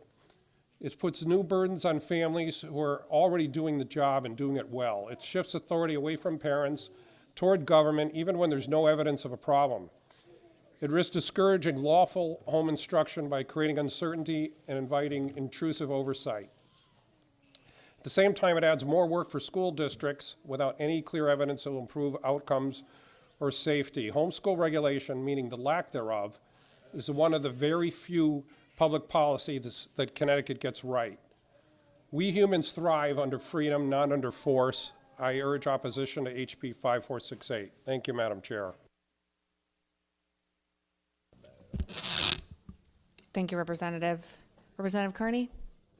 Thank you very much, Madam Chair. And I want to say thank you to all of my colleagues that have spoken and all of the people who are here and who came to the public hearing, whether in person or over Zoom, or submitted testimony, because this is a very problematic bill, and it's very important that they continue their fight, and we represent them to help in that fight.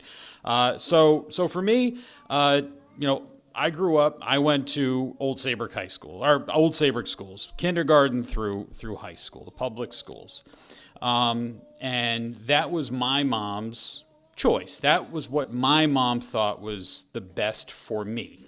My mom was a single mom. She would have been a terrible homeschool teacher, but she couldn't afford to send me to private school. She said, "This is the best place for you."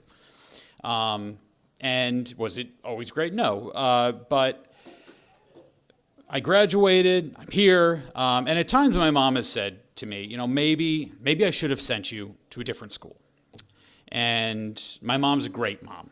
So I always tell her, no, you made the right decision. And I know she made the right decision because she's a great mom.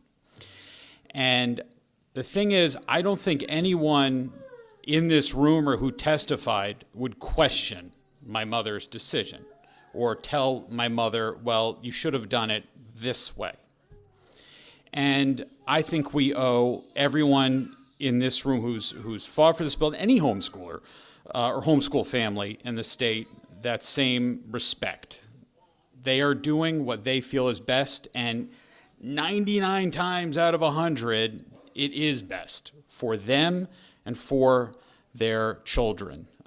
There are bad apples everywhere. Are there, a handful of problematic people that are claiming homeschooling to abuse their kids? Sure. There's very, very few, though. And the vast majority do not. The vast majority are caring and they're loving. And there are bad apples in our public schools. There's bad apples in our private schools. We can't, we shouldn't pass legislation that will affect everyone when there's just a couple of those bad apples. And since I've been up here, I've become, very supportive of school choice. It's not something that I really hear about in my district, but it is something I've come to really support, and supporting homeschooling as a choice. And I'm very opposed to this bill. And what I find interesting is some of the people that have reached out to me about this. I know CAPS had said it was a priority. One of my superintendents has now repeatedly contacted me saying we don't want this.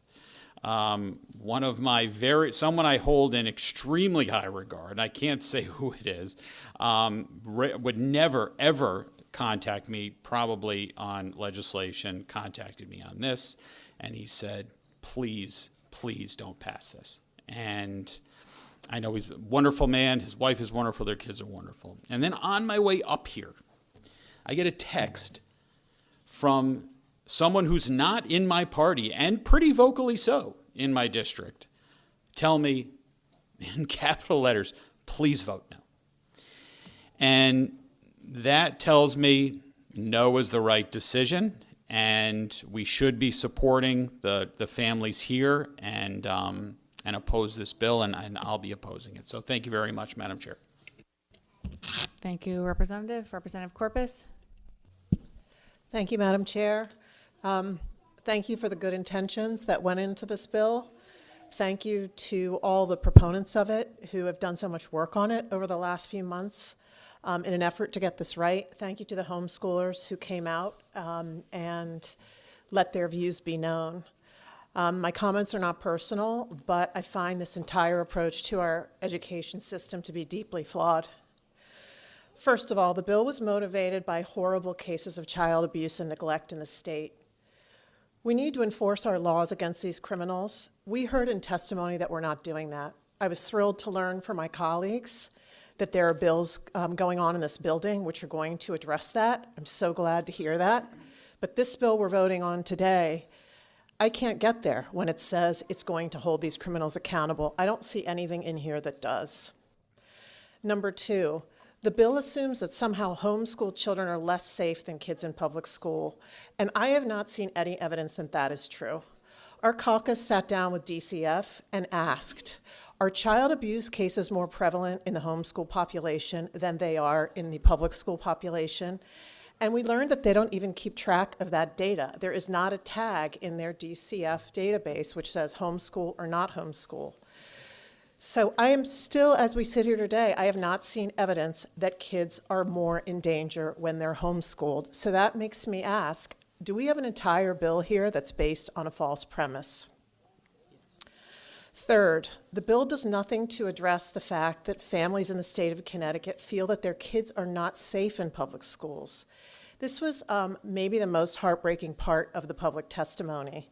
People are withdrawing their kids. They're quitting their jobs because they don't feel their kids are safe in public school, or they're going out of pocket to send them to parochial schools or private schools simply because they don't feel safe. To me, that is so basic.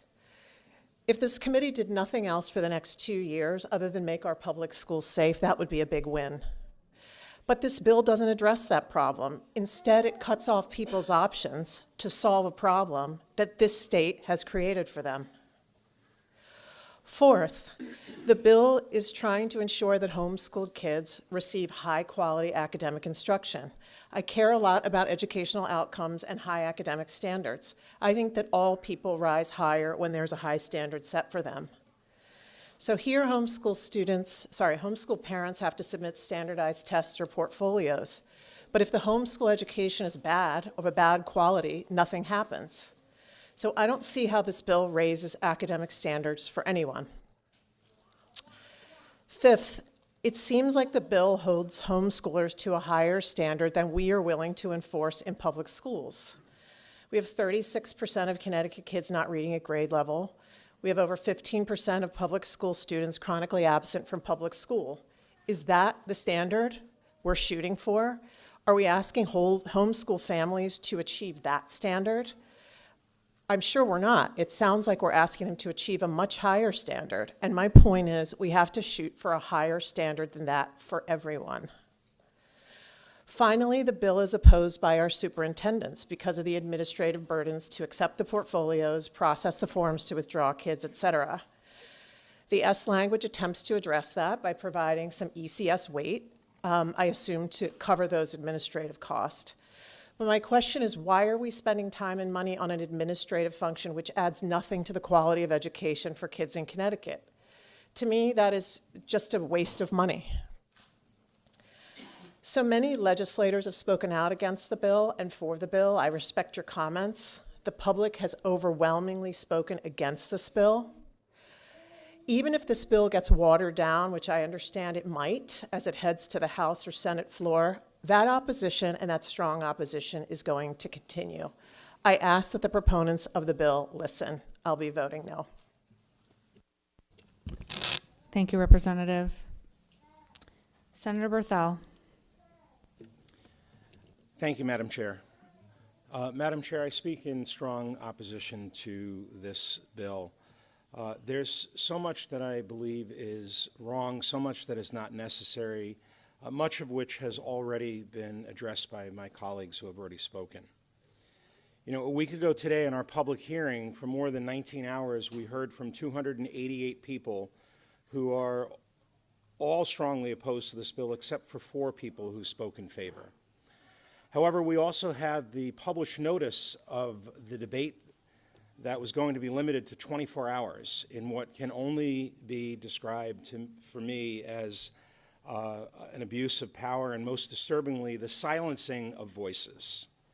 And it most certainly had a chilling effect on the number of people who came out to testify, as people who I spoke to said they did not want to be denied the chance to speak because the time ran out.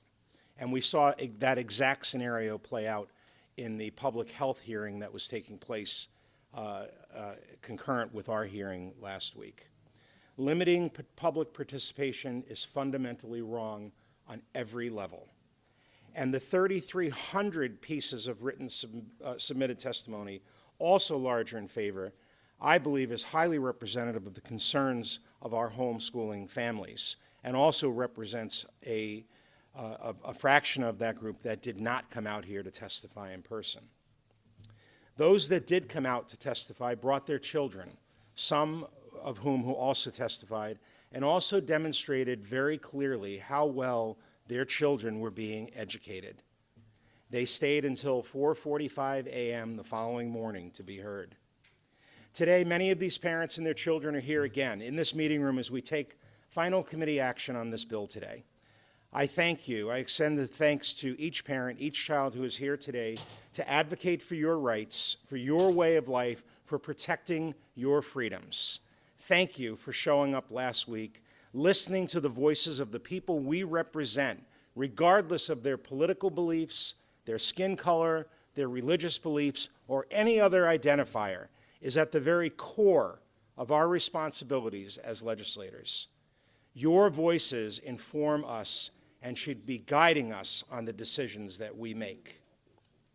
We all understand that some terrible things have happened in recent times to children in Connecticut. These stories are painful and they are tragic. And somehow, with the provisions of this bill, responsibility and the cause for these tragic events is now focused and blamed on homeschooling families and their children, along with the need for immediate reforms. I too question the notion that homeschoolers homeschool so that they can hide their child. What about the child who is in a public school, who is abused daily by their parent, gets on the bus in the morning, goes home on the bus in the afternoon, is home all weekend and all summer, who is hidden in plain view because their abuse never reaches the threshold of being reported?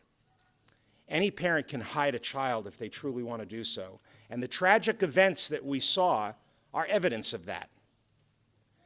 We also have a flawed study from the University of Connecticut with questionable data at best, and what I will call questionable analysis that was used to craft parts of this bill.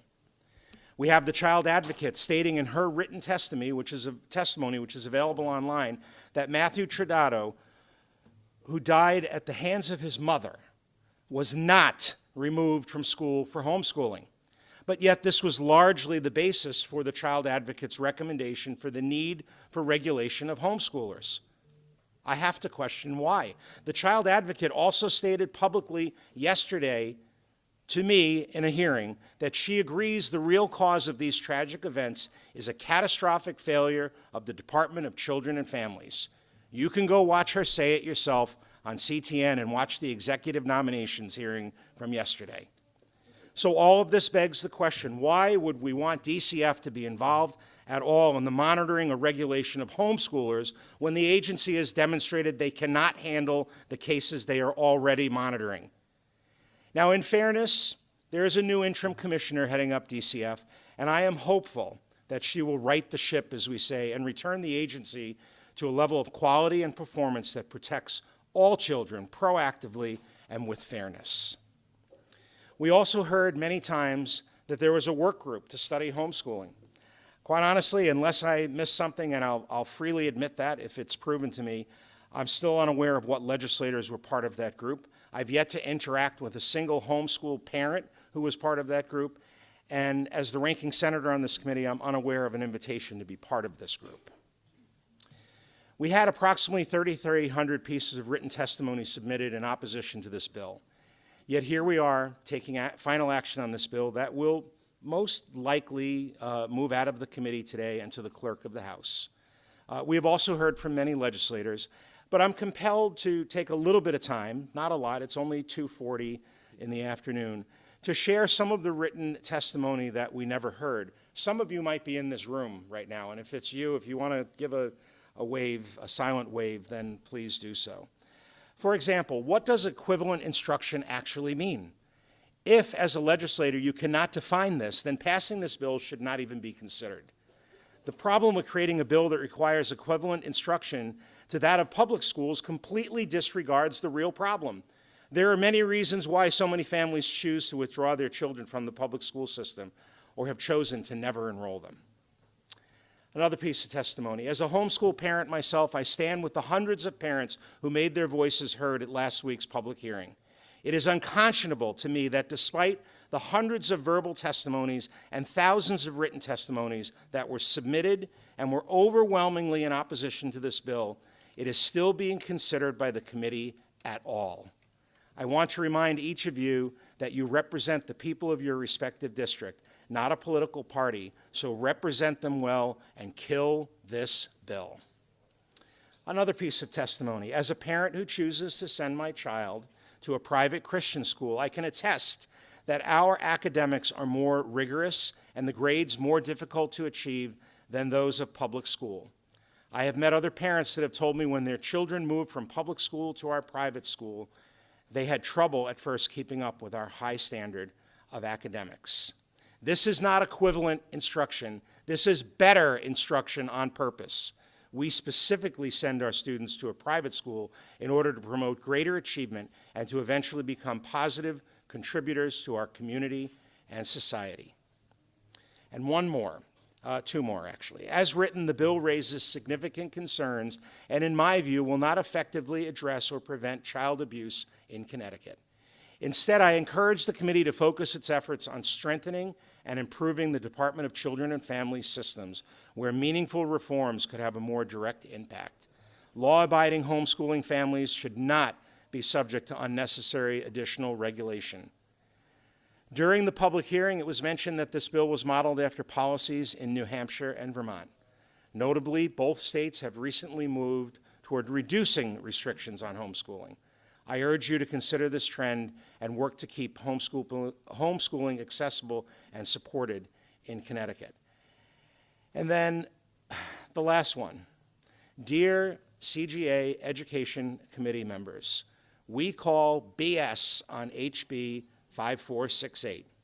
Even my 9-year-old, who composed her own email to our representative, can see through this. She wrote, "Mommy, why do they want to make things so much harder for us? Why do they want to take away our freedoms?" Honestly, ask yourself, how is this bill even remotely justified? It is not necessary, it's not practical, it's not wanted. And I think maybe they're in the room. It said, "You will see me in the meeting today, Wednesday, the 18th. If you're here, give a little wave. If not, don't worry about it." Lastly, in closing, I appreciate and respect the comments made by Representative Felipe and Representative McGee and their concern about the politicalization of this bill.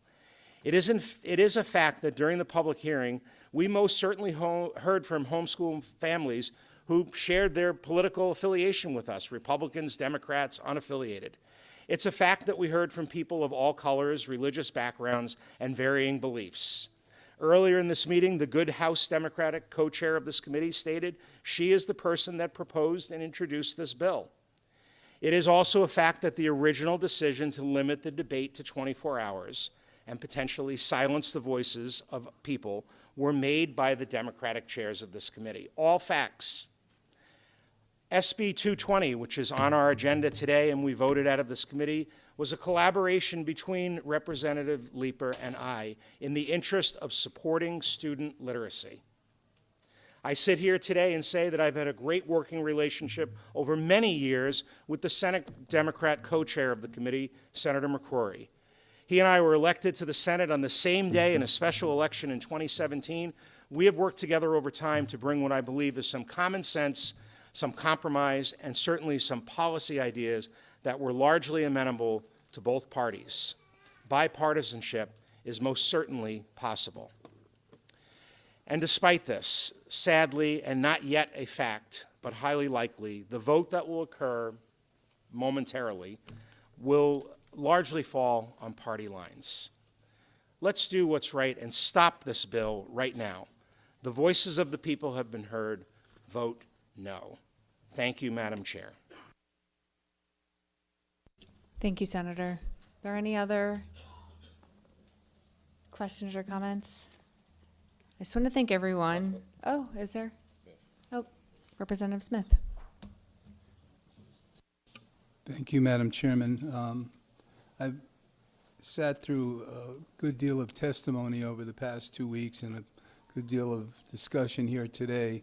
I haven't spoken on this, spoken on other things before the Education Committee and have been an interested member. This is my sixth and final session up here in Hartford.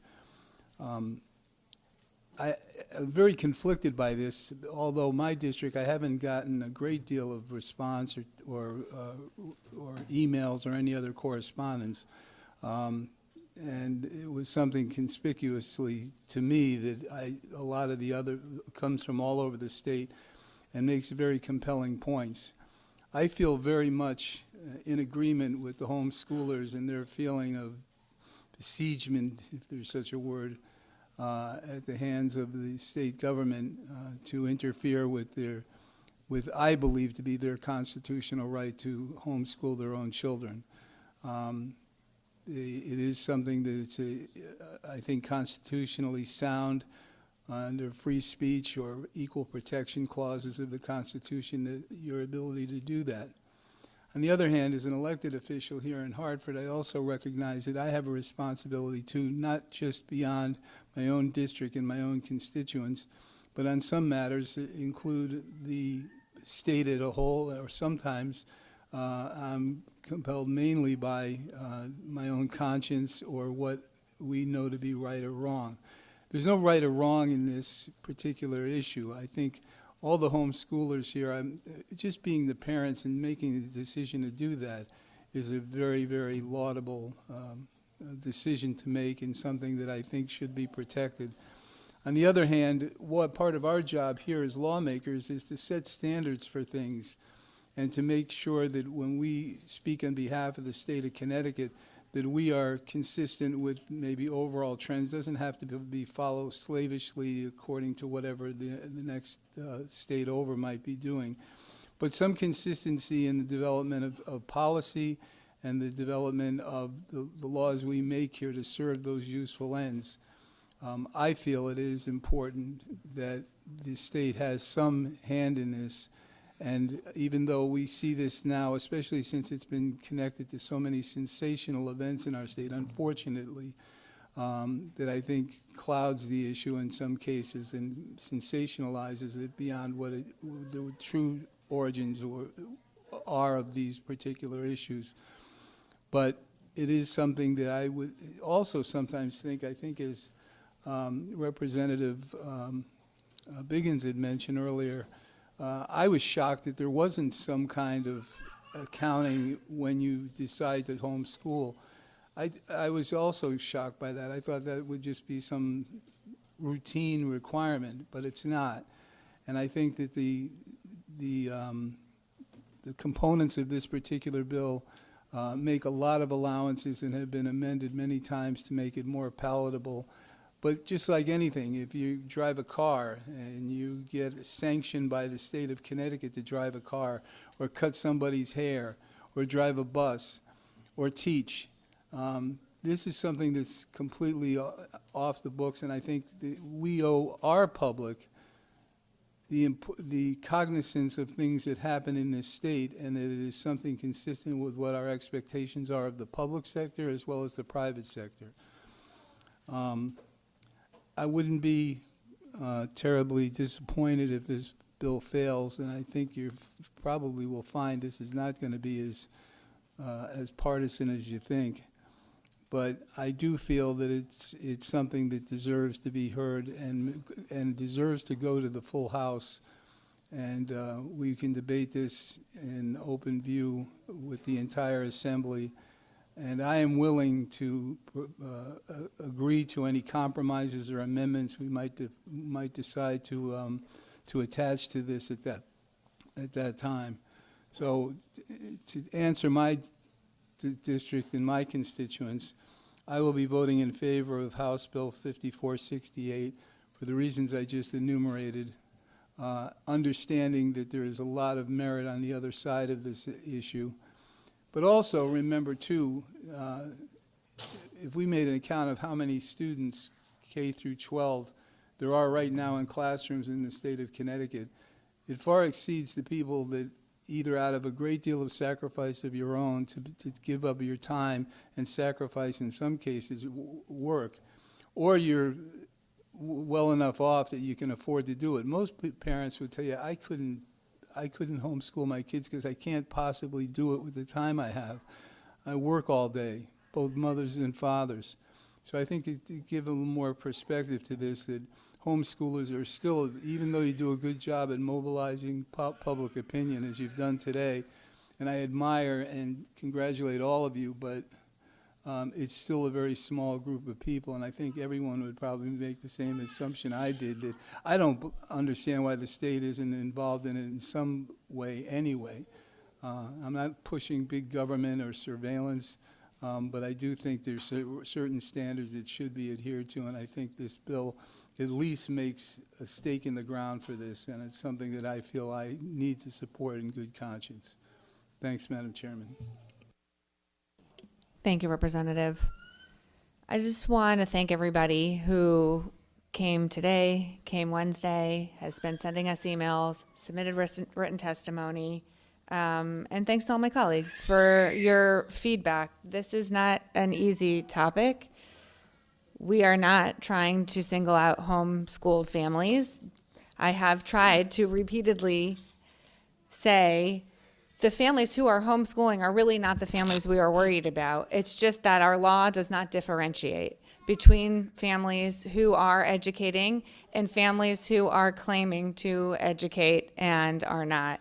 We are trying to model after honestly, many red states, because this is not an issue across the country that is partisan, of what is a reasonable and light touch to help establish some differentiation between folks who are doing a great job and folks who are not doing anything, and honestly are sullying the name of homeschoolers, which I feel like is a part of the resistance we're experiencing. Because we know those tragedies, those are not people homeschooling their children. We know that. Our law just does not differentiate. And so we are trying to provide some differentiation while having a step of one time appearing in person to indicate your child will be homeschooled, and annually electronically letting us know after that, and showing that there is some education happening. That should not be eliminating the choice of how you educate your child, at what pace you educate your child. We are not mandating any curriculum. There is no interest in that. We are just know that our child welfare system was built on the assumption that children are seen every day. And when they are not, and there's no other follow-up, there's not an ability for DCF to do their job, which is what we keep hearing, because there's no place where anyone can ever see them again if the parents don't want them to. And so while we have listened for many hours to everyone who is such an engaged parent and home educator, we also are charged to think of the children and families who are not able to come. They're not able to email us or text us on our drive up or sit here all day. And that's our responsibility also. I have shared previously, my cousins were homeschooled their whole educational career, and in a very, they were Seventh-day Adventists, and in a very religious curriculum, and in a red state, and had many more regulations than we have here in Connecticut, certainly, since we have none. But even then, we're proposing. And they had really meaningful homeschool experiences. They became nurses at 16. They're living these wonderful, vibrant lives. There's no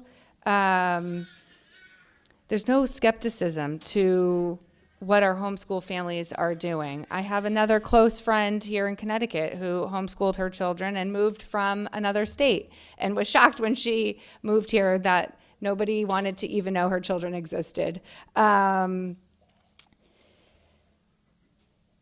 These conversations will continue. We will continue to try to find places where we can make modifications and improvements to this bill. I've been really grateful for all the contributions to date, and we have tried to have S language here that reflects a lot of what we've heard. And I'll just say thank you, and I hope that the conversation continues. Senator, do you have any remarks? I think I should say something. Okay. Oh, man. So I don't have any prepared remarks, because I'm the type of person that's like to listen before I make a decision. I like to listen to my colleagues on both sides of the aisle. Like my colleague said, we've been doing this for about 8 years now, and we have always said privately and publicly that education is not a political issue, and it should not be a political issue. And even though this issue, and this is not a political issue, because you already heard some of my colleagues on this side say, I'm not supporting this, and they have their reasons. And I heard people on this side say, I'm not supporting it, and they have their reasons. The good thing about this is the fact that our obligation, and I like to say myself as an educator for 30 some odd years in our traditional public schools, I think I come with a different perspective, or an honest perspective, about what's going on in our public schools, and I take that in consideration when I make my decisions. But I also understand that homeschool parents, they know what they want. and they know what they want for their children. And they have made that very clear. And I want to thank every last person who submitted testimony and those who came up last week to spend 16, 17 hours with us to communicate with us about what they would like to see. That's our responsibility and that's our obligations as legislators when we make decisions. And you guys were excellent. The students, excellent and passionate. I'll just sum it up this way: is this is how this process works. We listen to the public. We talk to our parties. I talk to both parties. And then we make good decisions for our constituents. We have a piece of legislation here before us. I've listened last week, I listened today, and I will say that we're probably going to vote this piece of legislation out. But the process doesn't stop there, because if we can't come to an agreement, like I like what my colleague McGee said, in society, most people are in the middle. And there's a reason why I'm sitting right in the middle. We have extremes on one side, extremes on the other, but most Americans are somewhere in the middle. So therefore, that means you got to listen to both sides. And you got to make a decision that either going to make everybody unhappy or bring people together. I think that we can find a way to bring everyone together. Nobody's going to be 100% happy, but that's what normally happens when we make the sausage. And this is the sausage we're going to have to do. And I like to think that my reputation on this committee speaks for itself. And I can work with everybody. And we will work with everybody. And we'll get something done, in my opinion, that will satisfy what our homeschoolers are looking for, but also satisfy our responsibility for all children in the state. So with that being said, let me take it from Madam Clerk. I will ask you to call the roll. We'll vote this piece of legislation out, and we'll continue to work on this before it hits the floor of the House, and definitely before it comes upstairs. Madam Clerk, call the roll. A motion has been made and seconded to JFS to the floor. Agenda item 10, House Bill 5468, an act concerning the provision of equivalent instruction, LCO 3415. Senator McCrory? Yes. Representative Leeper? Yes. Senator Berthel? No. Representative Subkis? No. Senator Winfield? Representative Brown? Yes. Representative Anderson? No. Representative Arseno? No. Representative Biggins? Yes. Representative Belinsky? No. Representative Candelaria? Yes. Representative Carney? Carney votes no. Representative Comey? Representative Aye. Constantine? Representative Comey votes yes. Thank you. Representative Constantine? Representative Corpus? No. Representative Dauphiné? Absolutely not. Representative DeFranzo? Senator Fazio? No. Representative Felipe? No. Senator Flexer? Representative Foncelo? No. Senator Gakar Wilcox? Representative Jenga?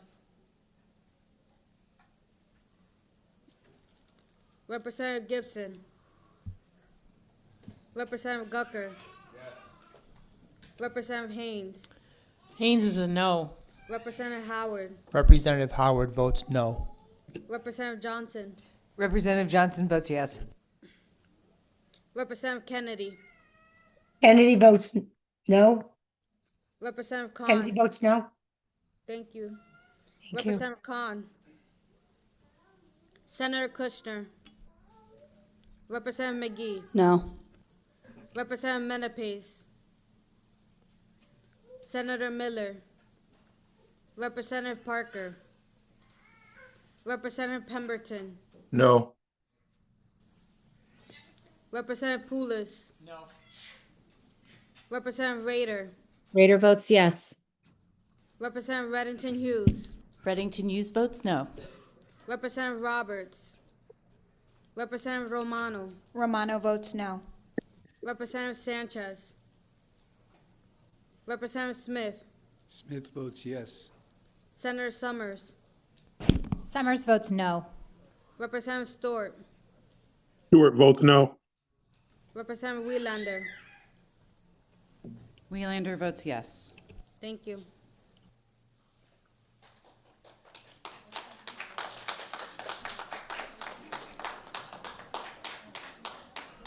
We'll be leaving votes open for an hour. The meeting is in recess.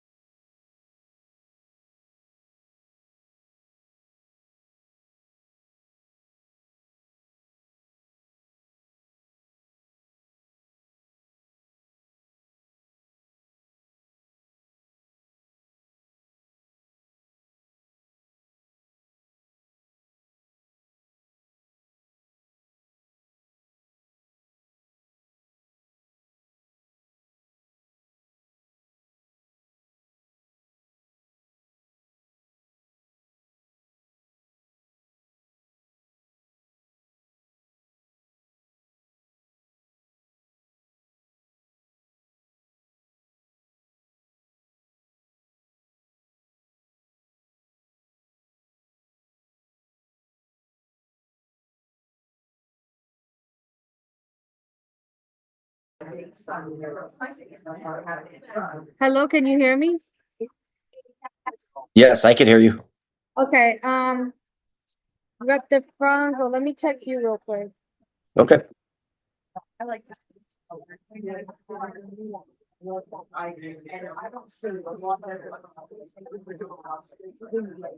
Rep DeFranco, I need your vote for the equivalent instruction.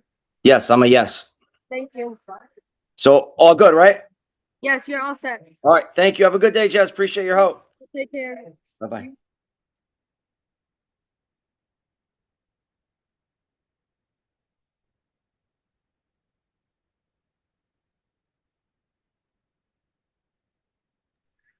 Rep Comey, let me check your votes real quick.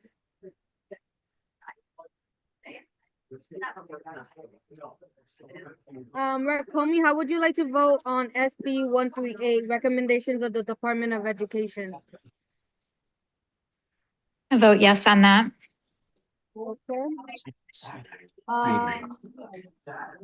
And then how would you like to vote on SB 220 concerning student literacy?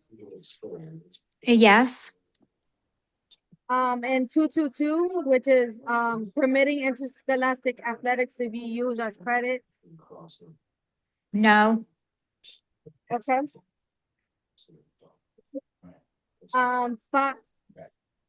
5216, stipends for student teachers. Yes. 5325, and not concerning special education. Yes.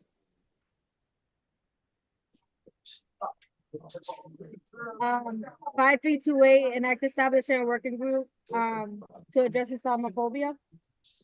Yes. And then you voted on the last one, so you're all I set. did. Thank you. Thanks for everything, Jess. Rep Kennedy, I'm doing you next. Let me just see what I'm missing from you. Thanks, Chaz. So I need your vote for SB 138, and act implementing the recommendations of the Department of Education. That's a no. And then You got the first one, 137? I have you down as a no for the first one, Okay. 137, correct? Nope. Yeah, that's fine. Thank you. You're all That's set. it? Thank you, Yes. Jazz. Have a great day. You Thanks. too. Rep Raider, I have you next. Let me check what I need from you. I think you have everything, but because I'm online, I can't tell if you heard me, so I just want to I was there for everything, but I'm nervous. Yeah, no, I appreciate that.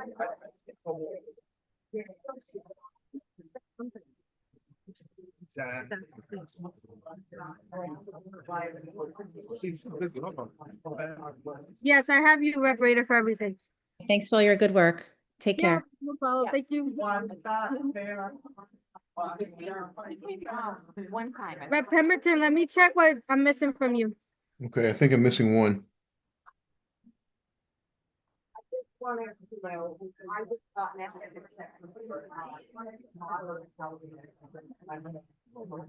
Rep Pemberton, I need your vote for 5216, and not concerning stipends for student teachers. That's a yes. Okay.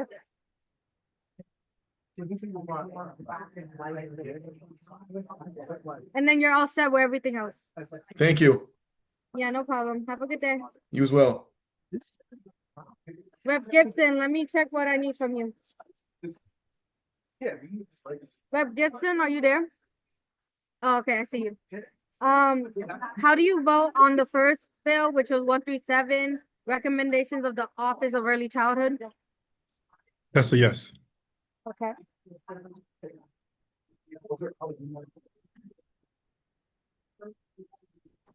Shazera, hello. Are you going through all of us one by one, or are you taking each one of us separately? I'm going as I see them on my computer. I'm doing Rep Gibson right now, but Okay. urgently, I could do you next, just so you could. Rep Gibson, how would you like to vote on 5468? That's a yes. Okay. Thank you. Thank you, Jess. See you.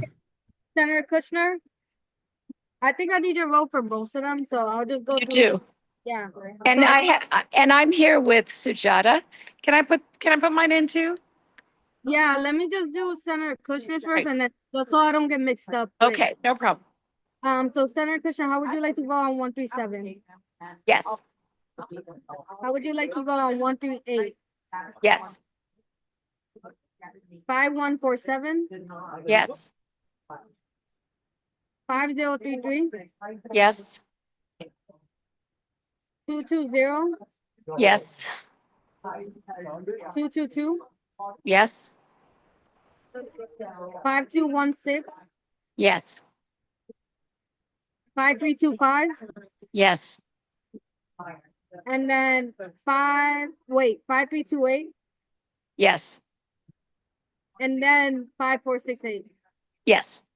Okay, thank you. And now Sujata's here. you. Yes. I think I voted on some of them in the middle, so I missed the first couple because I was Yeah. driving. And So I then the need the last one. first one for 137. Yes, I need the one for the second one, 138. yes.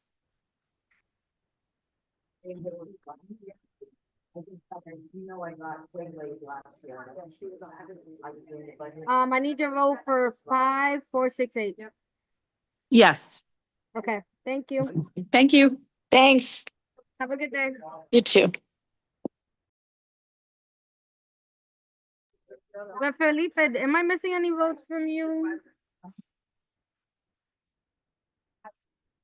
How come?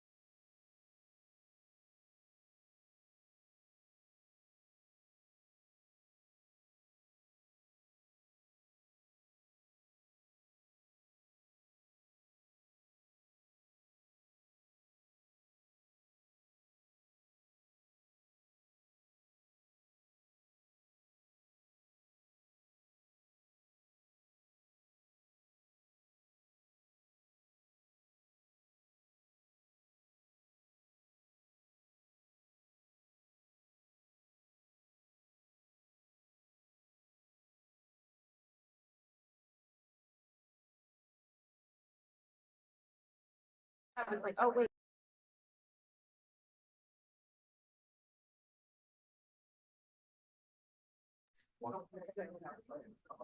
Felipe, are you there?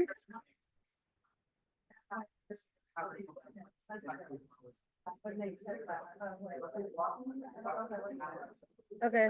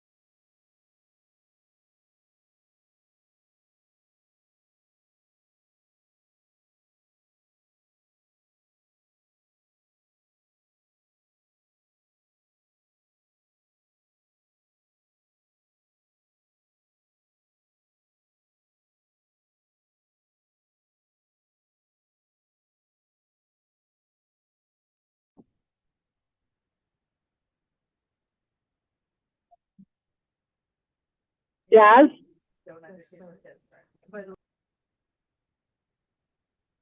Are you there?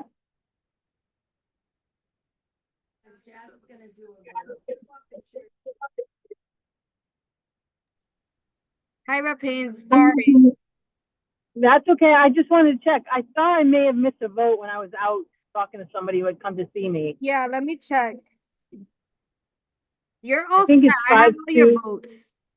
You do. Okay, perfect. Thank you. Bye. Have a good one. You too. Take care.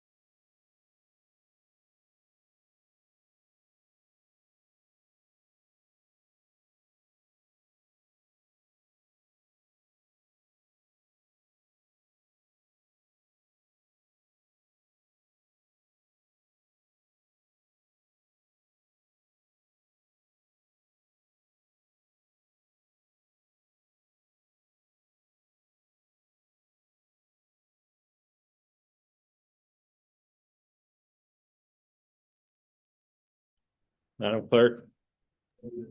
Hi, Rep. Felipe. How are you? Good. So I just missed like couple of the first ones that you weren't online for. So Okay. the first one I need your vote for is SB 137, recommendations of Office of Early Childhood. Yes. And then I need your vote for 138, recommendations of the Department of Education. Yes. 5147, recommendations Department of Administrative Services. Yes. And then let me just double check everything else. And with that, you're all set. Thank you for coming All back. right. I'm sorry. No, thank you. Bye. Take care.